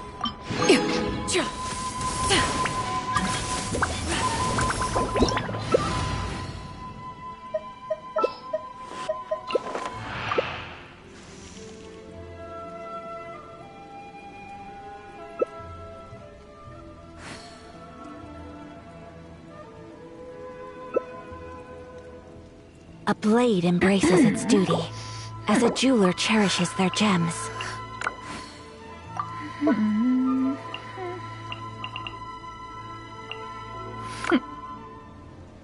It's so nice to de-stress.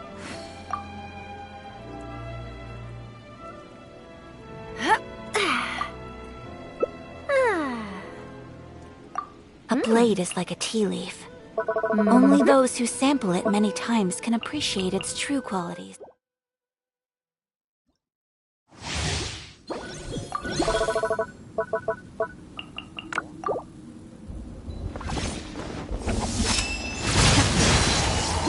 My will embodied! Be gone!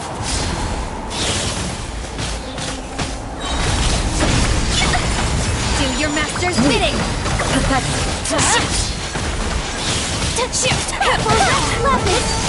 Illusions are but distractions.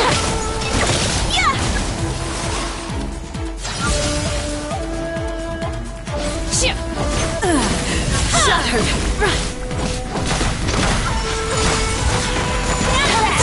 My ordinance divine!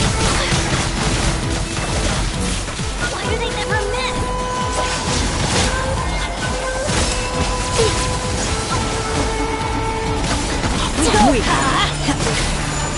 Transfiguration! Light it up! This body is eternal. Fire incarnate! Inferior! Gonna hurt in the morning? My will embodied! Light it up! Courage!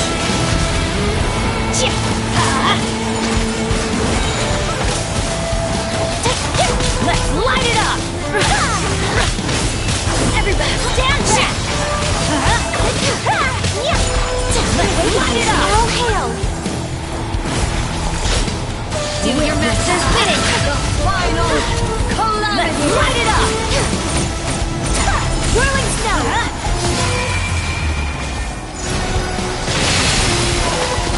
Let's light it up! Unleash! Embrace the ice! By ordinance divine! Only emptiness awaits.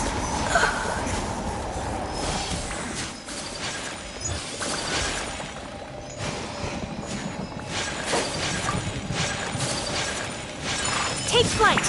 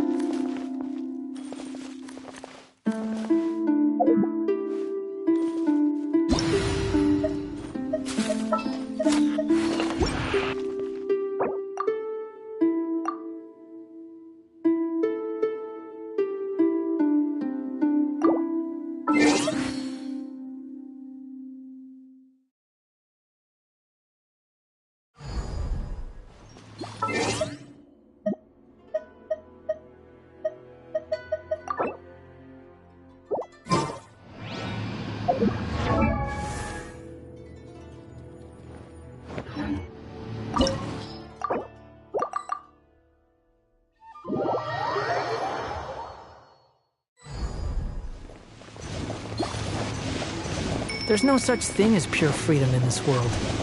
Even the wind cannot blow on forever.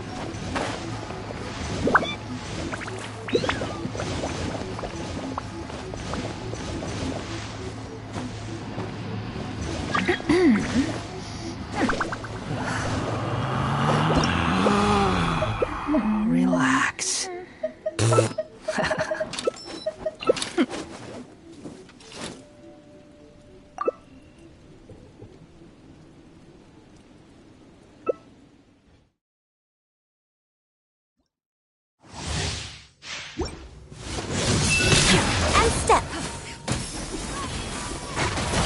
Give up! Strike dead!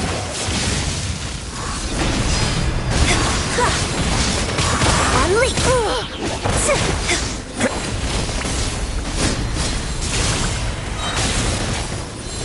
Your grand finale! Unleash! Inferior. The eye sweeps the lands!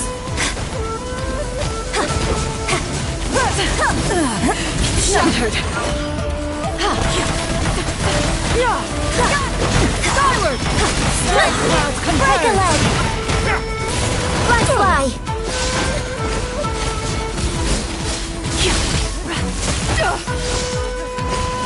Lightning falls on the land of eternity!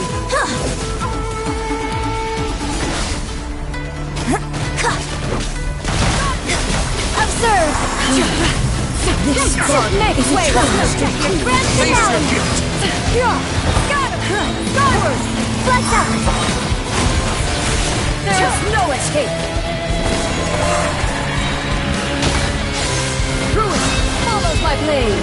Black fly! Unleash! Break a leg! Strike clouds confirmed! Give up!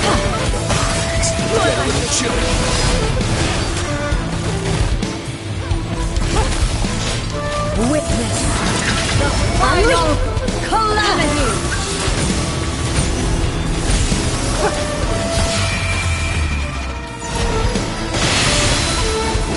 Scatter!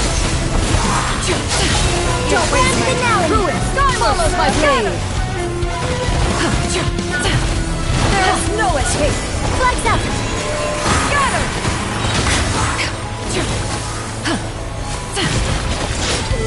Eternity is in my hand! Break a leg! Stay cool. Face your guilt.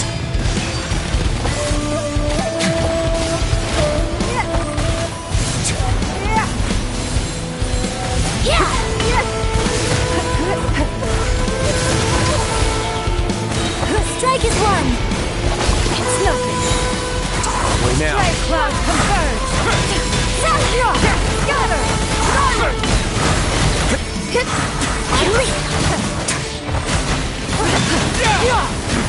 Skyward!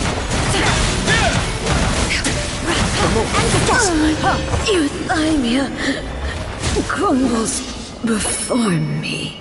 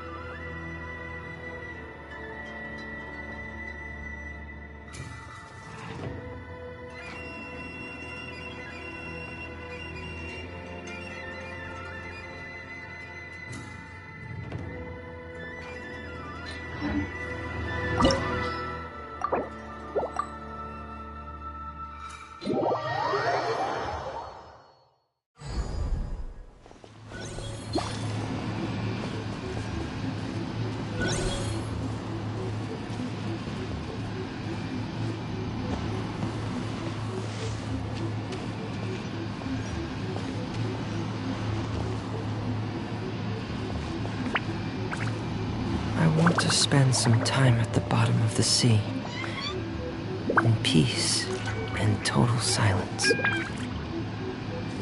Frost is coming! Getting here!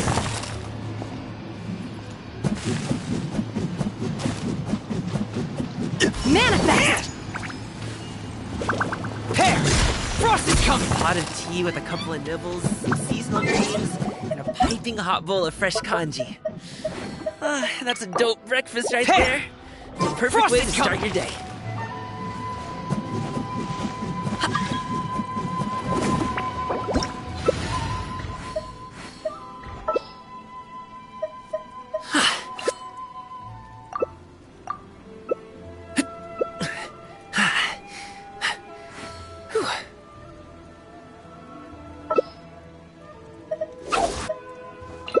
Mind be Every purged, journey has world its final be day. saved.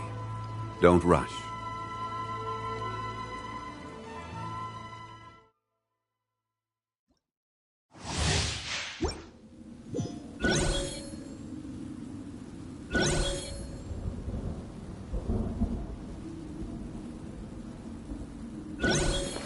If you ever want to trade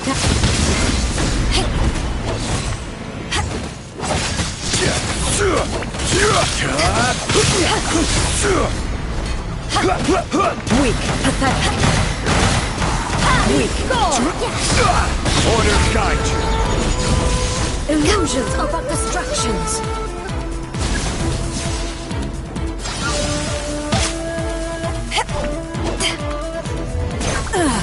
Shattered. Power that isn't life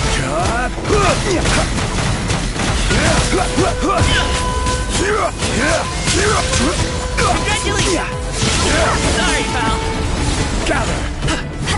This world, a fleeting shadow. Hey, what are you? This blood is eternal. This is Purge all obstacles. Solidify. Perish.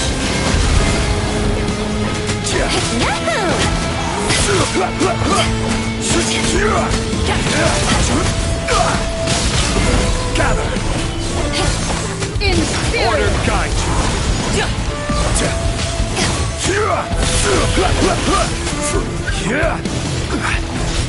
Witness the final calamity!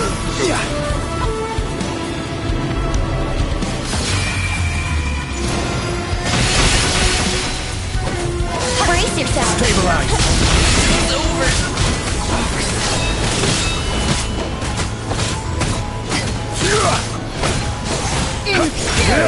This is order.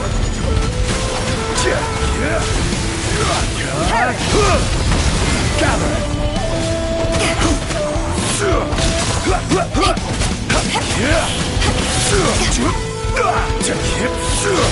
Eternity is in my hands!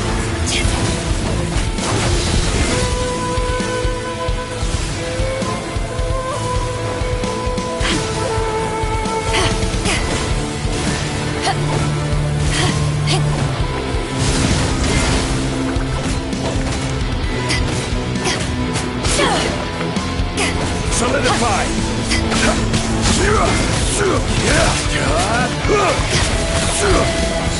To ashes! I will have order!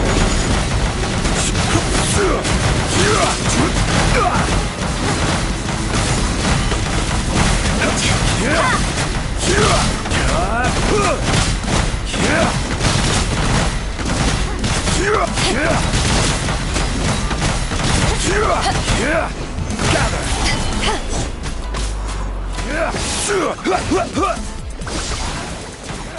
Weak! Be gone!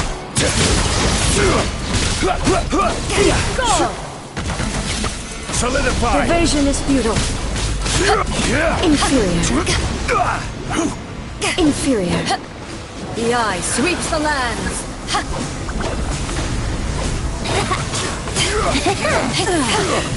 This is order!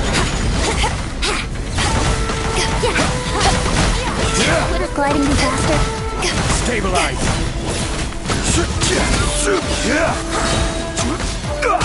Power that can be left on! Inferior. Be gone!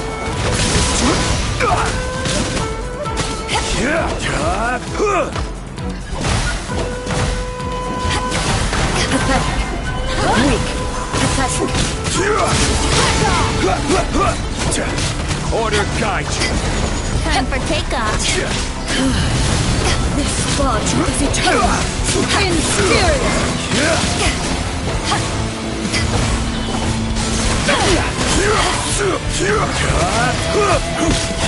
I will have order! Inferior! Eyes on me!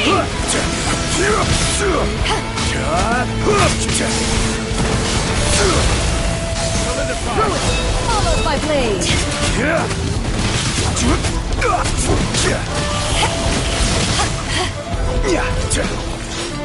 Witness the final calamity!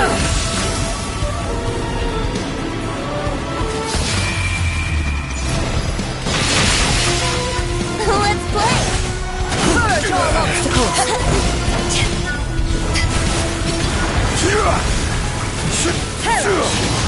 Take this!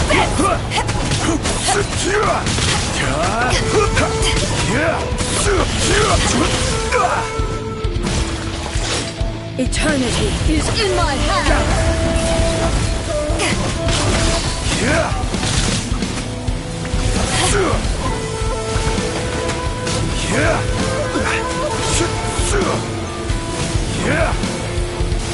Solidify!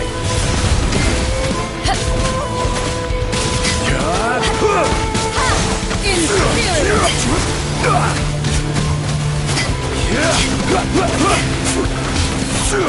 There is no escape! Order guide! Power that isn't hyped on!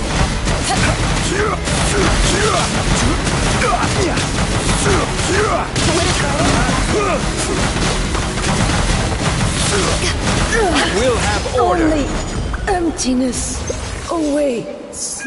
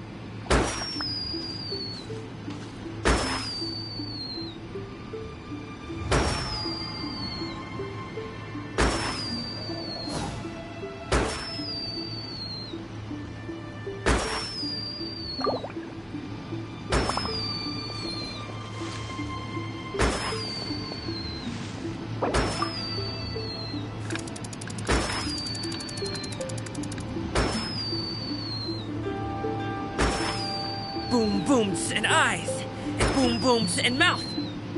And I need to tighten up that part.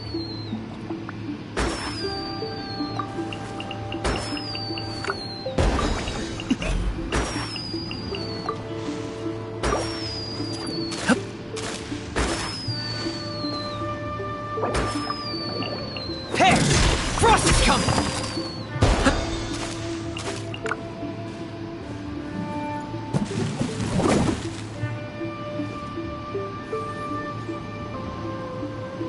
My pole arm doesn't distinguish friend from foe, and there is clearly a limit to the red rope's power. That's why I loathe crowded areas. Whether it takes me uphill, downhill, or out to the sticks, I get the goods from A to B. I'll even take them across the sea if needed. So don't worry, you're in safe hands. They don't call me the gold standard guard for nothing. Get in gear!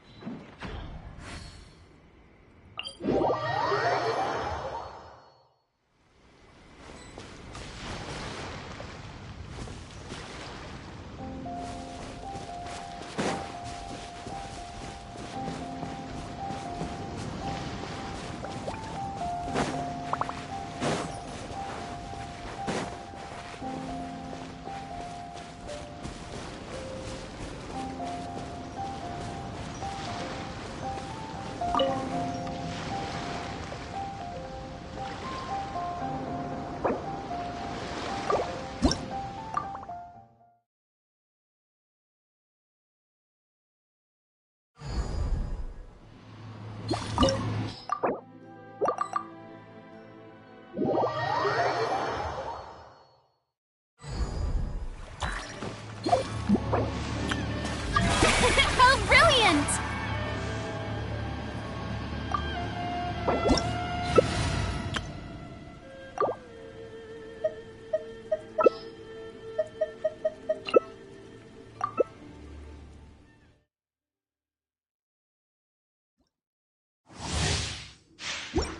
Show them. Emerge.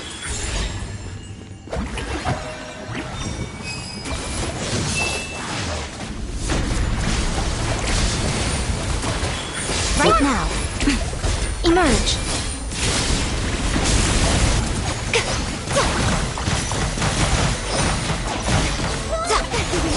Right here, right now. The eye sweeps the land.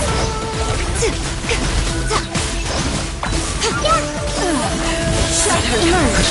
I'm always watching. Right here, right now.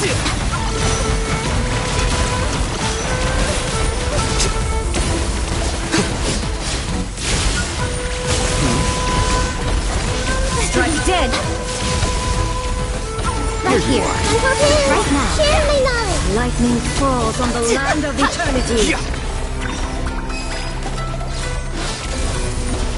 I see everything! Am I...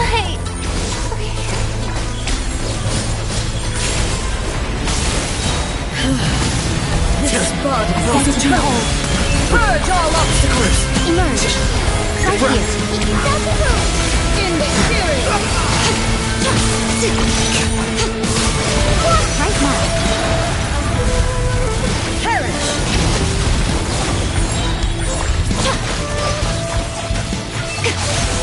Purge all Right here. obstacles.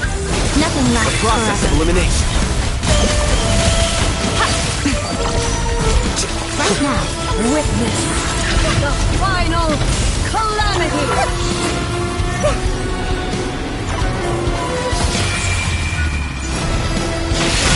Right here.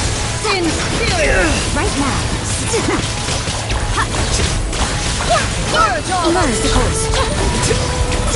Right here. see everything. Right now. Emerge. Right now. Euthymia crumbles before me.